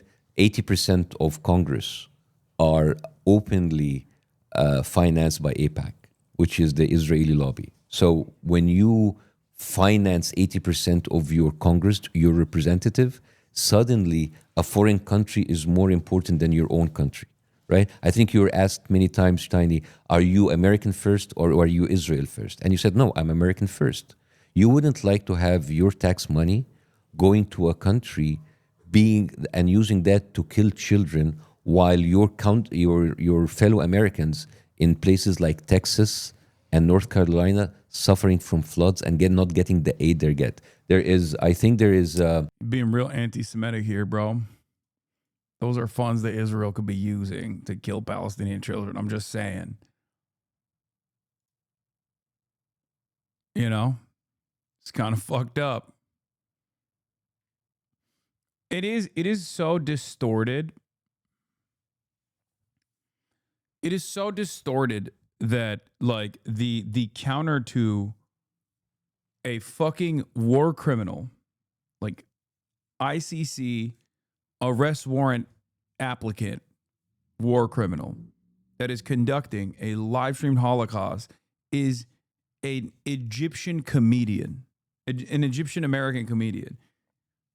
It kind of shows you that there is no balance in this conversation. Because like, I was thinking about that, and it's like, even if he were to have like Abu Ubaidah on, like there is no equivalence morally between Abu Ubaidah and fucking Benjamin Netanyahu. There's not even a moral equivalence between, there is not even a moral equivalence between Yahya Sinwar and Benjamin Netanyahu, just on the death toll alone. You know? Like there's just no comparison here. There is no one, like you cannot, not that you could ever interview those guys anyway. They would literally throw you in jail. But it's just like that should show you the asymmetry. The graph for the $17 billion, only by the way, so far since the beginning of the conflict, not the conflict, the slaughter, since October 2023, America sent Israel more than $30 billion, $17.9 billion in 2024. Also, Abu Ubaidah is not dead. Yahya Sinwar was killed. Alone. $17 billion. That's crazy. You know how many schools that you can build with that? You know how many teachers that you can pay? You know how many houses that you can give for the homeless? Why is your money going to a foreign country and using this to inflict the most evil genocide on innocent people? Right? Right. So why do you think that American politicians are... No, I'm just told you because of the money. Like the AIPAC... Oh, because they're being paid to do so. AIPAC is openly bragging about financing 80% of Congress with $100 million for Do each they side. openly brag about that? Oh, yeah. I invite everybody to go into the AIPAC Twitter and see them bragging about it. It's like 98% of the people that we... It's not just AIPAC. There are a lot of... There's so much pro-Israel institutional control because of Israel's alignment and its role that it plays in American foreign policy in this region. There is no equivalent to what Israel's been able to do because there's no other country that we have utilized in the same way, right? It's not just AIPAC. AIPAC is simply one part of this puzzle. Kufi, Christians United for Israel, is another part of the puzzle, right? But even beyond that, the financial ties directly to Israel by Americans who aren't Jewish, by the way, Jewish Americans as well, but Christian Americans as well, the institutional ties that these institutes of higher learning, for example, have to Israel. Like it's not, it is a behemoth. It is a massively consequential influence peddling operation alongside financial ties, alongside Israel's role in America's foreign policy goals. There is no other country that gets this treatment. It just isn't. And the only reason why Israel has been able to create this dedicated network of influence peddling is because of it's because of Israel's role in American foreign policy. No other country has ever even been able to come near this level of influence as well. So it's you got the Mearsheimer opinion, and then you got the Chomsky opinion. Chomsky believes it's entirely because of Israel's strategic location, Israel's strategic role in American influence in the region, right? As a destabilizing factor. And then you got the Mersheimer who says it's the lobby, it's the AIPAC lobby, it's all of the different facets of said lobby, but it's both. I think it's both. One does not exist without the other. Israel being an incredibly important asset to American imperialism in the region only goes so far without a network of influence peddling through lobbying, through advocacy groups, through constantly silencing dissent under the auspices of attacking people as like anti-Semites, you know, a censorship operation, being able to literally craft the only piece of legislation that directly goes against the First Amendment in 37 states as a foreign lobby. Can you imagine being like having anti-BDS laws for like Estonia? Like it doesn't exist. This is so stupid. Politicians being demanded to take like loyalty pledges to Hungary. Like you have to. What do you mean? What? Does like the equivalent is right there with Turkey. Turkey is in the region. Turkey is a NATO country. Turkey is the second largest standing military. Could you imagine if there were people like myself running around being like, do you recognize the Armenian genocide? Oh, you do? Why are you being anti-Turkish? Why are you being so anti-Turkish? Do you recognize the Armenian genocide? Why you not love Turkey? Oh, you don't love Turkey? Does Turkey not have a right to exist? Turkey, small nation. No politics here. Oh, I guess you want the Kurds and the Armenians to kill every Turk. You know? That would be ridiculous. That would be fucking ridiculous. Having every politician literally constantly fucking posting about how much they love Turkey. What? That unironically is E's new line of attack. What, Ethan's? I can't even go back to Turkey. What the fuck's this dipshit talking about? If he had the backbone and the moral courage that I had to criticize my own government as he does with Israel, we wouldn't have any fucking problems. What the fuck? Absolute moron. Unless you mean the E is for Eric Adams and not Ethan.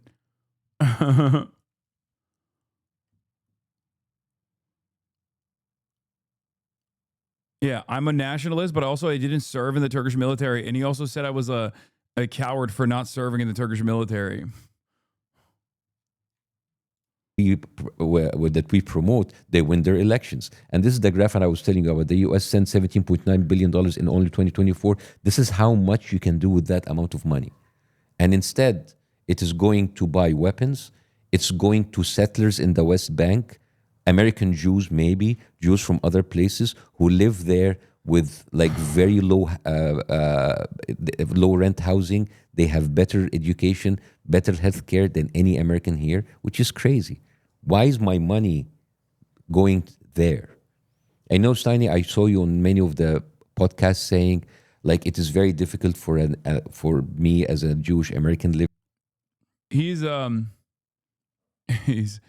keeps trying to bring Steiny into the conversation, and Steiny does not even remotely entertain it. That's crazy. And I understand it's difficult, but it was misunderstood because people said this is so tone deaf, this is so self-centered. It's not about you guys, but I kind of understood it I wanted to give you the benefit of the doubt that maybe it is difficult because there's a whole genocidal state right now using your identity and using your religion in order to commit unspeakable crimes, right? But also, you need to understand what does it mean to be a Palestinian American right now. You understand how difficult it is to a Palestinian American sitting here, seeing his family slaughtered and starved, and that is being done by their own tax money. Can you imagine? Can you imagine like you sending money to your family to, for example, build a bakery, and then you see that bakery destroyed on phone, and then TurboTax takes your money and finance the bomb that fucking bombed that bakery. You understand the kind of mind fuck that those people are living in? Like, yes, anti-Semitism is a real thing, but you understand that it is, you haven't seen 3 Jewish people being shot because they spoke Hebrew, right? I have 3 Palestinian friends. They were in Brown University. They were speaking Arabic, and they were shot, and one of them cannot walk for the rest of his life, right? There was like a Palestinian kid, 6 years old, who was stabbed 26 times right after October 7th because of the kind of fear that was launched against Muslim Americans, right? There was like an Indian Muslim kid that was almost drowned in Texas by a Jewish woman. Her name is Elizabeth Wolf, as a hate crime.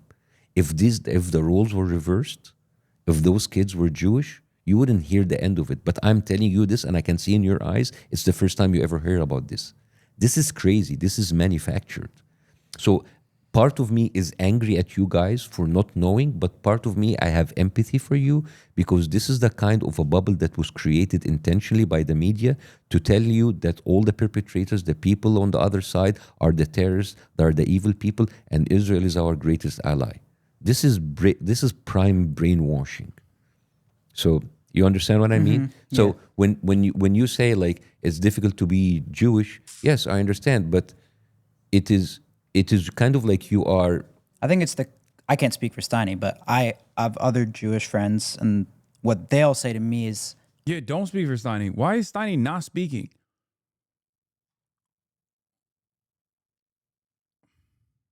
what Israel's doing right now makes it tougher to be prideful of, being Jewish. Yeah, but the biggest thing is I don't want to speak for Jewish people, but you understand. But you see, the mistake here is like now you're linking being Jewish to being pro-Israel.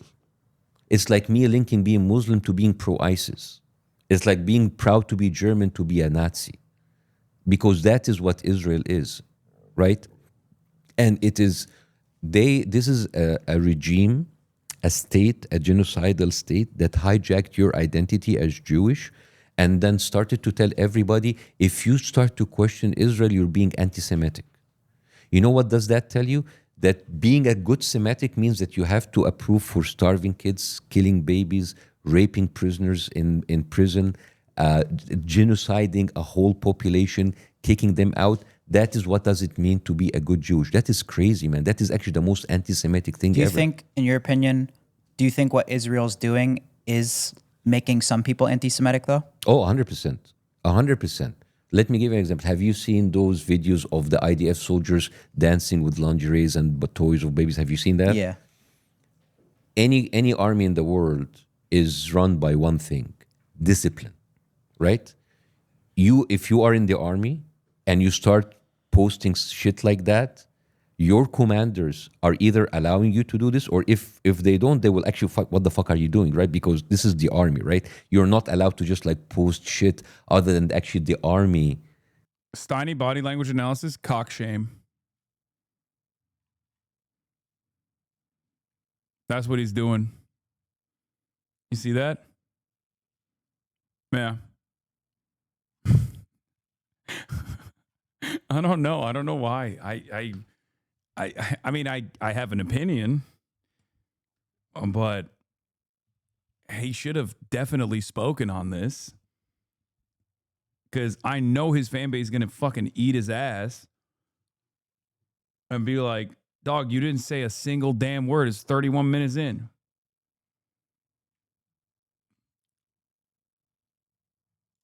Kind of approving to it. So it is by design. I asked a professor in London, it's like, why are they actually... Yeah, I saw the comments. Everyone is like, Steiny's not saying anything.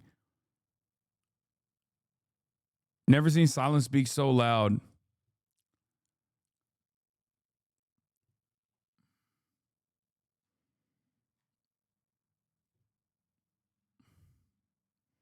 Steiny still clearly speechless after hearing Netanyahu prefers Burger King.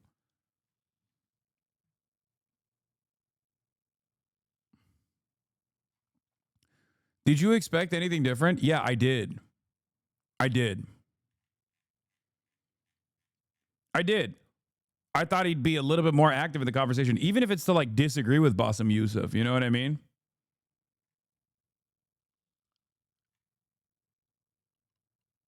I did. You're doing that on purpose. Like, it's very easy because it is much easier for Israel to be hated and then having them conflate that hate with Jewish people. And when that happens, like, you see, anti-Semitism, give us more money to kill our enemies. You understand? It's like it's a very, very sick psychology. And the people who are paying for this are Jewish people, right? Because now you are finding yourself inheriting everything that this regime is doing, right?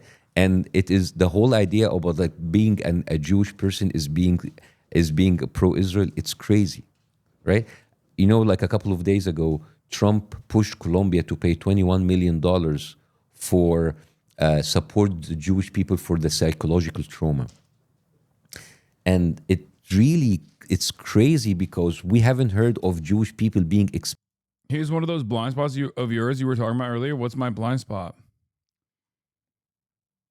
What's the blind spot? Go ahead, say it out loud, chatter. What's my blind spot?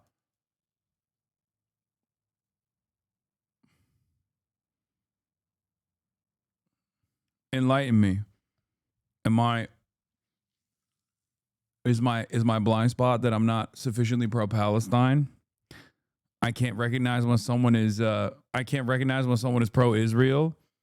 I literally said I thought he would have said something even to disagree, if you noticed.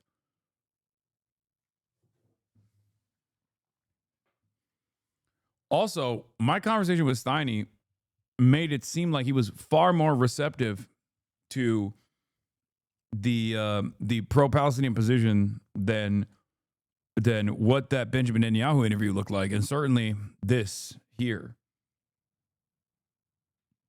But I think he's doing the thing that I have said over and over again at this point, which is that you're a collaborator with a Democrat Party. Yes, I am. I'm a shepherd of the Democratic Party, but also simultaneously single-handedly tanked the election for Kamala. I know.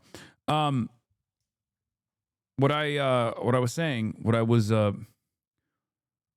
I've said already is that there's a lot of people who are pro-Israel who at least like recognize they read the room well enough to just shut the fuck up. And I guess he chose to do that this time. Expelled from Colombia.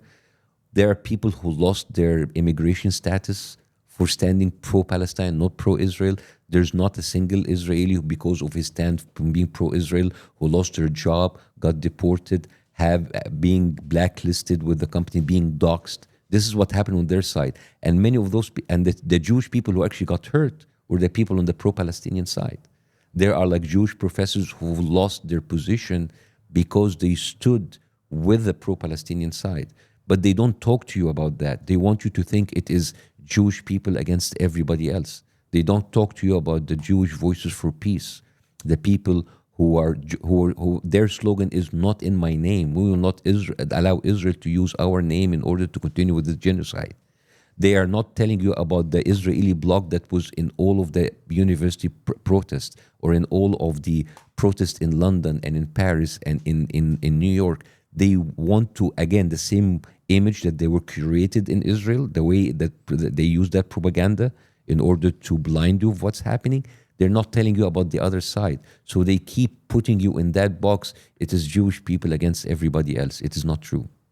Talking about patterns, like you said earlier, some of the documents you sent us that I found interesting was just the history dating back of how long Israel has been influencing America's government. Yes. Can you talk to us about some of that? Yeah, well, it's you have a lobby group called AIPAC, which should, under American law, be registered as a foreign entity, a foreign lobby group, but it's not, and because of its mention, it is registered as local. The best part about podcasters like this is when they have someone who is aligned with the cause on board, because these guys are not going to craft like anything cynical here to try to force Bassem Youssef into a well, why do you align with Hamas style position, or try to trap him into something that he doesn't believe, forcing him to like concede on a position that he doesn't actually believe so that they can endlessly smear him. That is definitely one of the best aspects of podcasts like this. That's part of the reason why when they have Benjamin Netanyahu on, he gets to just do mincemeat. Okay? But yeah, it's been 33 minutes and 46 seconds. No, do you condemn Hamas? Questions have come. No, do you, why do you want to kill all the Jewish people?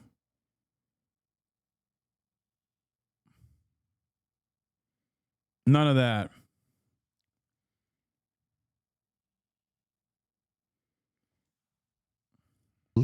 It is allowed to raise so much money and act as a local lobbying group, right? And because of that, they are allowed to openly pay all of these politicians in order to write bills and to pass laws to protect Israel more than they protect the United States, right? And people will say, this is conspiracy theory. Are you telling us that Israel is controlling America? It's not really a conspiracy theory, because if you think about it, a country is run by a government and government is run by people. And if you buy enough people, you control the government.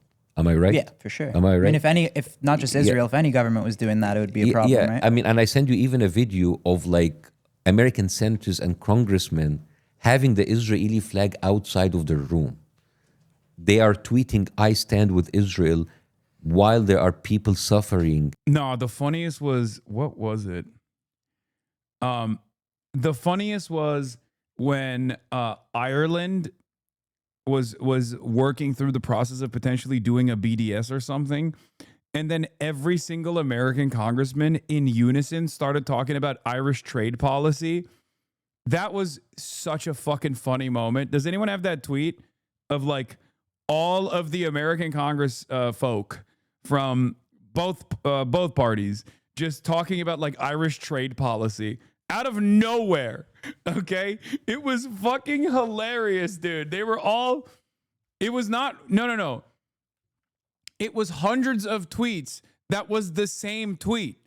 Hundreds of different lobbyists and politicians in unison tweeted out the same fucking tweet, like literal copy paste. It was hilarious. It was so stupid. It's like, what is going on? This is so, like, what? What do you mean? Oh, here it is. Here it is. Here it is. Here it is. Here it is. Ireland's proposed BDS policy is deeply troubling and risks damaging trade with American companies. Israel's a key ally to the U.S. Ireland's proposal to boycott, divest, and sanction Israel is blatantly anti-Semitic and will hurt American companies too. Ireland's draft BDS law is reckless and dangerous precedent. Ireland's proposed ban of Jewish-made products is nothing short of anti-Semitic. Lindsey Graham, I hope Ireland will reconsider their efforts economically to isolate Israel as they are... what? I don't know what the rest of this is. Ireland's proposal to ban products made in Judea and Samaria wrongfully targets Israel and hurts American businesses. Ireland's proposed legislation targets Jewish communities by singling out settlements tied to Israel.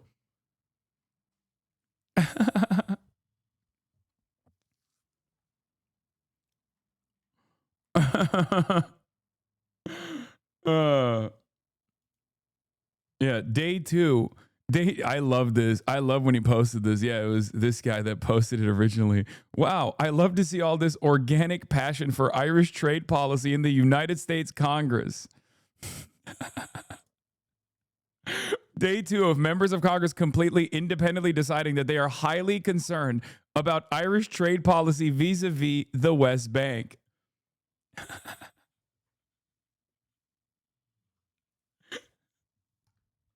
It's like, I mean, come on, dude. What are we doing? What are we doing here?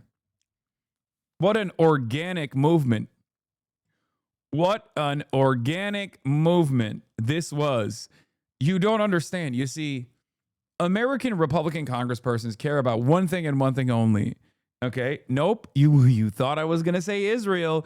No, that's wrong. They care about Irish trade policy. That's the one thing that they care about. Do you understand?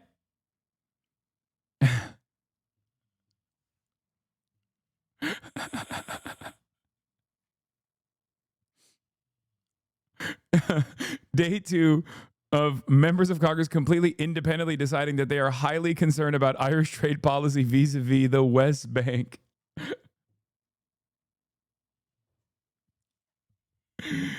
Oh, man. It's so good.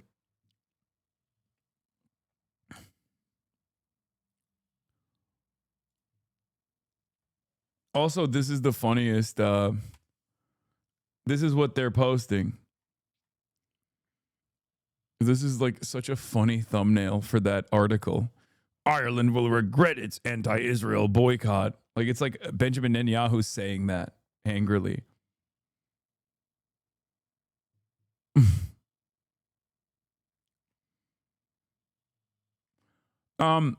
Just as I said, for the record, there are people asking me about like, oh, what do you think the impact of this interview is? Do you think this will like save the Nelk boys or whatever?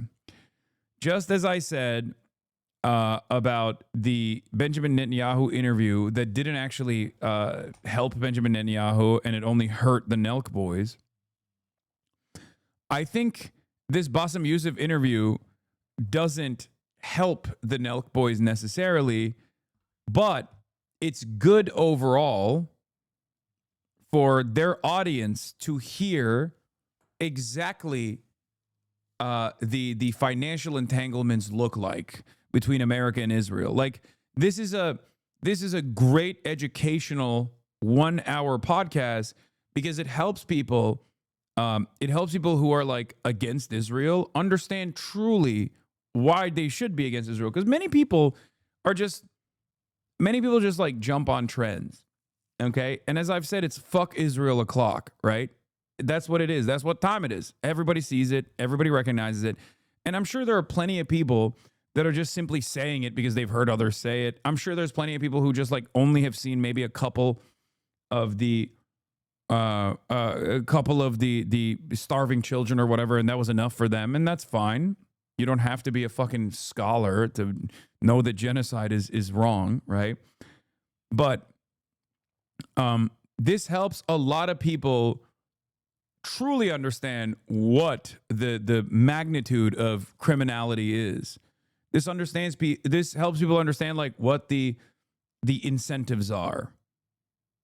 Okay, what is what's happening here that is the reason for why America is so attached to the hip. It gives them the tools to properly communicate why they're saying fuck Israel. From floods in North Carolina, there is like a town in Texas that made people sign a pledge to not boycott Israel if they want to have This is in my experience, that one is the fucking death blow, or used to be the death blow for many people.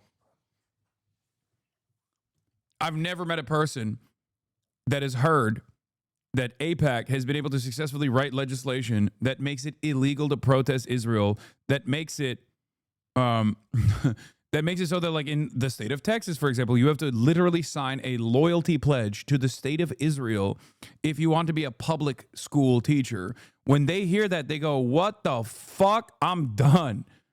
And this is before October 7, by the way. This has been going on for a while. It's more than Texas. I know it's 38 states in the United States of America. flood aid, which is crazy, right? If I told you, hey, your house was destroyed in the floods, why don't you write a pledge to make sure that you will not boycott Egypt? You'll get furious, right? So why is this allowed to happen, man? Why is this allowed to happen? Why is... Oh, yeah, that was Texas. That wasn't North Carolina. I think that was Texas, where the Texas state government literally was like, we will not give you aid if you don't sign the loyalty pledge. If you do not sign a loyalty pledge to Estonia, sorry, this flood is going to kill your whole family and we're not going to help you. Every congressman, every media person is just going there and putting Israel in such like a high place over his own country. If this is not treason, I don't know what it is. Like, do you, Steiny, you pay taxes, right? Mm. You guys like doing well for yourself. Yeah. Would you accept that your taxes to go to support like a foreign country, instead of like supporting your own American fellows, like going into the infrastructure of your own country? No. Yeah. Yeah. So that's why it's like the bigger picture here, that the system is much more broken than you think. It's not about like me going after every single lie that Netanyahu said. It's about giving you the bigger picture of how this is a very curated, a very, this is American Israel. Yeah. What's this? This is how much money that they have spent and given $51 million in contribution To Israel or Israel? No. This is APAC to American politicians. This is how much, like, this is the kind. And where's this from? This is American Public Affairs. Yeah. Is there any type of other I mean, when Russia was doing it, everyone thought they were doing it. Yeah, as I remember, like, it was like, oh, the Russian interference. Oh my God. Oh, please talk about what they actually found. Because when they were doing the Russiagate investigation, they found another country. They found another country that was suspiciously involved in interfering with American elections. Which country was that? I can't remember. Which country was it? They just kept... turning over these rocks. Was it Estonia? No, it wasn't Estonia. That's good. Was it Brazil? No. Was it Turkey? No. Maybe with the case of Eric Adams, but no. Japan with anime? No. You're getting close. Burkina Faso? Ibrahim Traore? No. It wasn't Greece. You guys are saying a lot of countries. It wasn't China either. You're saying a lot of countries except for one country that I'm thinking of. Moldova? Nope. It wasn't Hamas. Think tiny nation. Surrounded by enemies.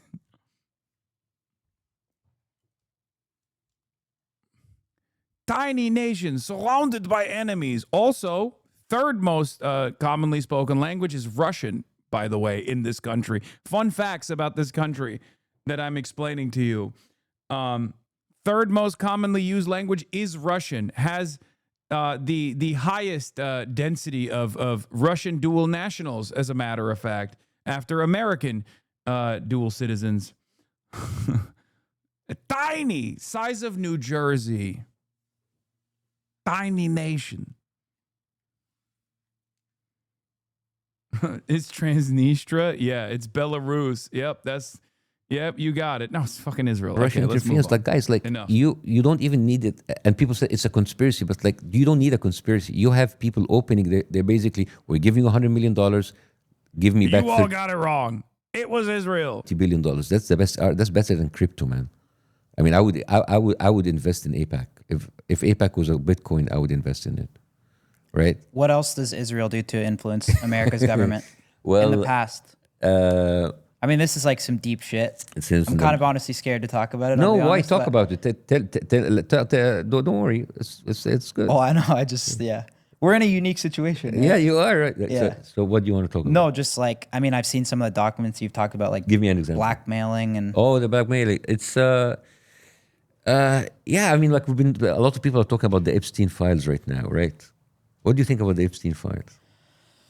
I think it's not a good look, what's going on right now. Why? Just because I think the Republicans kind of ran on releasing it. Mm-hmm. I think, a lot of, people feel the same way. I think there's clips of people in the administration saying we need to release it, mm-hmm. and now it's not getting released. Mm-hmm. So it's not the best look. Have you been reading about, like, Ghislaine Maxwell, the one that was with? Bro, this is so funny because he has to literally say, like, this is when he's locked in because he's a podcaster. So he has to obviously, as a podcaster on the right who knows Donald Trump, his audience is like, dude, come on, Epstein files, what the fuck? But also he doesn't want to piss off Donald Trump, who's also going, Epstein files, come on, what the fuck? Stop talking about it, okay? So they're stuck between a rock and a hard place here. Okay. With Israel, they can just be like, yeah, fuck Israel. Yeah, you're right. Actually, who cares? They're a foreign country. But you can't you can't directly come after the big guy, you know? Him, and then she was like a kind of like 100% Mossad asset. And then you have Kash Patel, the FBI director, who's saying like, America needs to wake up and prioritize Israel. And I said, like, why is the FBI, the deputy of the head of the FBI, telling me that I, as an American, need to prioritize Israel?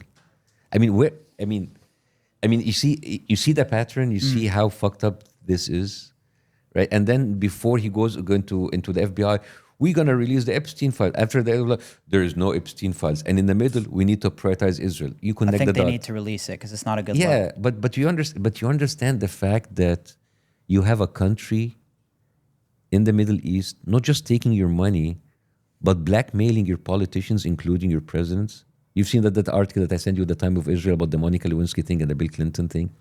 I mean, this is crazy. That's why it just like it drives me crazy when I. Can you explain that to our audience? Yeah, so there's a book.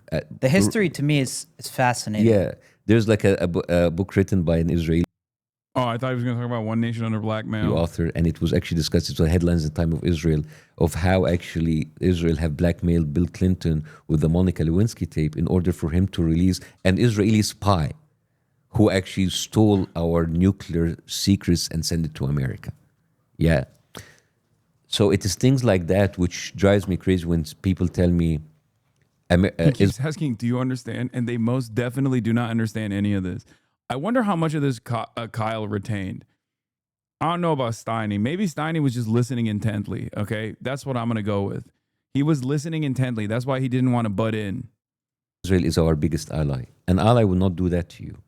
An ally will not It's been 39 minutes and 26 seconds since Steiny has said something on the podcast. steal your nuclear weapons, will not blackmail your presidents with whatever files they have, with sexual files in order to release a spy, will not blackmail your politicians with a fucking Love Island with young girls. It's crazy, right?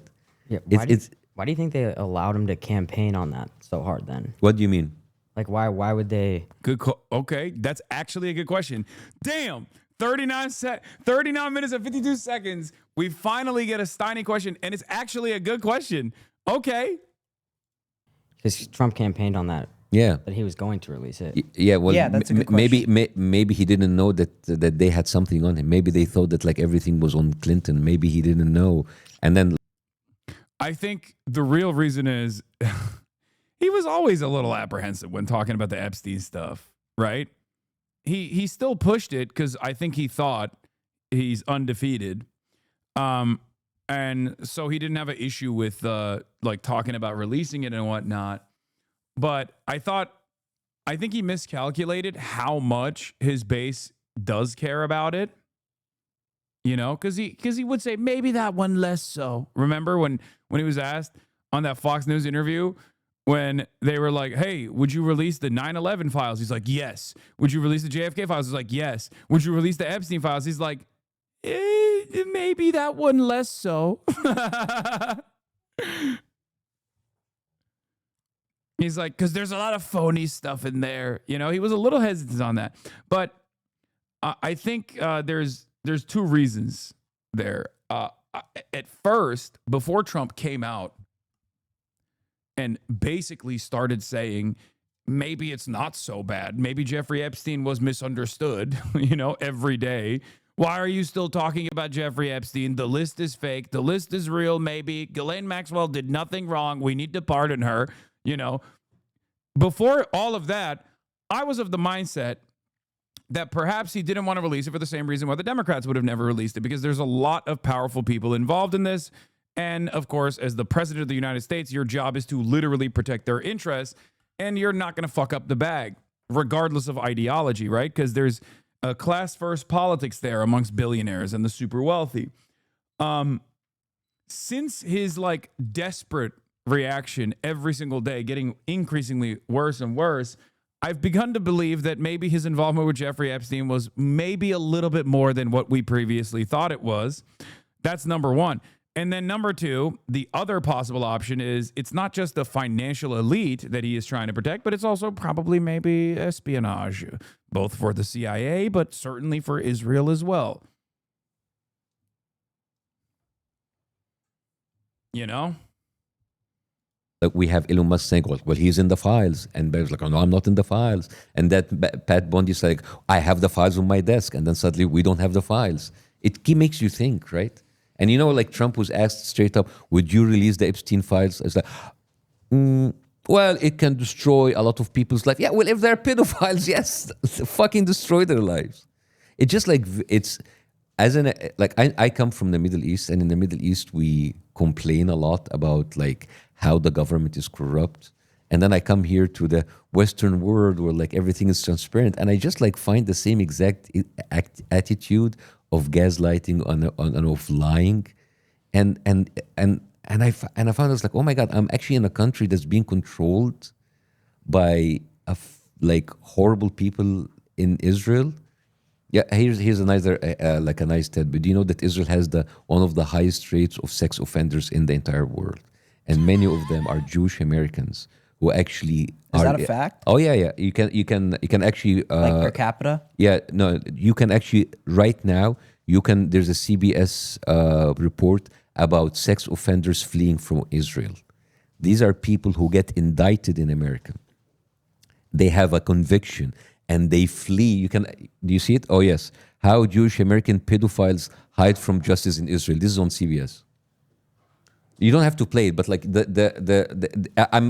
don't want to like kind of like stop the interview.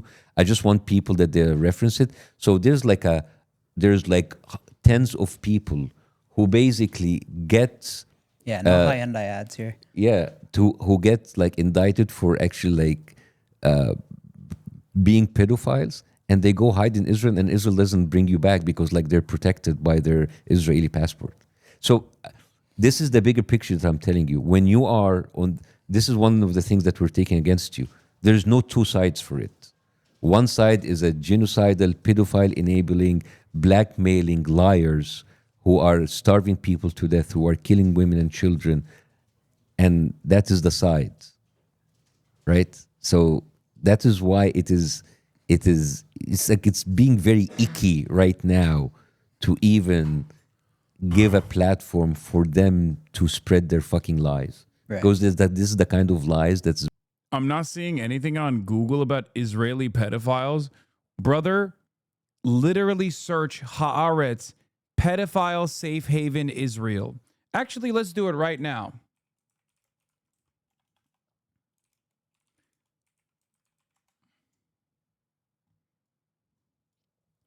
Exposing pedophilia and legal failures in Israel. CBS News, how Jewish American pedophiles hide from justice in Israel. Tip of the iceberg from Haaretz, how foreign sex offenders find refuge in Israel. Jerusalem Post, Israel is trying to legalize pedophilia.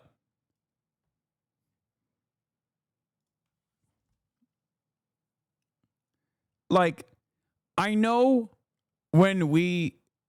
that like criticizing Israel sometimes takes this weird turn where it literally sounds like you're being anti-Semitic. Okay? I get it. I totally understand. Okay, last part. And this is the final thing that you need to know. Leonardo DiCaprio to open hotel in Israel. It's over. Lock it down.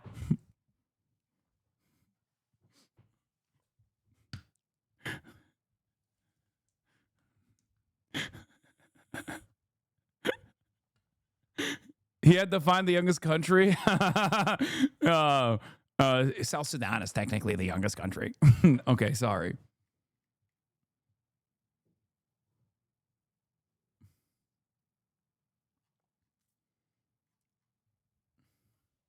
Yeah, y'all stole that. Y'all stole that joke from Twitter.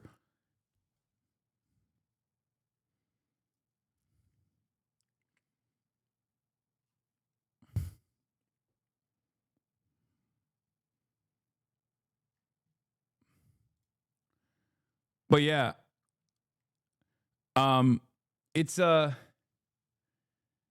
mean, it's just like,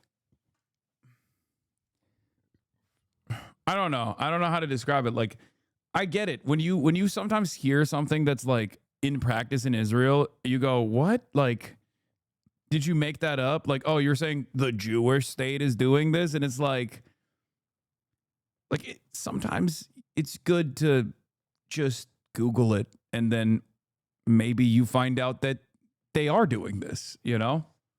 But I do understand why most people, when they first hear about it, go, yeah, like, Israel is an insane right-wing fascist country.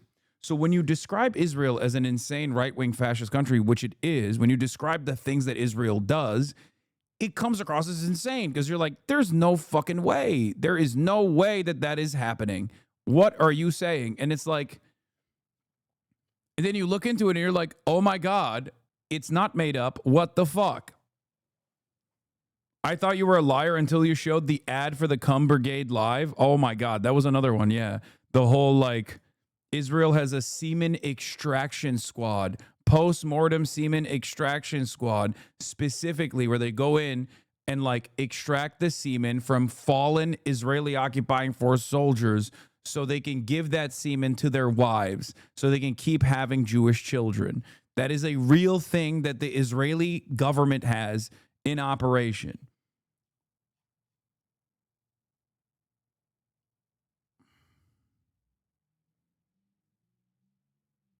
The goon platoon.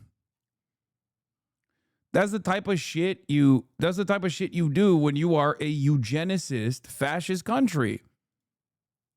You know, Jewish, Christian, atheist, doesn't fucking matter. If you have like a eugenicist, supremacist ideology, that's the kind of stuff you get involved in.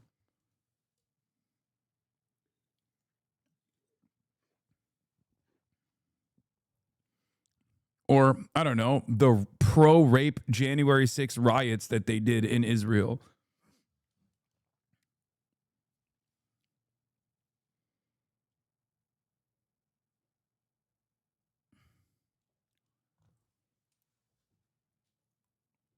But yeah, Israel is our greatest ally, of course. Just like ISIS is the embodiment of all the Islamophobic tropes with no support from most governments, Israel is the embodiment of the anti-Semitic tropes with full support from most governments. Yeah, Israel does do a lot of stuff that you would normally think is possibly blood libel. You're like, nah, that's not true. Get the fuck out of here. You're being ridiculous. And then you literally Google it and you're like, oh my God, that is literally true. What the fuck is going on? That's why I'm saying, like, my hatred for Israel did not fucking develop overnight for no reason. Many of you that have been in here for a very long time, know that I abhor anti-Semitism. I think it's disgusting. It's bigoted. It's fucking ridiculous. So why is it that I have this perspective on Israel? Perhaps it's because I do not actually consider Israel to be abiding by the Jewish faith or doing right by Jews in general, and simply a Jewish ethno-religious supremacist ideology that is exterminationist.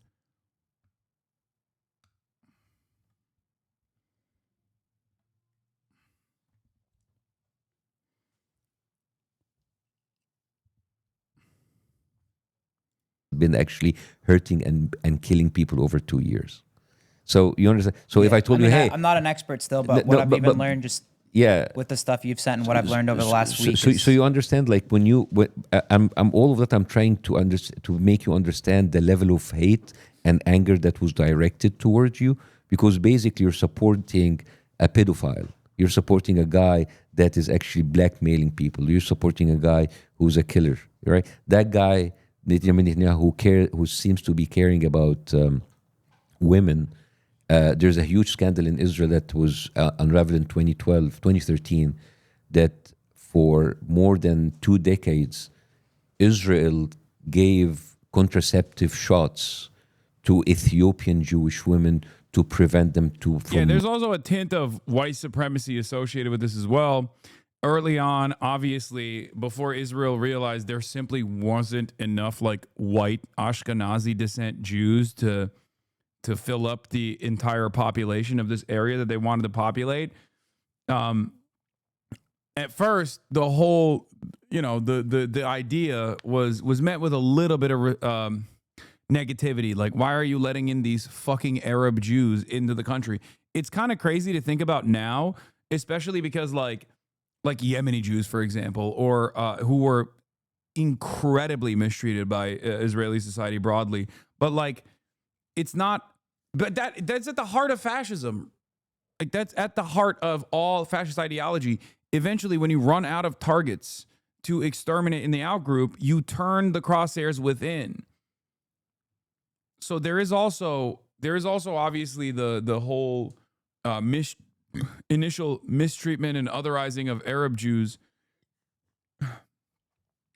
and the sterilization of Ethiopian Jews, the Yemenite children affair, obviously, the disappearance of Yemenite Jewish babies and toddlers of immigrants in newly found state of Israel from 1948 to 1954. The number of children affected ranges from 1,000 to 5,000. Majority of immigrants arriving in Israel during this period were from Yemen, with considerable numbers coming in from Iraq, Morocco, Tunisia, Egypt, Libya, and the Balkans. According to low estimates, 1 in 8 children of the Yemenite families disappeared. Hundreds of documented statements made over the years by the parents of these infants allege that their children were removed from them. There have been allegations that no death certificates were issued and that parents did not receive information from Israeli and Jewish organizations as to what had happened to their infants. Israel does not acknowledge the Ugandan Jews and does not offer them citizenship. That's another one, because they were converts, and they're black. They're from Uganda. Not so fun fact, Jews from Yemen were stolen from their parents as babies and given to European Ashkenazi families to raise. Yeah, so they did a little bit of that as well. Like residential school style shit. Because the initial Ashkenazi, the initial Israeli society was also built around like making sure that Israel was European, right? It was a European colony. And that the fear, what was the statement that Ben Gurion made about Arab Jews? Like that they're dust or something?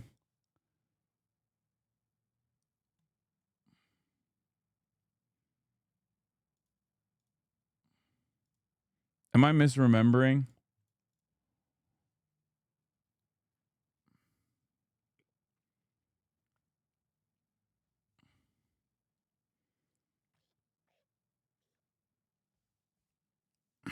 Or was that Ben Gvir? Why would Ben Gvir say that? Ben Gvir is from fucking Iraq.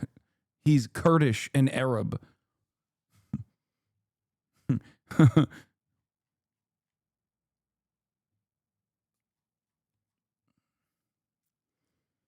What was the statement that he made? I can't remember now.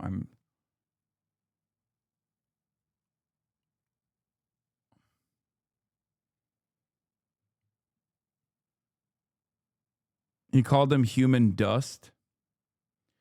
We Kurds don't claim him. Shut the fuck up. I mean, he is Kurdish. Sorry. It's just true.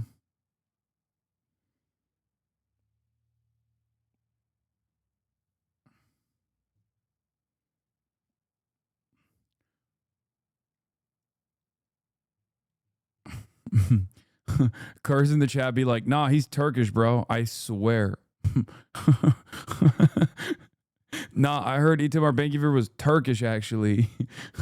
That's what many people are saying. Not me. Don't know where you got that from.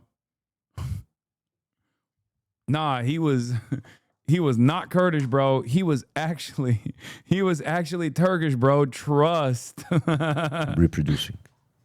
And this was how? Like, how'd they like? Yeah, they're gonna pull it up right now. So basically, they were giving contraceptive shots for them in order to prevent them, because they were like black Jewish people. And Benjamin Netanyahu was in the cabinet, and they apologized. In I wasn't thinking about that. Apologize. How can you apologize for something like that, right? Okay, do you have it? Yeah. Ethiopian immigrants in Israel received contraceptive shots without their consent. And you can find it also in Time of Israel. You can find it in How'd they do that? That they would kind of like get them into like routine gynecological tests, and then they would And then just just bang? bang, and they didn't know what they were being injected with. And this continued from 1998 to 2013. And when it was found out, it was a huge scandal, and Benjamin Netanyahu was in the cabinet.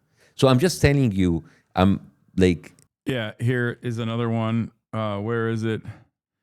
The Jewish Power Party lady. Someone in the chat brought it up, but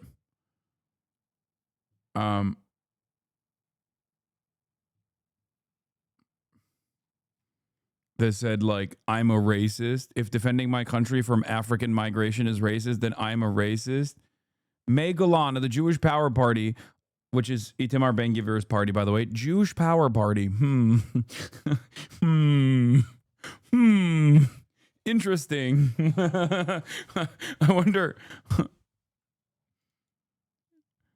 I wonder why they named it that. That's crazy. That's weird. Okay. All right. Whatever. Nothing to see here. Yeah. May Golan, Israel's self-proclaimed racist politician, nominated as New York Consul General. May Golan has insulted Africans in Israel and disparaged the Reform Movement, the largest Jewish denomination in the U.S. This is from 20th of April, 2023. Israel's Prime Minister Benjamin Netanyahu has nominated a far-right politician who once boasted that she is proud to be a racist as his country's top diplomat in New York. The appointment of May Golan, this is under the Brandon regime as well. The appointment of May Golan was swiftly denounced by Israeli and American former diplomats and the head of the largest Jewish denomination in the U.S. as an affront to the U.S. and damaging for Israel. A group of former Israeli ambassadors said they were shocked by the move. Golan's appointment is outrageous as she is a racist and divisive figure, which is the exact opposite from what Israel needs in such a critical place. Golan, who is a member of the Israeli parliament for Netanyahu's Likud party and a minister without portfolio in the current government, is a supporter of the ultra-nationalist faction in the ruling coalition that is attempting to curb the power of Israel's courts in what has been described as a judicial coup. Golan made a political name for herself by denouncing African refugees in Israel, calling them Muslim infiltrators, criminals, and rapists. She said many have AIDS, suggested they were spreading HIV by working as waiters, and demanded they be expelled from the country. If I am racist for wanting to defend my country and for wanting to protect my basic rights and security, then I am a proud racist, she said at a political rally in 2013 as a member of the far-right Jewish Power Party, a descendant of the Kach party that was outlawed under Israeli anti-terrorism laws.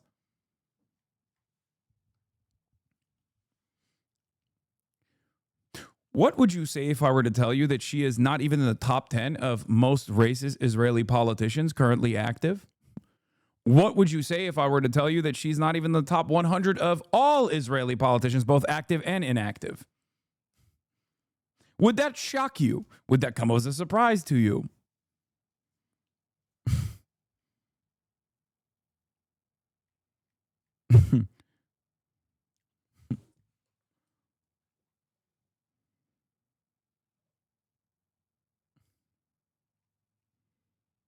Yeah. This is not even a joke. The seventh most racist Israeli politician, both no longer currently active, literally idolizes Hitler. I forget his name now. That's not even a joke. There are Israeli politicians who have talked about Hitler in a positive way. It is not even a joke. You think I'm joking. I am not joking. Okay? Especially if you think about like the inactive, like former Israeli politicians that directly did actually collaborate with the Nazi party, you know, because the early Zionists were way crazier. Okay. I mean, Netanyahu himself is a Holocaust revisionist. He literally said Hitler didn't want to kill the Jews, which is an abject lie. Okay. Like, that's just insane. These Watch Mojo lists are getting wild. Yeah. If I start, you know what it is? I think some of the shit's so dark. Yes. That you almost don't want to believe it. Exactly. I think that's part of the problem. It's like that when you say something like that, my initial reaction is like, this is a conspiracy. I don't want to believe it. Not a conspiracy. I don't want to believe it because it's like, it's scary how fucked up that would be if it was true. You know what I'm saying? Yeah. And that's why I didn't want this interview to saying like, hey guys, you fucked up, you're terrible people. Likud minister fires aide who praised Hitler, wished death on judicial officials. Oh, Ben Gurion described them as primitive, the anti-Mizrahi racism in Israel. The founders of the state, Jews of Ashkenazi origin, raised on European ideas, viewed Oriental Jews as backwards and primitive from the moment they began arriving en masse on Israel's shores. There's also this guy, the former Israeli minister of the Knesset, quotes Hitler while discussing the Gaza war. As Hitler said, Moshe Feiglin said on Channel 12 News, I can't live if one Jew is left. We can't live here if one Islamo-Nazi remains in Gaza.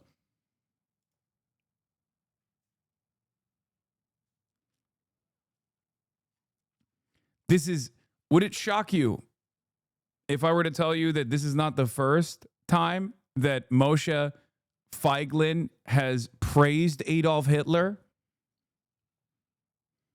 Would it surprise you if I told you that he has a Wikipedia page and one of his tabs on his Wikipedia page is Hitler quotes, because he has a fucking paragraph full of times where he has said positive things about Adolf Hitler?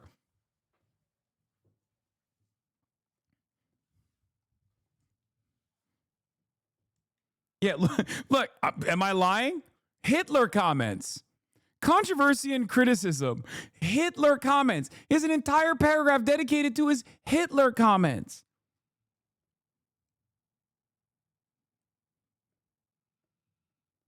And then motherfuckers come in here and they're like, wow, I can't believe you don't want Israel to remain a Jewish majority ethno state. Like, what the fuck? You can't let them have a little bit of genocide? Anti-Semitism much? It's like, what are you talking about? It is a completely insane, completely unsustainable political worldview that they have.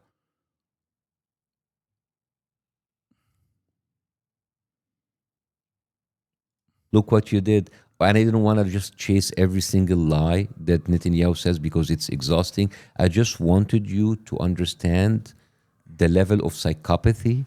How did Israel get to this point, or was it always like this? I mean, Zionism was always like this. It was inevitable that it was going to turn into this. I mean, I think the early Zionists were much more honest about their intentions and how this was a colonial project.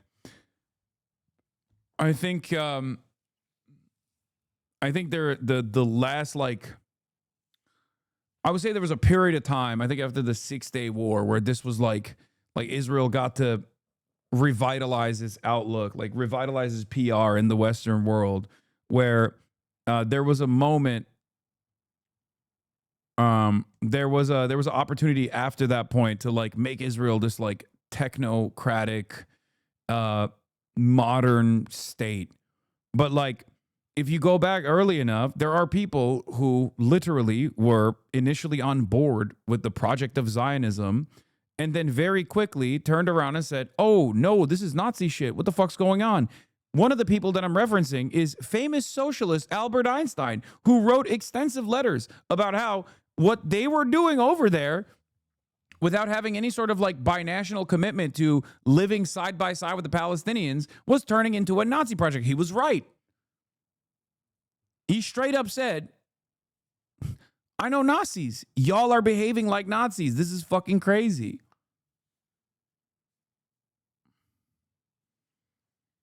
And he was actually originally supposed to be the president of Israel. Like, they literally wanted him to be the president of Israel. Albert Einstein today would be considered an anti-Zionist and perhaps an anti-Semite with his position.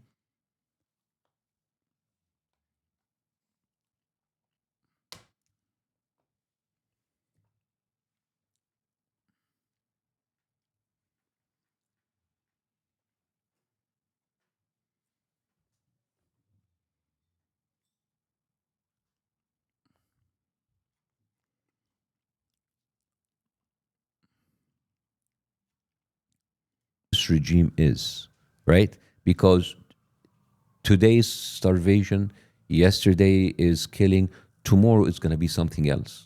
And it's going to be the same exact loop of discussion. We didn't do it. It's Hamas. It's propaganda. It's like, dude, come on. These are professional Can I liars. ask a question that I actually just want to understand? It might be a dumb question, but like, what, like, in your opinion, what role does Hamas play? Like, do they need to be completely removed from Gaza? Well, again, this is the kind of the questions that are used in order to distract you from the biggest thing, right? Because I'm just trying to learn. I got the hiccups, Zin hiccups. No, I understand. But again, we're doing bigger picture now, right? You have to understand that this all started by people coming from a different country, going into a different country, killing everybody, taking their land. There will have to be resistance movement, whether you call these resistance movement terrorist, whether you, like, I mean, Nelson Mandela was called a terrorist for 20 years of his life, right? He was called Nelson Mandela, who was like the beacon of liberation. He was classified by the American government as a terrorist, right? And people say terrorist because they don't want to get into trouble, because they are classified by the FBI and by the CIA as terrorists. Pre-1967 Israel was widely unpopular with Western Jewry. The Holocaust wasn't even discussed that much before then either. Post-Six-Day War, they capitalized immensely on this renewed interest in nationalism. Finkelstein goes into detail about this a lot. Yeah. I mean, the entire reason for why there was even, Israel had to be in what is now considered historic Jewish land, and all of the other like biblical associations with all of the biblical associations with Israel, all of that is a part of the national mythos that is like relatively new. Theodor Herzl was a secular Jew. He did not give a fuck about Judaism, and initially when he tried to push for building a nation state for Jews, a lot of Jews were like, no, I don't want to do that. That's fucking bullshit. We don't do that. We don't do that. We're Jews.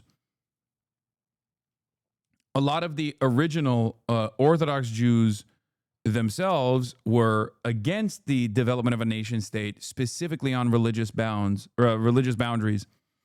And there are still some sects of Orthodox Jews that consider it to be theologically unjustifiable.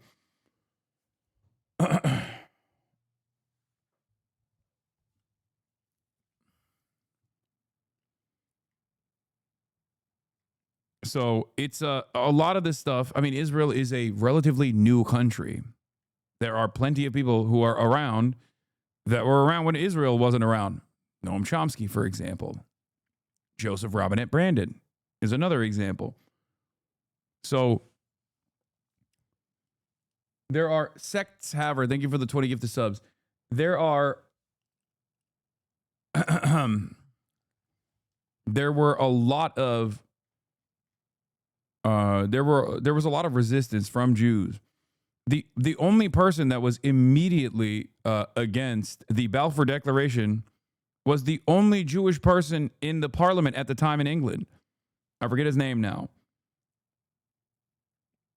As a matter of fact, Christian Zionism at its inception was not exactly, and still to this day is not exactly pro-Jew anyway, but Christian Zionism was basically the idea that, you know, you got to send these guys to the desert, get them out of here.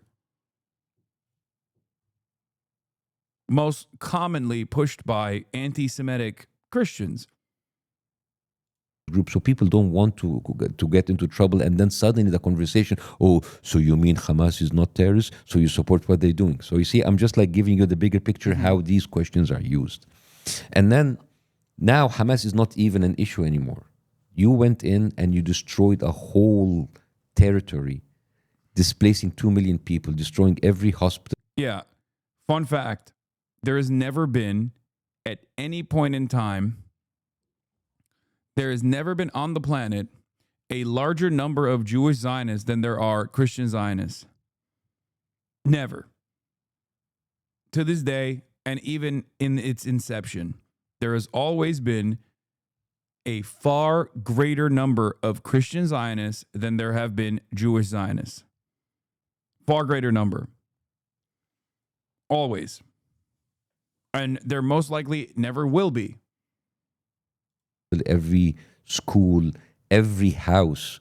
And now people are saying, Hamas, if there was no occupation, there will be no Hamas, there will be no resistance, right?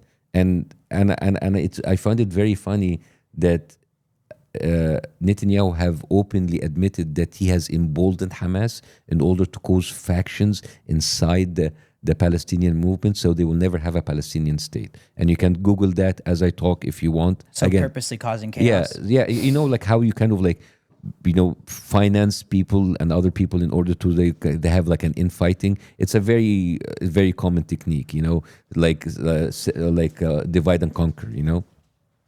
So, and this is why I don't want people to get reduced to asking smaller questions. When I just know it's a question everyone asks. No, of course. Yeah. But the bigger question is that you have a genocidal regime using your money to continue with the killing, using your money in order to buy the media to make you continue being ignorant and not knowing what's going on. Yes. Explain this to us more. So, This is interesting. so this is basically for years Netanyahu. This is from the time. What of does Israel. it mean by it says Netanyahu propped up Hamas? So basically, they would facilitate them having the stream of money in order to make them stronger and to kill any other liberal opposition or any kind of opposition inside to have like a different representation of the Palestinian people. It's very easy to have your enemy like and paint them as an Islamic terrorist. So you can, instead of trying to have a critical thinking of what's happening, it's like, oh, these are zombies. These are, you know, when you watch a movie of zombies, you don't want to understand about their motives. These are zombies. These are cannibals. These are like terrorists. So you don't spend time in trying to understand the conflict. And was the eye roll? Because I mean, it's true. It's far easier to dehumanize a movement that was far easier to dehumanize a movement that is like Islamist in origin, and Hamas is, but that doesn't mean that there aren't like secular forces within Hamas. And that also doesn't mean that like they are oblivious to how they are perceived around the world. They are very aware of how they are perceived around the world.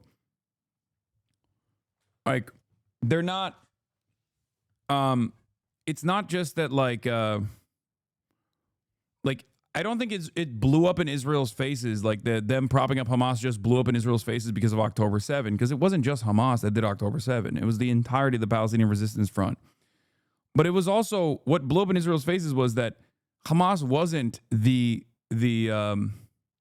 didn't turn out to be the selfish, like self-interested, corrupt party that they thought it would be.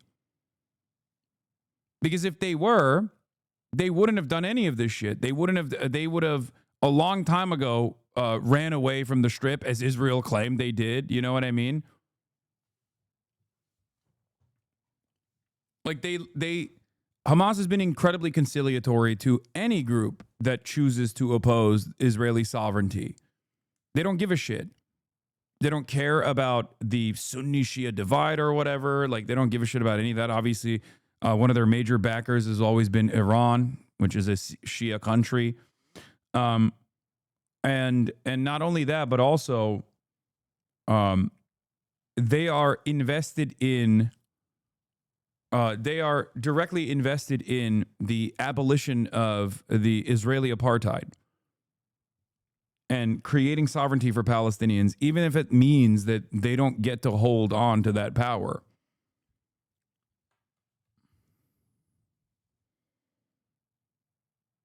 you just say like, okay, this is just like fucked up, right? So, for example, when you were in a interview and you were talking about New York, and it's like, oh, Mamdani, that guy is like anti-Semitic, right? Where does this come from? Just stuff I see on X. Yes, stuff you see on X, but you don't question why is he anti-Semitic, right? What did he say in and that's the one video that I want to play, guys. Is it the people running for the position of mayor in New York, right? You are a New Yorker, right? You're from New York? No. Where are you from? Colorado. Colorado, okay. So let's say you are in New York, right? Okay, you're from Colorado. You want the people running for the governor of the governor of Colorado or the mayor of Denver to represent your interest, right? It would be very weird if people started saying, I'm going to travel to a foreign country as my duties as mayor, right? It doesn't make any sense, right? Right. So can you play this video, guys? I wanted to actually say something about that because Yeah. I think one of the biggest issues right now is like even that that I made a mistake on is you see one thing posted and no one does a deeper dive. They just believe the first thing they see. Absolutely. And it's flooding the internet. It is like when you say on X, your timeline is very, very, very curated because like basically if you buy enough, if you spend enough money, that's what I'm telling you about Hasbro, right? Your timeline is full of the same exact stories about Mamdani being anti-Semitic, about Muslims are terrorists, about it's Hamas. So because it is, Let's see this. yeah. Okay, play this, please. That's fun. Oh, we're doing a little. So this is just to give people context before you play it.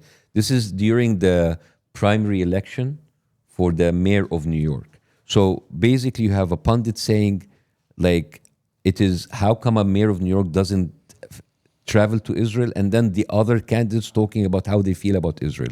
Can you play it, please? Who travels to Israel? These Eric are all the Adams? candidates of the mayor of New York. Candidates, yes. Go ahead. Any mayor that can't say they will go to Israel someday as mayor should not be mayor. Where would you go first? The Holy Land. Go to Israel. Fourth trip to Israel. First trip to Israel. Mr. Mamdani.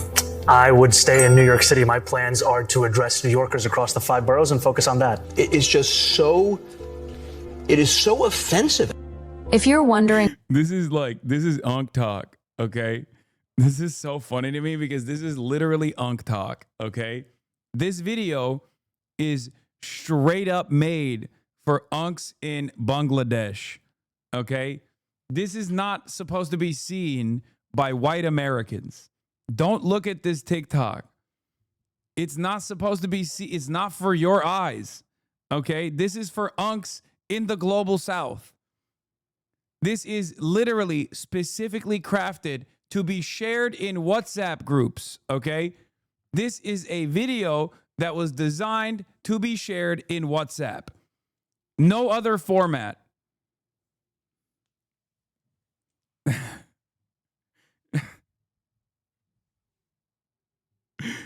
It's for Global South Unks to look at that and go, oh, the Zoran guy, he's a good guy. what kind of world considers stop. putting America first as offensive? Okay, stop that. So you see, as an American, as a new American, because you guys were born here, I've been only an American for a few years, and I come to this, I have to ask myself, why is the mayor of a city in America have to visit a foreign country, and why is it frowned upon? It is offensive if you say, I'm going to stay in the city that I was voted for as mayor to serve its people. You understand the kind of like brainwashing I mean, that here? clip's crazy, yeah. Yeah, I mean... But I don't know what else he stands for. I heard he's like a socialist too. Okay, we can discuss about how is a socialist, that's a different discussion. Yeah. And you can... That clip's insane. And you can say, I'm not going to vote for Mamdani because of his economic view. That is quite fair. But no, to it's make not. it a It's not, Bassam. Don't say that. point that he has to visit a foreign country, and if he doesn't, that is enough for disqualifying him, even from the discussion. Yeah. That is why crazy. Why would a mayor need to visit a foreign country? Thank you. And why is it like if you say like that a federal, that's different. But if you're staying to serve your people that voted for you, why are you being penalized?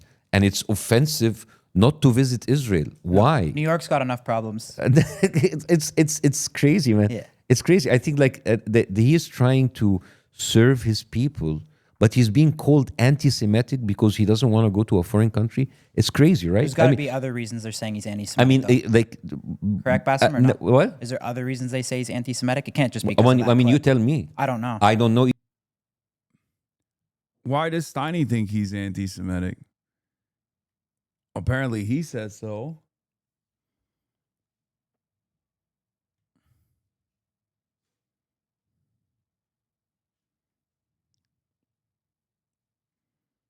Either. Yeah. I haven't because it is the easiest thing. He's anti-Semitic. He is terrorist.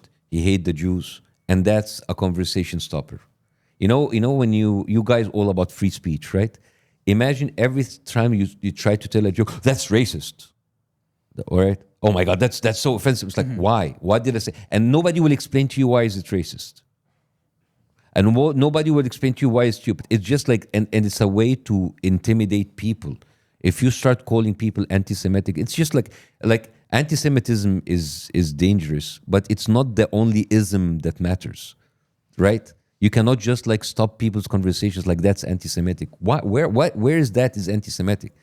That and you have to understand like That's not.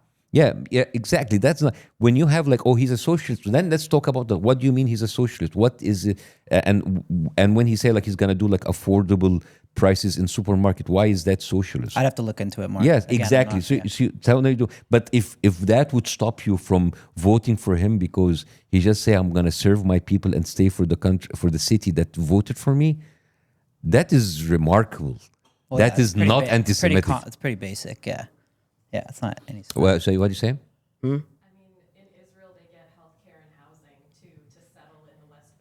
Yes.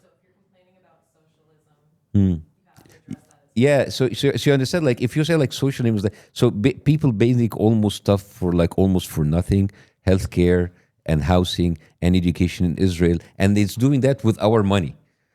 That is not even socialism. That is like grand theft. You know, like why is my money going there to support the lifestyle of people staying in illegal settlements built on Palestinian land? That is fucking crazy, man. Right? Have you heard about something called Friends for the IDF?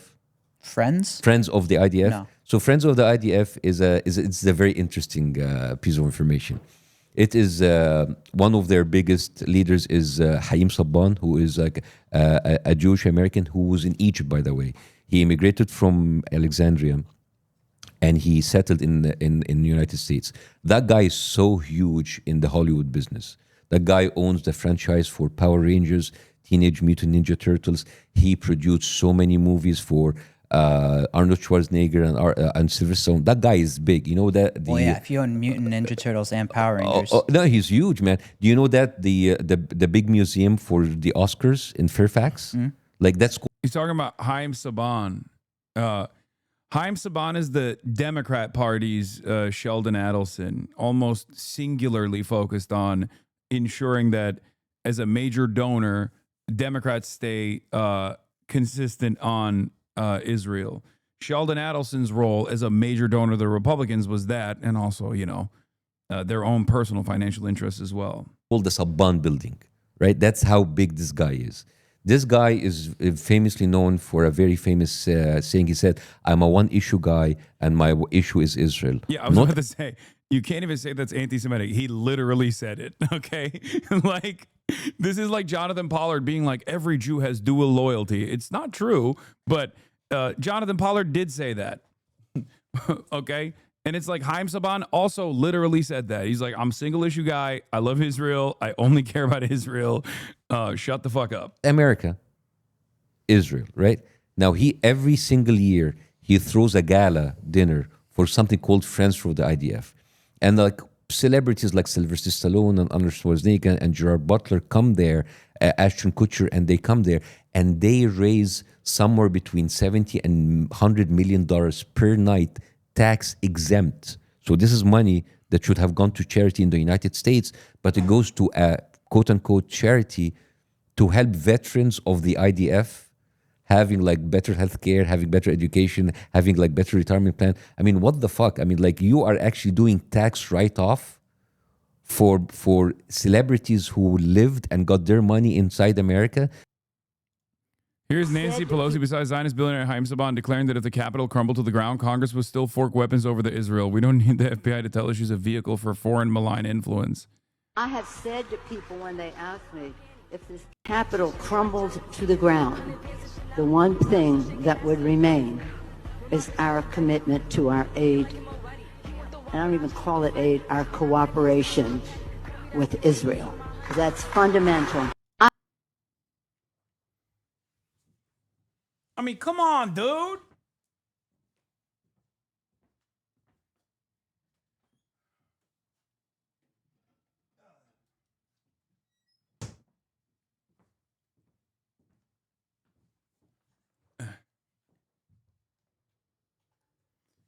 I think one of the craziest things that's taken place in this past year has been like a lot of things that I knew about that I couldn't just like point to because I knew that it was only fucking Nazis that would bring it up, like USS Liberty. 5 years ago, if someone was like, do you know about the USS Liberty? That would imply that that person you're talking to is probably a fucking Nazi. It doesn't matter that Israel did do that, okay? But like, it's one of those things where there is like a permission structure that has opened up where you could just like be honest about how ridiculous this shit is.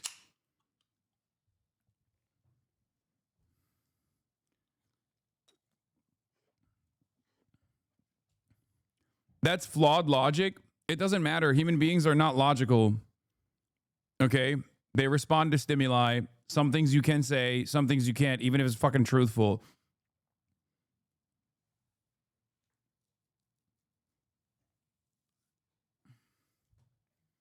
This is one of those things that you see in like, this is the type of shit that anti-Semites use in their anti-Semitism compilations, okay?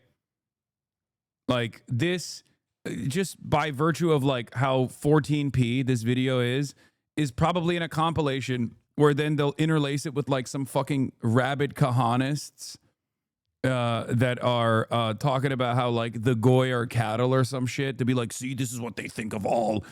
This is what they think of Christians. You know what I mean? It's like, that's usually what you would normally see this kind of footage interlace with. Okay?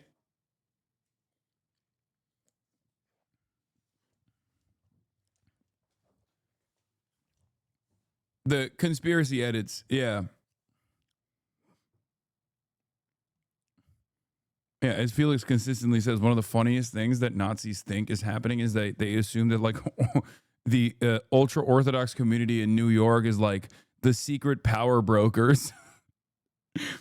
They're not, okay? They don't even go to school, dog. They're not the secret power brokers, okay? That's not.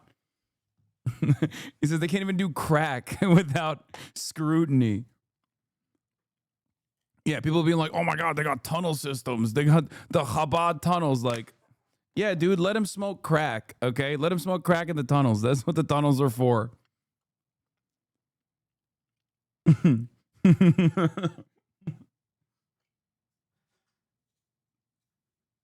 Chabad tunnels are for crack smoking only, okay? And possibly a little bit of sexual intercourse too.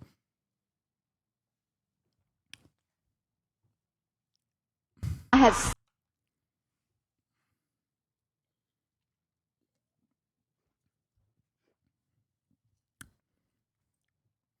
Before 10/7, stuff like USS Liberty was niche info to know about. If you knew it, either you were a principled early anti-Zionist or you were a Nazi. Now it's widespread knowledge due to the genocide drawing attention and scrutiny to Israel in its past. That doesn't mean the Nazis won here. It means the anti-Zionists did.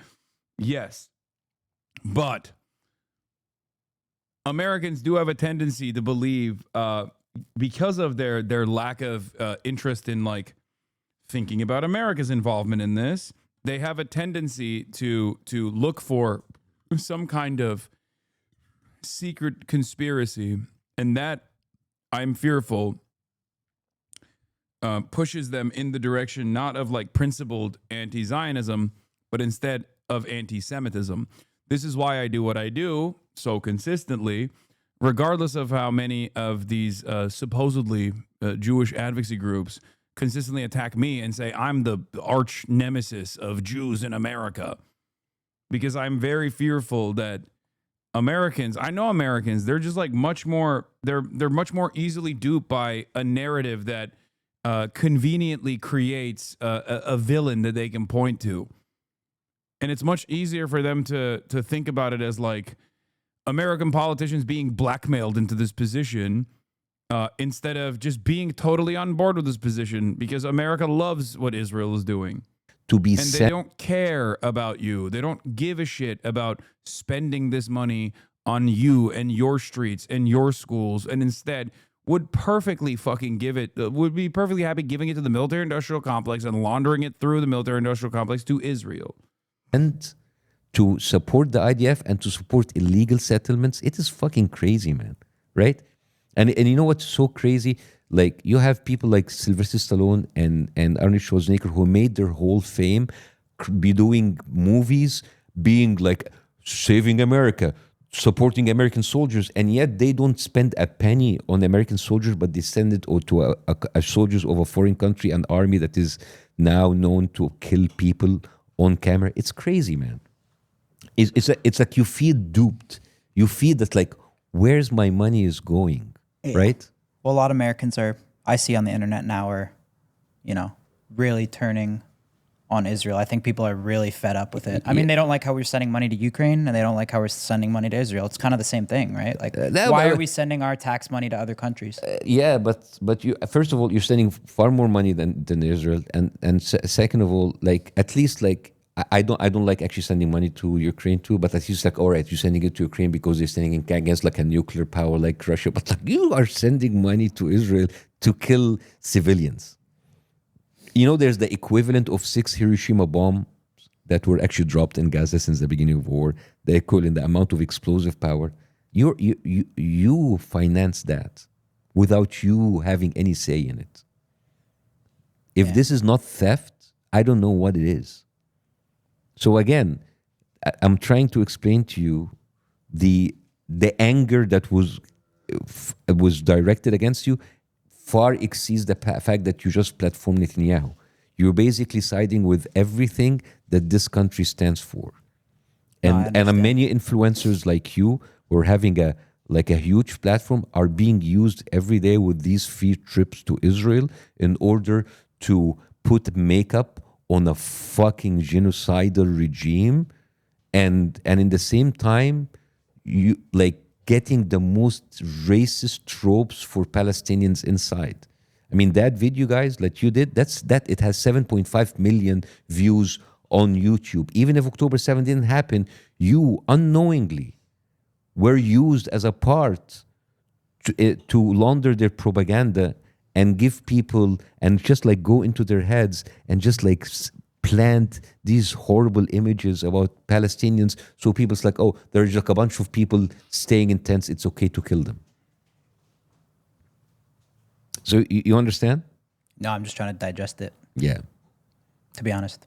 Yeah, well, there's a lot to digest. Yeah, so it's fuck. The toughest thing, like back to the starvation of the kids, right? Mm-hmm. Why aren't more other countries getting involved and trying to do airdrops? Well, let's talk about no. First of all, you shouldn't be airdropping. You're right, but I'm saying like but like okay, let's talk about other countries who try to involve. Okay, any country like who would try to do it, it's very easy to Israel. Like they're terrorists, they're supporting Hamas, and they bomb the shit out of us. Just Egypt tried to force in. It's not to try to force, because nothing goes in without Israel approval.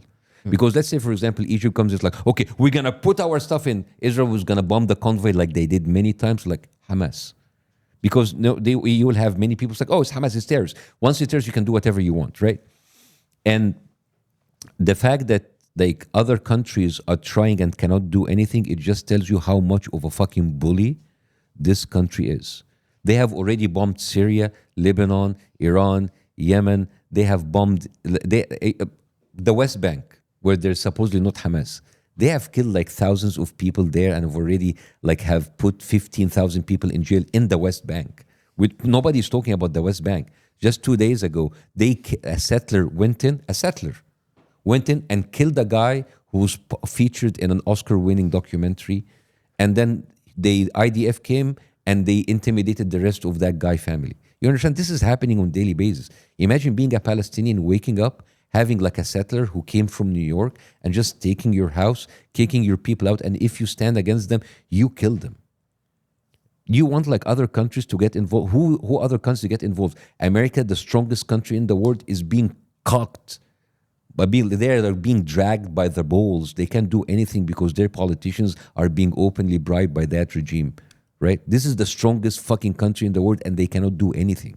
And every time and then you have a slap on the, oh, Trump, look, Israel shouldn't do this. And they do it every, you know how many times Biden, quote unquote, like stopped the arms like shipment, and then they continued? This is all performative, man. This is all performative. All of these like bullshit statements from politicians that doesn't do anything while the killing is happening.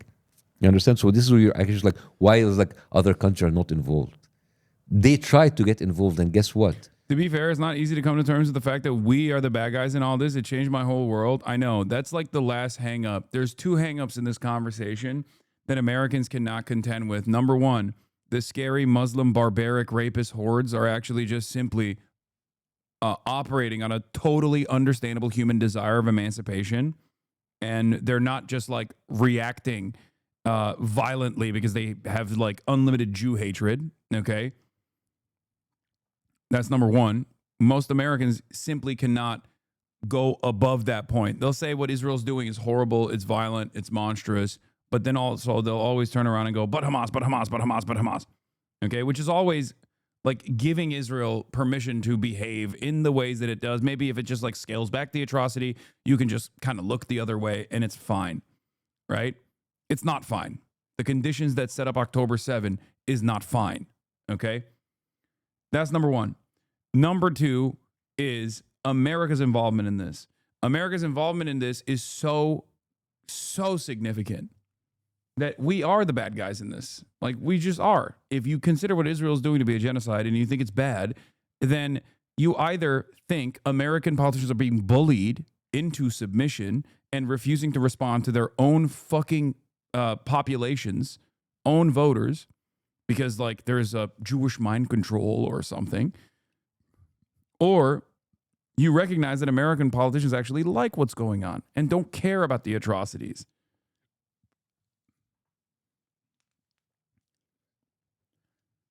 I'm a believer in the second thing, not the first. I don't think it's a secret Jewish mind control or Jewish blackmail or anything like that.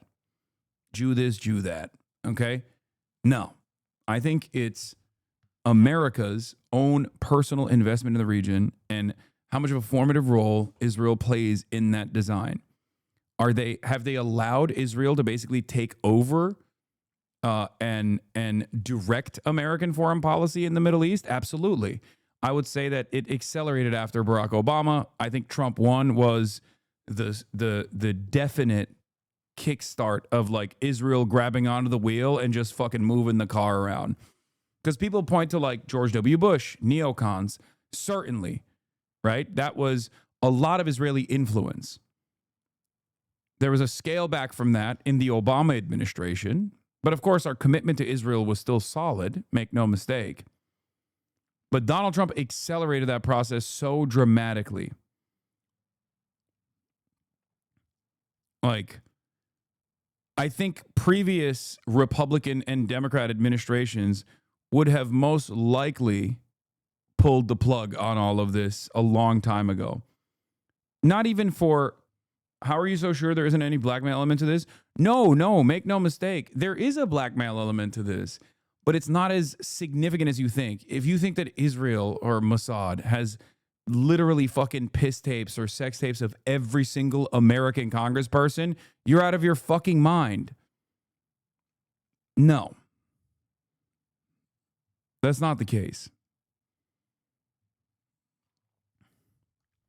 There is plenty of blackmail that takes place for one reason or another. I'm not even like, and bribery takes place as well. Lobbying is obviously significant, but it's a combination of everything. It's a combination of all of that. But the most important factor here is the allowance that we have given Mossad to even operate on U.S. soil, or the allowance that we've given Israeli officials to operate on U.S. soil with impunity. That is not because of the blackmail. That is because of Israel's position as an incredibly important asset in America's foreign policy. Israel's position historically as an incredibly important asset as an anti-Soviet destabilizer at a time when pan-Arabic nationalism was taking root in this region, a region that was very important for trade, a region that was also resource rich with oil. Okay? That's it. If Israel as a unsinkable aircraft carrier in a resource-rich region was not such an important part of America's initiative for the resource that runs the planet, okay, then we would not have allowed the Israeli espionage agencies to like even operate inside of America, or we would not have allowed Israel to have a sophisticated propaganda network that operates with no repercussions, with no pushback whatsoever on U.S. soil and in the Western world in general. That's it. I've said this before with the NRA. People love to point to the NRA to say that the NRA is the most powerful lobby in America. It's like the NRA is the reason why we have, no gun control. It's like there's truth to this, for sure. The NRA, first and foremost, is interested in conveying the profit incentives that the gun manufacturers have, and making sure that American politicians never step out of line. However,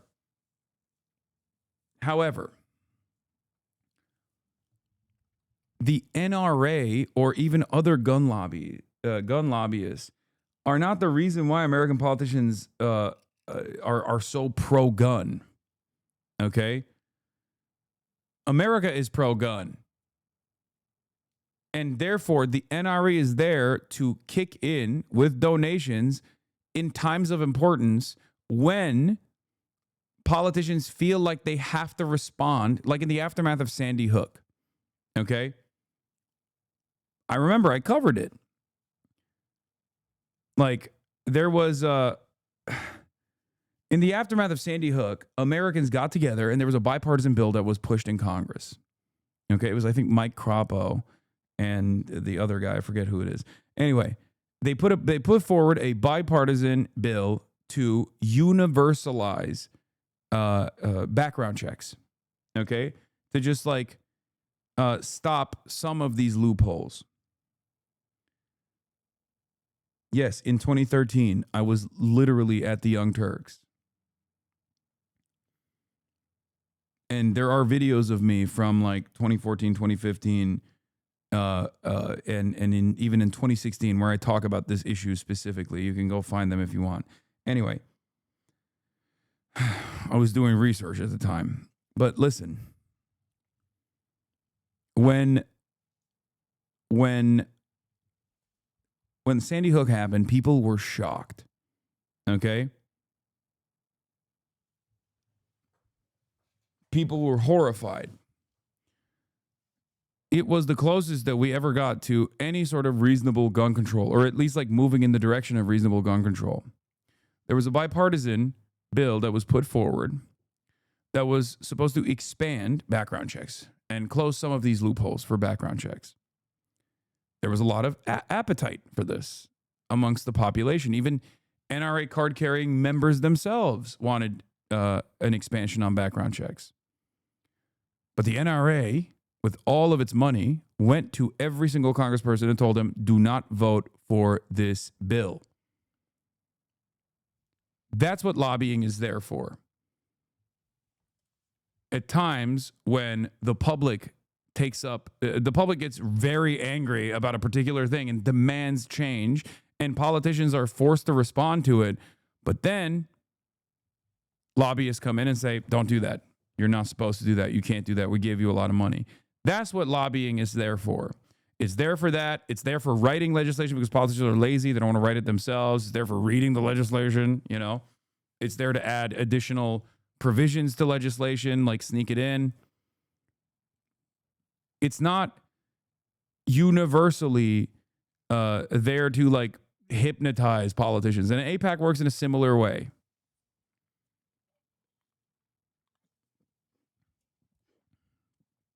That's why you see sometimes congresspersons that don't get that much money from AIPAC that are still fucking firmly committed to Israel. Why is that the case? You know? They were called anti-Semitic. They were called Hamas. They had like UN workers being killed because they will tell you it's UNRWA, it is Hamas. It's just like it's so fucked up, right? It's very fucked up, right? But what I'm trying to understand, and what, in your opinion, how do we solve this? How do we have peace? Like everyone wants peace, but how do we? No. How do you get peace? Yeah. You need to seriously. to get back to the root of the problem. This is a genocidal country who's like That's what I basic, mean, but who's what needs to holding be your done? politicians who have the power with the balls. So what needs by to the be- balls. what needs well, to be you done? need to vote those fucking people out. Right? That's the I know it's not, you don't have an immediate thing, but you have like a. You're saying American politicians out? Yeah. Do you need to vote them out because these? Why would you Has vote? every American politician's been loyal to Israel, though, Yeah, right? 80% of To the Israeli government. what? Not Zoran. Yeah, no, Zoran. Yeah, Zoran is not. He's one of the few. Imam Dani. Yeah, like he's the few. Yeah, I mean, this is the problem. If you actually stand against the tide and you say like, I'm not going to be loyal to a foreign country, being called anti-Semitic, it's crazy, right? It's like, how do you feel as an American when 80% of your representatives, all of your mayors, most of your governors are loyal to a foreign country? In any other scenario, you will call that fucking treason. Right? So you see, and I'm sorry that I don't have an immediate like answer for how to fix this because this is happening because other things has been happening for fucking years.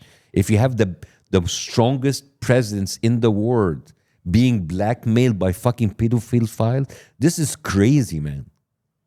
This is crazy, right? Fuck. Yeah. So I understand like the heat that you got as kids. I'm sorry, you're not kids. As young men, Yeah.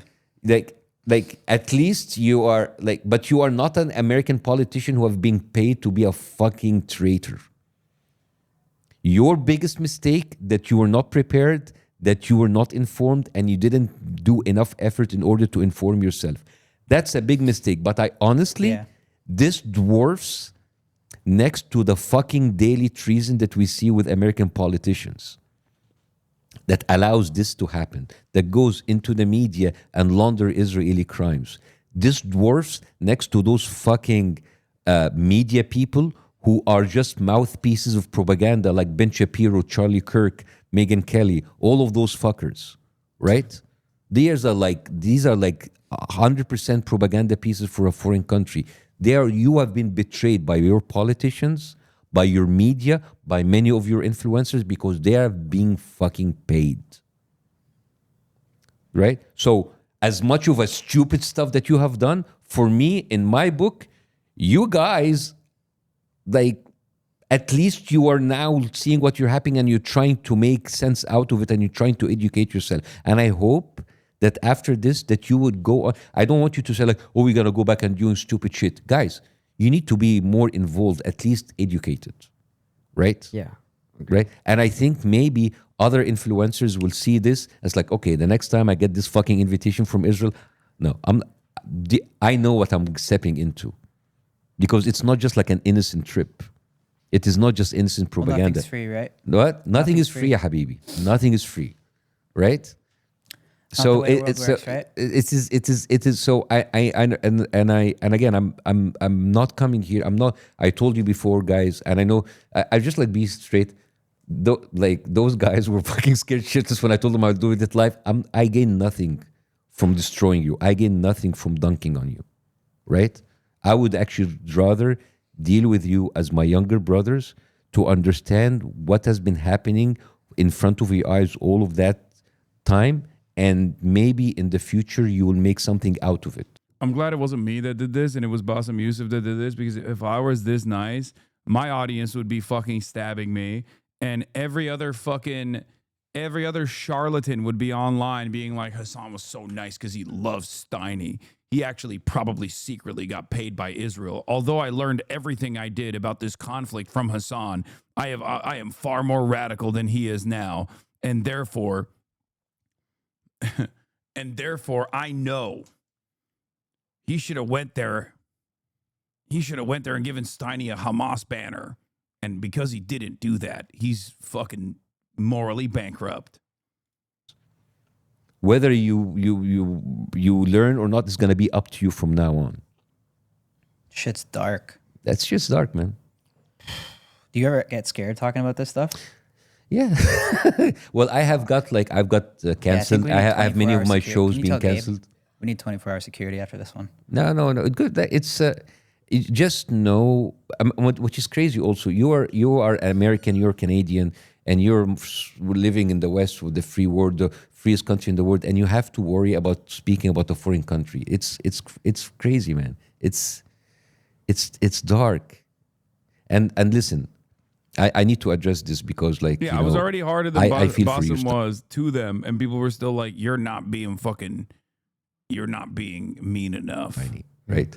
And I think we should, like, I want you to actually talk and talk about how difficult it is for you being, like, because I'm sure there are, like, friends from you've already been hated by one side, but there are people, like, from your friends, your immediate community, who are actually, like, or already angry. You said many times, there's nothing for me to gain from this. You said this many times, and I want you to give you the space in order to just, like, talk about this too. Yeah, I just think the lack of education and stepping into something so serious was probably a mistake.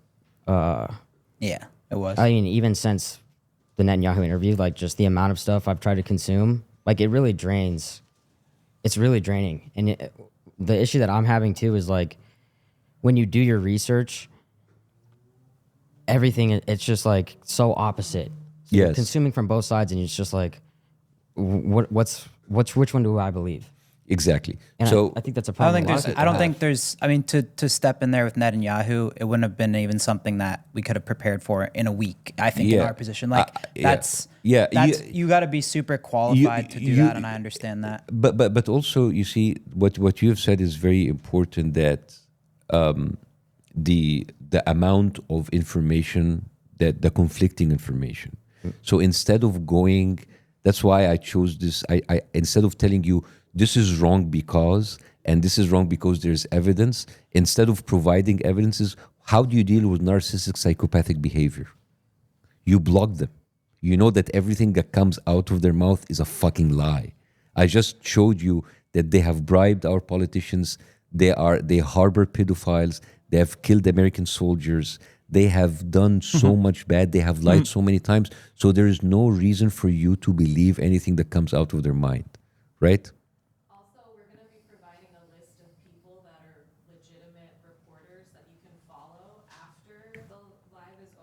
Okay, let me say this in the mic. So in order to provide this, and I think this is something that you can actually help in, there's going to be a button where click for people having sources. Are we going to have it in the description? Yeah.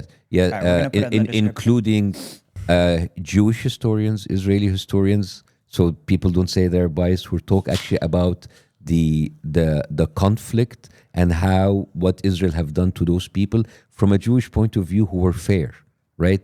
So you wouldn't say, like, oh, just like the Arabs, like, doing, it's not Hamas propaganda, right? Yeah, because no matter what, when you're Arab or you're Muslim, like, you're biased. This was really funny. Hen Mazik post, horrific. An FSU student was attacked at the gym for wearing an IDF shirt. A Jewish student at Florida State University was just working out when a woman saw his IDF shirt and snapped. She screamed in his face, called him a murderer, and got physically aggressive before getting kicked out. This is Jewish life on campus. School is where students should focus on their education and growth, not be constantly on guard to avoid becoming the next victim of a hate crime. It's a hate crime because I'm wearing a SS uniform to the gym. Oh my God. Fuck Israel, free Palestine, put it on fucking Barstool FSU. I really don't give a fuck. You're an ignorant fucking son of a bitch. Fuck Israel. Look how scared he got.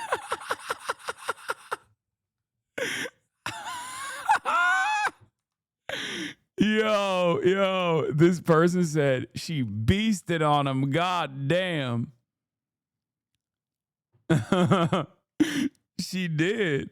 She went, fuck you, free Palestine, fuck Israel.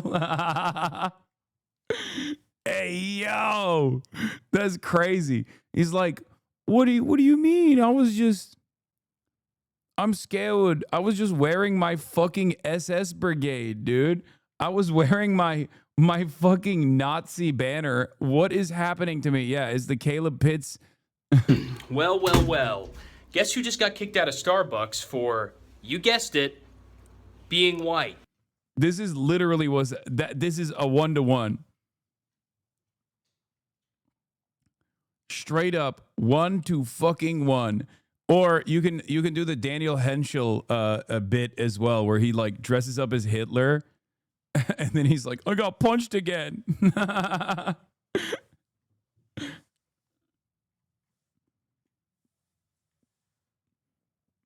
Top responses. That's a terrorist organization that protests for the right to rape people, shoots people waiting in line for food, and targets refugee camps. They should be shunned everywhere.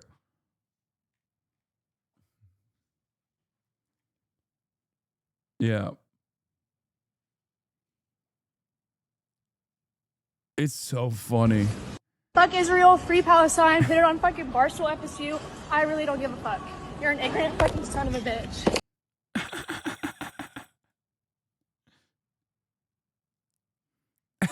Exactly. That's funny. Hold on. I'm gonna fucking post that. I'm gonna repost that.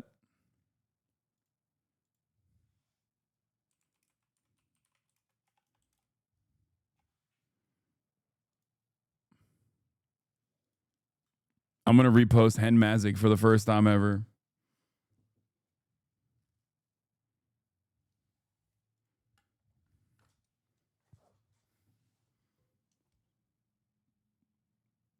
Bro, it's like, what is this? Y'all, I'm sorry. I thought I could do Joker Hitler today, but I can't. I thought I was better, but I'm not. I feel so scared and alone. Oh, it's so good. Dan has reached a different level of comedy where he will, I think for the longest time he had a bit where he had a separate account that was constantly talking about how Dan Henschel has fallen off and he's no longer funny.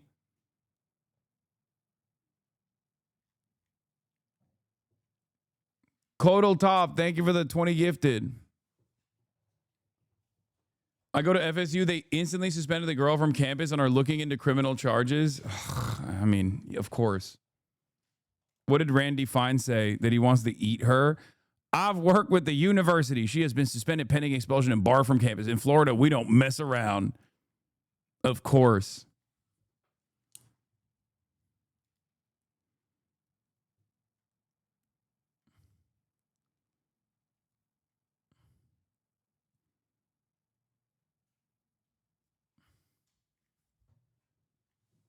Like, this isn't like that one dude who was doing the fuck all Jews shit at the Barstool at the Barstool bar in Philadelphia. Like, this is a person that's kind of valid, you're at the fucking gym literally repping IDF merch. Suck my dick. What do you mean? Oh, I'm sorry. People don't like that you're wearing the fucking merchandise of a Nazi army. Oh my God, what's next? Wow, this is really messed up.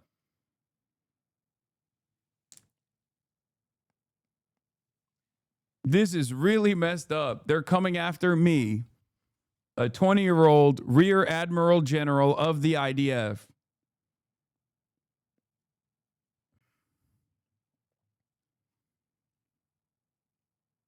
Attorney General Pam Bondi.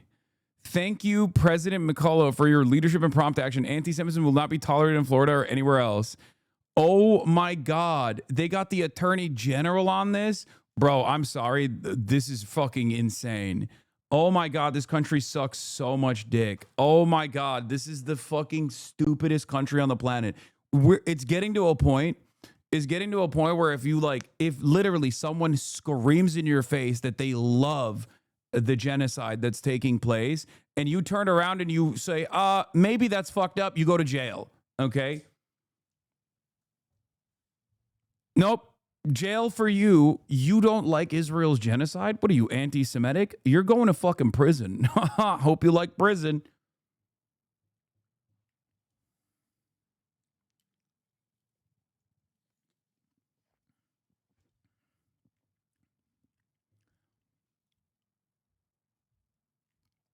This is ridiculous.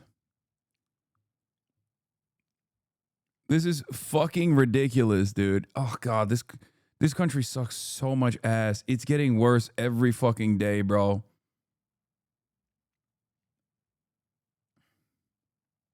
I mean, it's not even a hypothetical. They literally did that to the Turkish American student, the Turkish student on a student visa who wrote an article about how fucked up it is that Israel is doing a genocide, and she was black bagged off the street.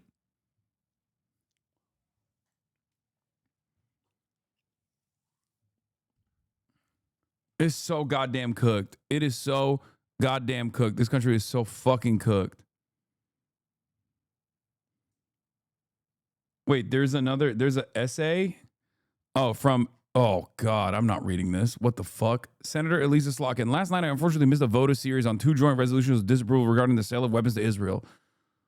All right, I'm done with the Bassem Youssef thing. I want to listen to Elisa Slotkin now. The key line of the 3rd paragraph. What is this?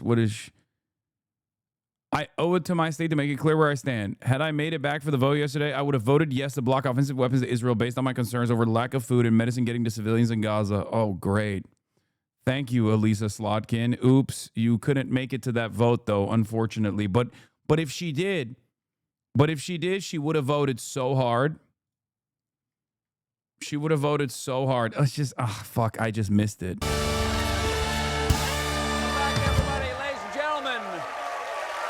My next guest is a former Michigan congresswoman who served 3 tours in Iraq as a CIA analyst and was recently elected to the United States Senate. Please welcome Senator Elisa Slotkin.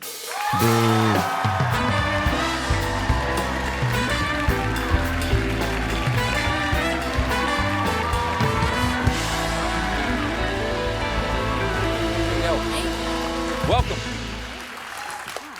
Nice to meet you. Nice to meet you, too. Lots to talk about. But before we get into it, I learned something interesting, that your family's farm was responsible for the Ballpark Franks recipe. Ballpark Franks? Company. Yeah. They plump when you cook them. Yeah. Dung, dung, dung, dung. Ballpark Franks, yeah. Yeah, yes. Were you allowed to eat any other? I like that Colbert is, really calling to task these powerful elites that are taking his position away because of the interest that they have in, I guess, the interest that they have in like moving in a right-wing direction. And in an effort to do so, he has decided to talk to a former CIA analyst and yet again, one of the more conservative congresspersons in the Senate. Fucking fantastic. Thank you, Colbert. Yeah, tonight is Kamala Harris. It's great. Yes, we were allowed to eat other hot dogs because we helped start Nathan's Hot Dogs, so a different type of hot dog. Wow. New York audience usually. So this is a hot dog empire Yes, you came from. So just hot dogs or all cased meats? Other cased meats and Yes, other sausages, products brats? and other things. No, not brats, not brats. Okay, that's Wisconsin. Right. And but yeah, my great grandfather emigrated here through Ellis Island and started a small meat company and became a big meat company. Well, we're very proud. You even hosted a Senate hot dog party for National Hot Dog Day. I did. Which is what day? It's like the 3rd. Oh my God. Breaking Points really dropped the ball by not asking Senator Slotkin about her opinions on hot dogs versus sandwiches. Ha ha ha. In January 2024, she signed a letter criticizing South Africa's genocide case against Israel, calling it grossly unfounded. She clearly went on Colbert to do a cleanup job, but this comment section actually introduced me to the fantastic Breaking Points interview, which I never would have seen otherwise. Nice job. Shame Slotkin wasn't asked about hot dogs on Breaking Points. She could have shown that bold energy of hers. Amazing. The fact that this is one day later than after her train wreck interview on Breaking Points is such a jarringly clear example of why legacy media has record low trust, and you'll still get consultants paid hundreds of thousands of dollars to go and ponder with each other. Why is trust in our institutions failing, and what can we do about it? Shameless. These guys are not HasanAbi heads. These are YouTube commenters. This is crazy. I don't even know if I'm like that interested in what she has to say. Did she get asked about Israel or not? You said in your intro, I go into the field. And so my job was to understand the terrorist groups and the militias that were shooting at U.S. forces and plotting against the U.S. homeland. Okay. So who are their leaders? How do they move money? How do they communicate? What's the hierarchy, so that we can make sure they don't attack us, right? Did you wear a disguise? I did not. I carried a weapon, but I actually, in my first tour in Iraq, bunked with a woman who was in charge of disguises and kind of kitting out different outfits so that a woman in full cover could have like a place for her weapon. It was just, she was like a CIA seamstress, and it was a really very cool job. When you were doing this kind of work, when you were over there in country, did senators and congresspeople come over and you would have to like tour them around and stuff? Yes, actually, including some of them that are still there that I serve with Wow, now. so you were the person saying... I was like the baby analyst. You'd meet them at the airport and bring them like, wow. And give them the update on, the field update on what was going on. So what did they do that you will never do? Because... Senator Slocum missed the vote on banning arms sales to Israel yesterday. Instead, she went on the Colbert Show where she called for aid to Gaza. People have been losing for years, right? But to me, the responsibility... I don't know. Are people drones? I feel like they are, right? There's no like unified front where people can just like gather information. So I guess like when they hear someone like her say like, oh, we really got to take care of the Gazan children, they go, oh, that's great. I'll remember that. She's a positive force. They don't know her background. They don't know her actual opinions. They don't know that she has been in direct opposition to any sort of like meaningful ceasefire. I mean, she literally did not. She skipped out on the vote. She skipped out on the vote to deny weapons transfers to Israel because she was doing this fucking bullshit puff piece. To get humanitarian aid in is not an open question. We know what that answer is. And just this, literally today, we put out, like, you know, Michigan is a state that has the largest Arab and Muslim American population in the country, a very large Jewish population. A ton of people feel this at a very visceral, personal, family level. And for the first time in the past week, I had a rabbi and a Muslim leader come to me and say, we want to do something together. We will pay for all of it. We'll buy all the formula, baby formula, and all the clean water. Please, can we just green light that aid always getting in, no matter what's going on with negotiations, no matter what's happening? We put that out, pushed it with Rubio today, Secretary Rubio. But that to me is like people of many different faiths understand that humanitarian aid getting into children is an American value, a Jewish value, and a Muslim value. So that to me is, so it's a requirement. Ultimately, it's cool. It's cool to hear this from a literal girl boss drone pilot. Yes. Also, Kamala Harris is to appear on the Late Show with Stephen Colbert tonight. This could be an adversarial interview with a very powerful person that gets to the heart of the Dems base, deep discuss with their party and the failures that led here. But he's probably just going to ask her stuff like, now is bacon really a spice? Come on now, while she cackles maniacally. He's just a late night host. What do you expect? Well, this is the one and only interview she has done since losing the presidential election. Do I wish she was getting interviewed by 1955 Edward R. Murrow? Sure. But this is who she chose, and we play the hand we are dealt.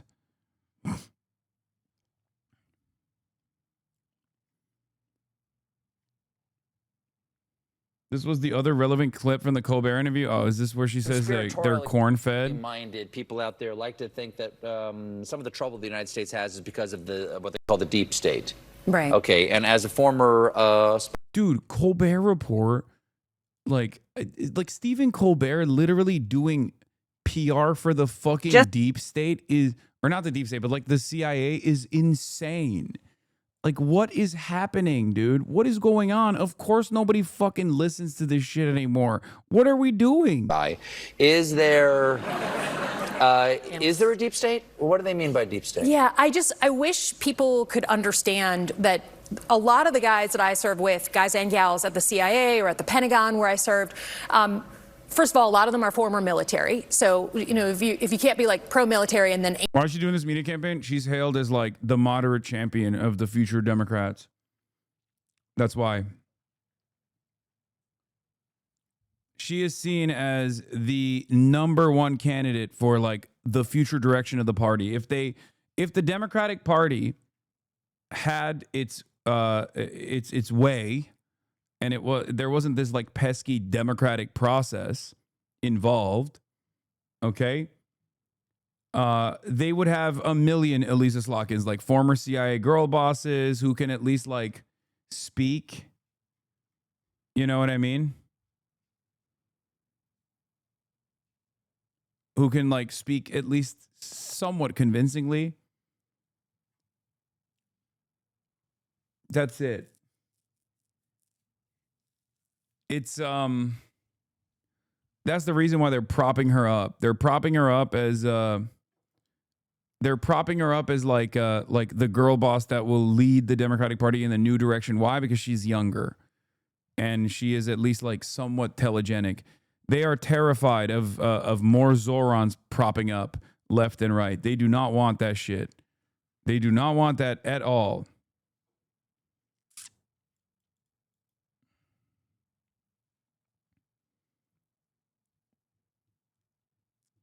Anti-intelligence community and deep state. But a lot of the guys are also like wearing mom jeans and white sneakers on the weekends. Like these are good corn-fed people who just want to help their country. Eating ballpark franks. Eating their hot dogs or doing whatever. And this idea that there's some network of people that are running the world, it doesn't really match reality. And these people in the dead of night are doing things to protect this country and make sure things don't blow up here. And for me, the way we had to do a coup in Chile. Otherwise things would blow up here, okay? You don't understand. We have to topple people voting for socialist candidates and democratic socialist candidates or even social democratic candidates in countries that we have grand designs for. Otherwise, we would blow up. We would literally kill ourselves if we don't topple yet another fucking country, okay? that Trump is going after them is just, first of all, it's nasty. Second of all, it's completely counter. She's like, we had to torture Iraqis. Otherwise, America would blow up. And that's what I did. Y'all, I'm screaming, K-Hive, we are so up. Your Secret Service code name is Pioneer. You were the first woman in history to be elected vice president of the United States. On July 21, 2024, your running mate Joe Biden announces that he will not be seeking re-election. The presidential election will occur on November 5th, 2024. You have 107 days. Y'all, I'm screaming, K-Hive, we are so up. That sounds like the opening to a freaking thriller.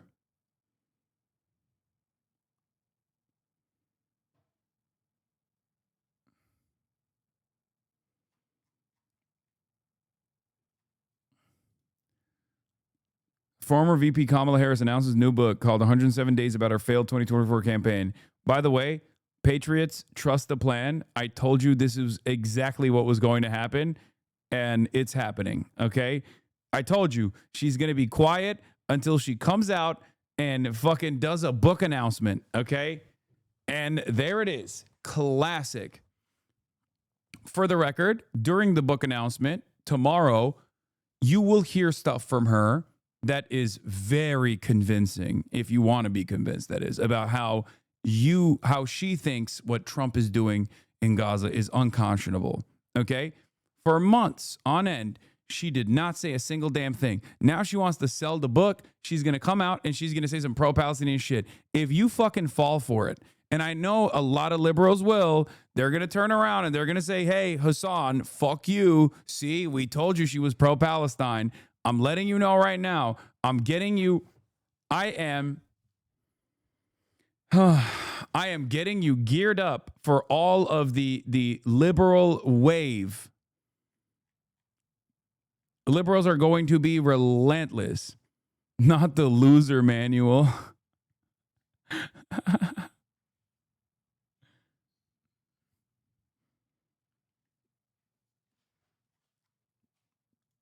Anyway, very excited to see what this Just girl over boss a year has to ago, say. I launched my campaign for President of the United States. 107 days, traveling the country, fighting for our future. The shortest presidential campaign in modern history. It was intense, high stakes, and deeply personal for me and for so many of you.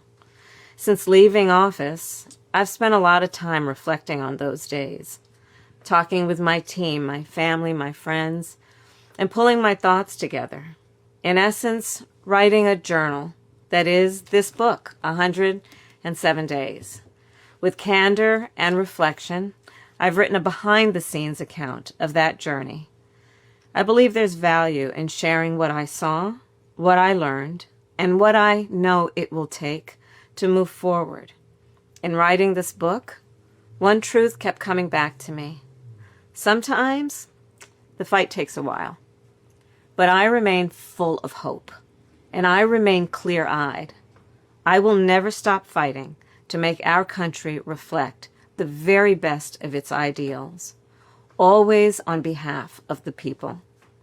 So thank you for being in this fight with me.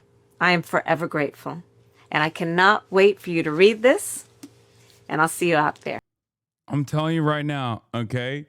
I'm telling you, here's my lock. Can't wait for KAMALA, who has been noticeably absent from the convo on Israel's genocide, to say something subtly pro-Palestinian for all the blue MAGA folks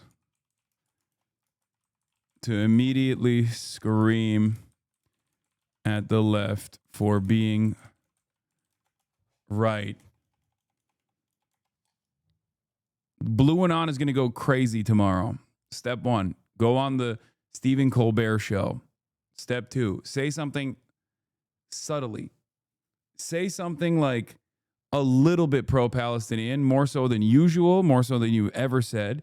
But then you also still obviously talk about how Hamas is responsible and Hamas is the reason why there's some problems with aid distribution, or she'll say something like Hamas can just end this by releasing the hostages, something like that. And then every single liberal is going to be like, this is crazy. This is Kamala Harris has once again did it. She girl bossed it. She actually fucking was pro-Palestinian all along, and you guys didn't want her to win because you're racist or something. She can't talk.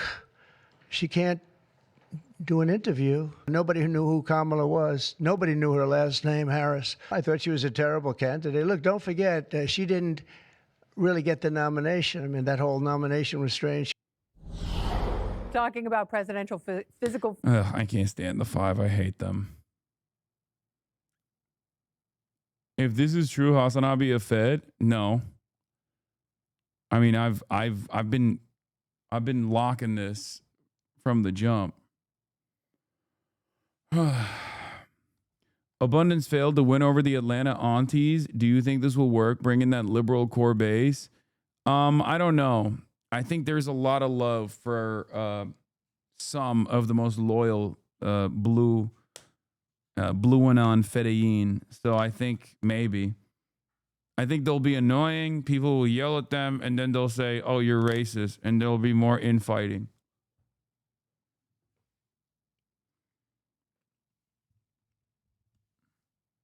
That's what I think. I think you're too harsh on liberals. We'll see. I was a total liberal at the start of the elections. Now I can't believe I was doubting you and dick riding her. I mean, you're in here. You're not the annoying pests that are going to be in here tomorrow when I'm reviewing the Kamala Harris interview. I hope I'm wrong. I'm just so cynical. I don't personally believe that liberals have a tendency to learn their lesson. Like, this is, I think, marginal. The people who think Kamala Harris is the rightful president of the United States are not happy about the prospect of a Harris 2028 run. Girl, you won the 2024 presidential election. Should have fought for it. A 2028 run? We don't want the old guard. I think she would have done a good job if she won, but I'm too disappointed by the lack of follow-up on election discrepancies. So, Stephen Colbert, 2028.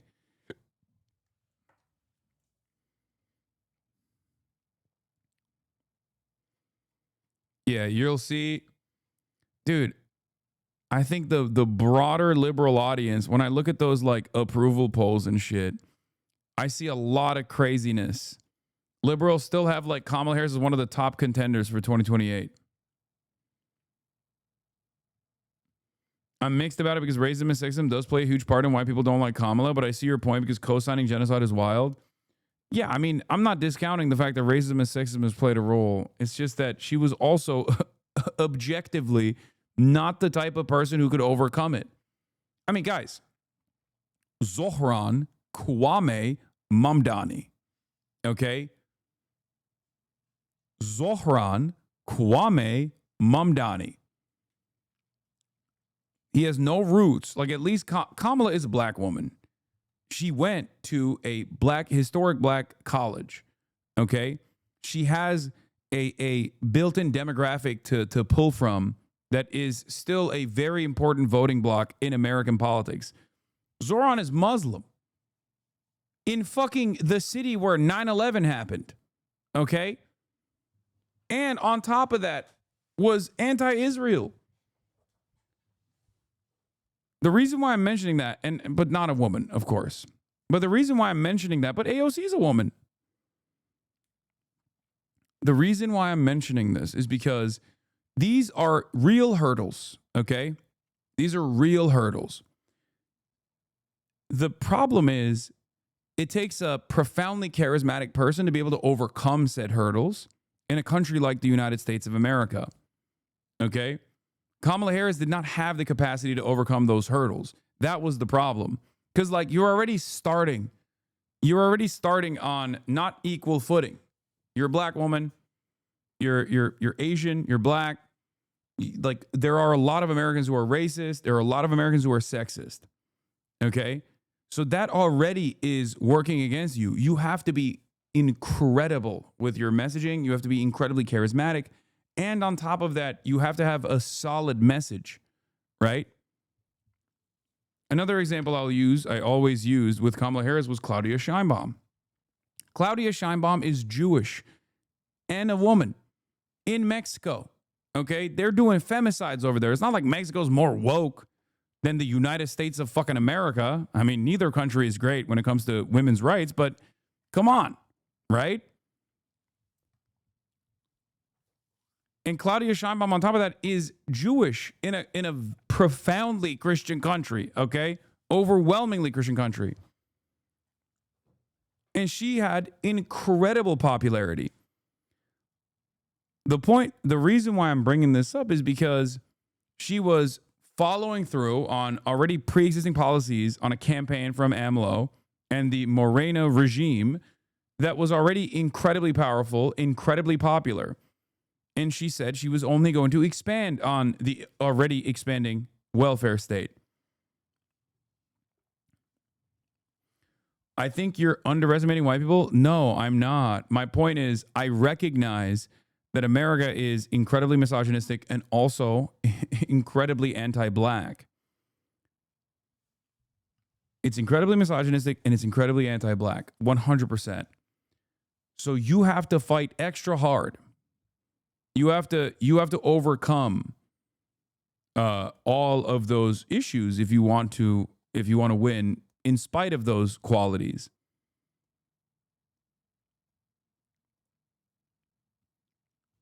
Kamala Harris was not capable of overcoming those hurdles. Don't you think the polls where no one is running yet are useless? No, they are. They are useless, but it still annoys me that she's still like the top candidate.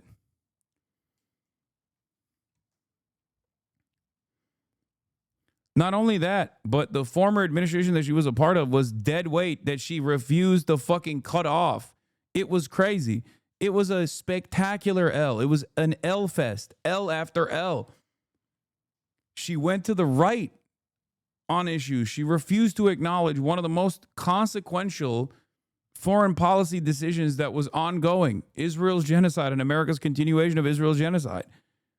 You can't win if you're literally saying, I'm going to be just like Joe Biden, perhaps the least popular president at that point, and also go against some of the key policies that Joe Biden ran on and won on, like being pro-immigration. Look where the immigration polls are at now. Thank God it flipped as I predicted it would. So now I can tell you, shut the fuck up. It would have always flipped if people were actually counter-messaging adequately. As I said, Kamala should do, that she did not.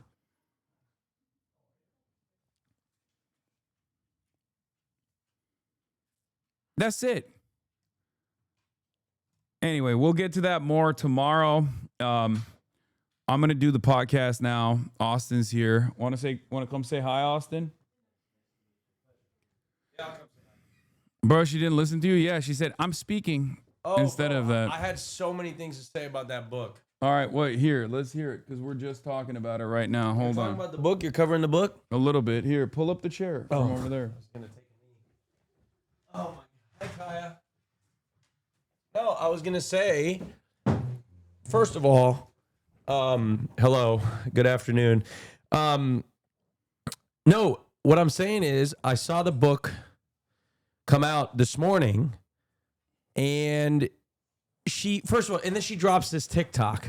Okay, did you see the TikTok? I did. Hey, I'm coming out with this book. Oh, like she said, hey, whatever, you think that I've been not doing anything, but I've been writing a book. Like, who gives a? Why is she writing a book or releasing a book about America's she on lost? fire? America's on fire. America's She on fire. lost. Nobody cares. Why do we want to read a book? We're no longer literate, Kamala. The Department of Education is being bombed. Okay, I don't understand it. We I really don't know how understand. to. We don't know how to read no more. Yeah, well, okay, so here's the deal. I'm boycotting the book. Okay, I'm not, but here's the tricky part. I lost a bet in your Discord, and now I have to I have to read the book.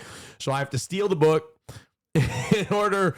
I don't know how to do this ethically, but I have to figure out reading. No, I haven't read. I swear to God, I haven't read a book in 15 years. But I'm reading the book. I'm reading the book, and I'm gonna do a book report on the book. But to be honest, I'm actually looking forward to it because I'm a hate read it. You know what I mean? Like, instead of hate watching, I'm a hate read it. You don't even know how to read, bro. I do know how to read. It's been a long time, but that's me. That I parked there. Is that your car? Yeah, it's literally alarm is on. Wait, really? Yeah. Oh, you didn't hear it? Oh shit, my alarm is on. I'm sorry. Hold on. That's crazy. I'm so sorry. Wait, did somebody hit it or something? Is it off now? No. So, hold on. I'm sorry. This range is not working.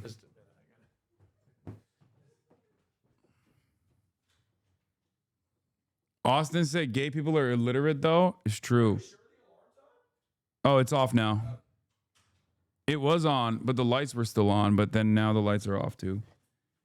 Anyway, yeah, what's even more frustrating about you taught me gay people are illiterate and don't know words, bro. What is incredibly more frustrating about Kamala dropping the book is she seemingly has come out of absolutely nowhere, and instead of commenting on the horrific things that are happening around the world and in this country, she comes out and she drops a fucking book where she's going to now go on a press tour just promoting her book. Yeah. Instead of, like, what do you mean meeting? She says in her TikTok she's meeting with who? With world leader. Who? What are you meeting about? What the fuck are you meeting about? Okay, my speculation. Are you ready for this? Yeah. Okay. First of all, is your mic might be too loud. Okay. Because you yell a lot. I know, I do. My suspicion is she's gonna come out on Stephen Colbert tonight while we're on the pod, and she's gonna say like some wishy-washy, like, "Oh, what was going on in Gaza is so sad. We really need to make sure that there's food being delivered into Gaza." Okay, and then she's gonna, of course, say like, "But obviously it's Hamas, and also they need to release the hostages," and then and she's gonna drop one "I told you so" at least. Okay. And I think then the crowd's gonna cheer. And I think that yes, the crowd is gonna cheer predictably. Yeah. And no, she's not gonna drop the "I told you so." Colbert is gonna say I told you so. Then she's gonna sit silent and go, and then she's gonna laugh. Yeah. She's gonna do the loud cackle laugh, and everybody's gonna clap and cheer. And then, and then, tomorrow you are going to see a mountain of like Kamala defenders come crawling out of the woodworks. Because for months we've been like, where's Kamala? Why hasn't she said anything? If she was supposed to be this like savior of the Palestinians, she never communicated that during the campaign. Yeah. And every single fucking liberal is going to be up my ass being like, see, you said Kamala wouldn't be different than Trump on this issue, but she is. She told you so. She said so on the Colbert late night show. And then they're going to be like, this is why you should have voted for Kamala extra hard. You should have fucking illegally voted for Kamala Harris. You tanked her campaign. That's what they're going to say. The left tanked her campaign for Palestine, And she clearly would have been different if she was president. No. I think that's what's going to happen. No. Oh yeah. I think you're accurate on that. But I mean, the people are already going crazy in the comment section, asking her to run for president in 2028, which I have a prediction. It's my first ever non-liberal prediction in the history of ever. Okay, let's hear it. Kamala is going to run for president in 2028. Everybody's going to be all crazy about it. And then the first primary is going to come out, and she's going to get like one 8%. vote. She's going to get one vote. No, she's going to, yeah. She's not going to, she's going to run She's again. gonna get the only vote from Doug. Doug's the only. Yeah. And then, Doug Emhoff. I have a really, really hot take. Hot prediction. Buttigieg and Harris are going to poll the lowest in the primaries. That's my hot take. AOC victory. Because wide all sweep. of them, well, I actually think it's going to be some sort of AOC sweep. I think it's going to be some sort of somebody that we don't expect. That's what I think. Okay. I think it could be. That could be anything. It could be anybody. It could be anybody. It could be me. Right? I'll take your never word know. on it, gay man. They said, Yeah. okay. Well, all right. Well, on that note, Could be me. everybody, we're gonna end it here. Okay. Love you guys. And we'll see you on the Fear Amp podcast. I'll be here tomorrow. Gaming. Many people are saying gaming is back in a big way. Thank you, Austin Show, for coming. Peace. And bye bye, everybody. All the shadows trickling in has helped people hate. Sunny Los Angeles, California, says Hasan. The starlock to the starlock to the topic just begun. There he is again, Hasan is streaming. Hasan is streaming. There he is again, Hasan is streaming. Hasan is streaming. Review in the P.O. box, Uncle Uger's face. Sad in Discord at your prop, great names take embrace. Tiny Bernie Sanders, LGBTQ Air Force. The whole left at your fingertips, Ane at your door. H3 crowded debate, the Young Turks online show. 3 full fucking years of this, plenty more to go. 90-day fiance talks of champagne bourgeoisie.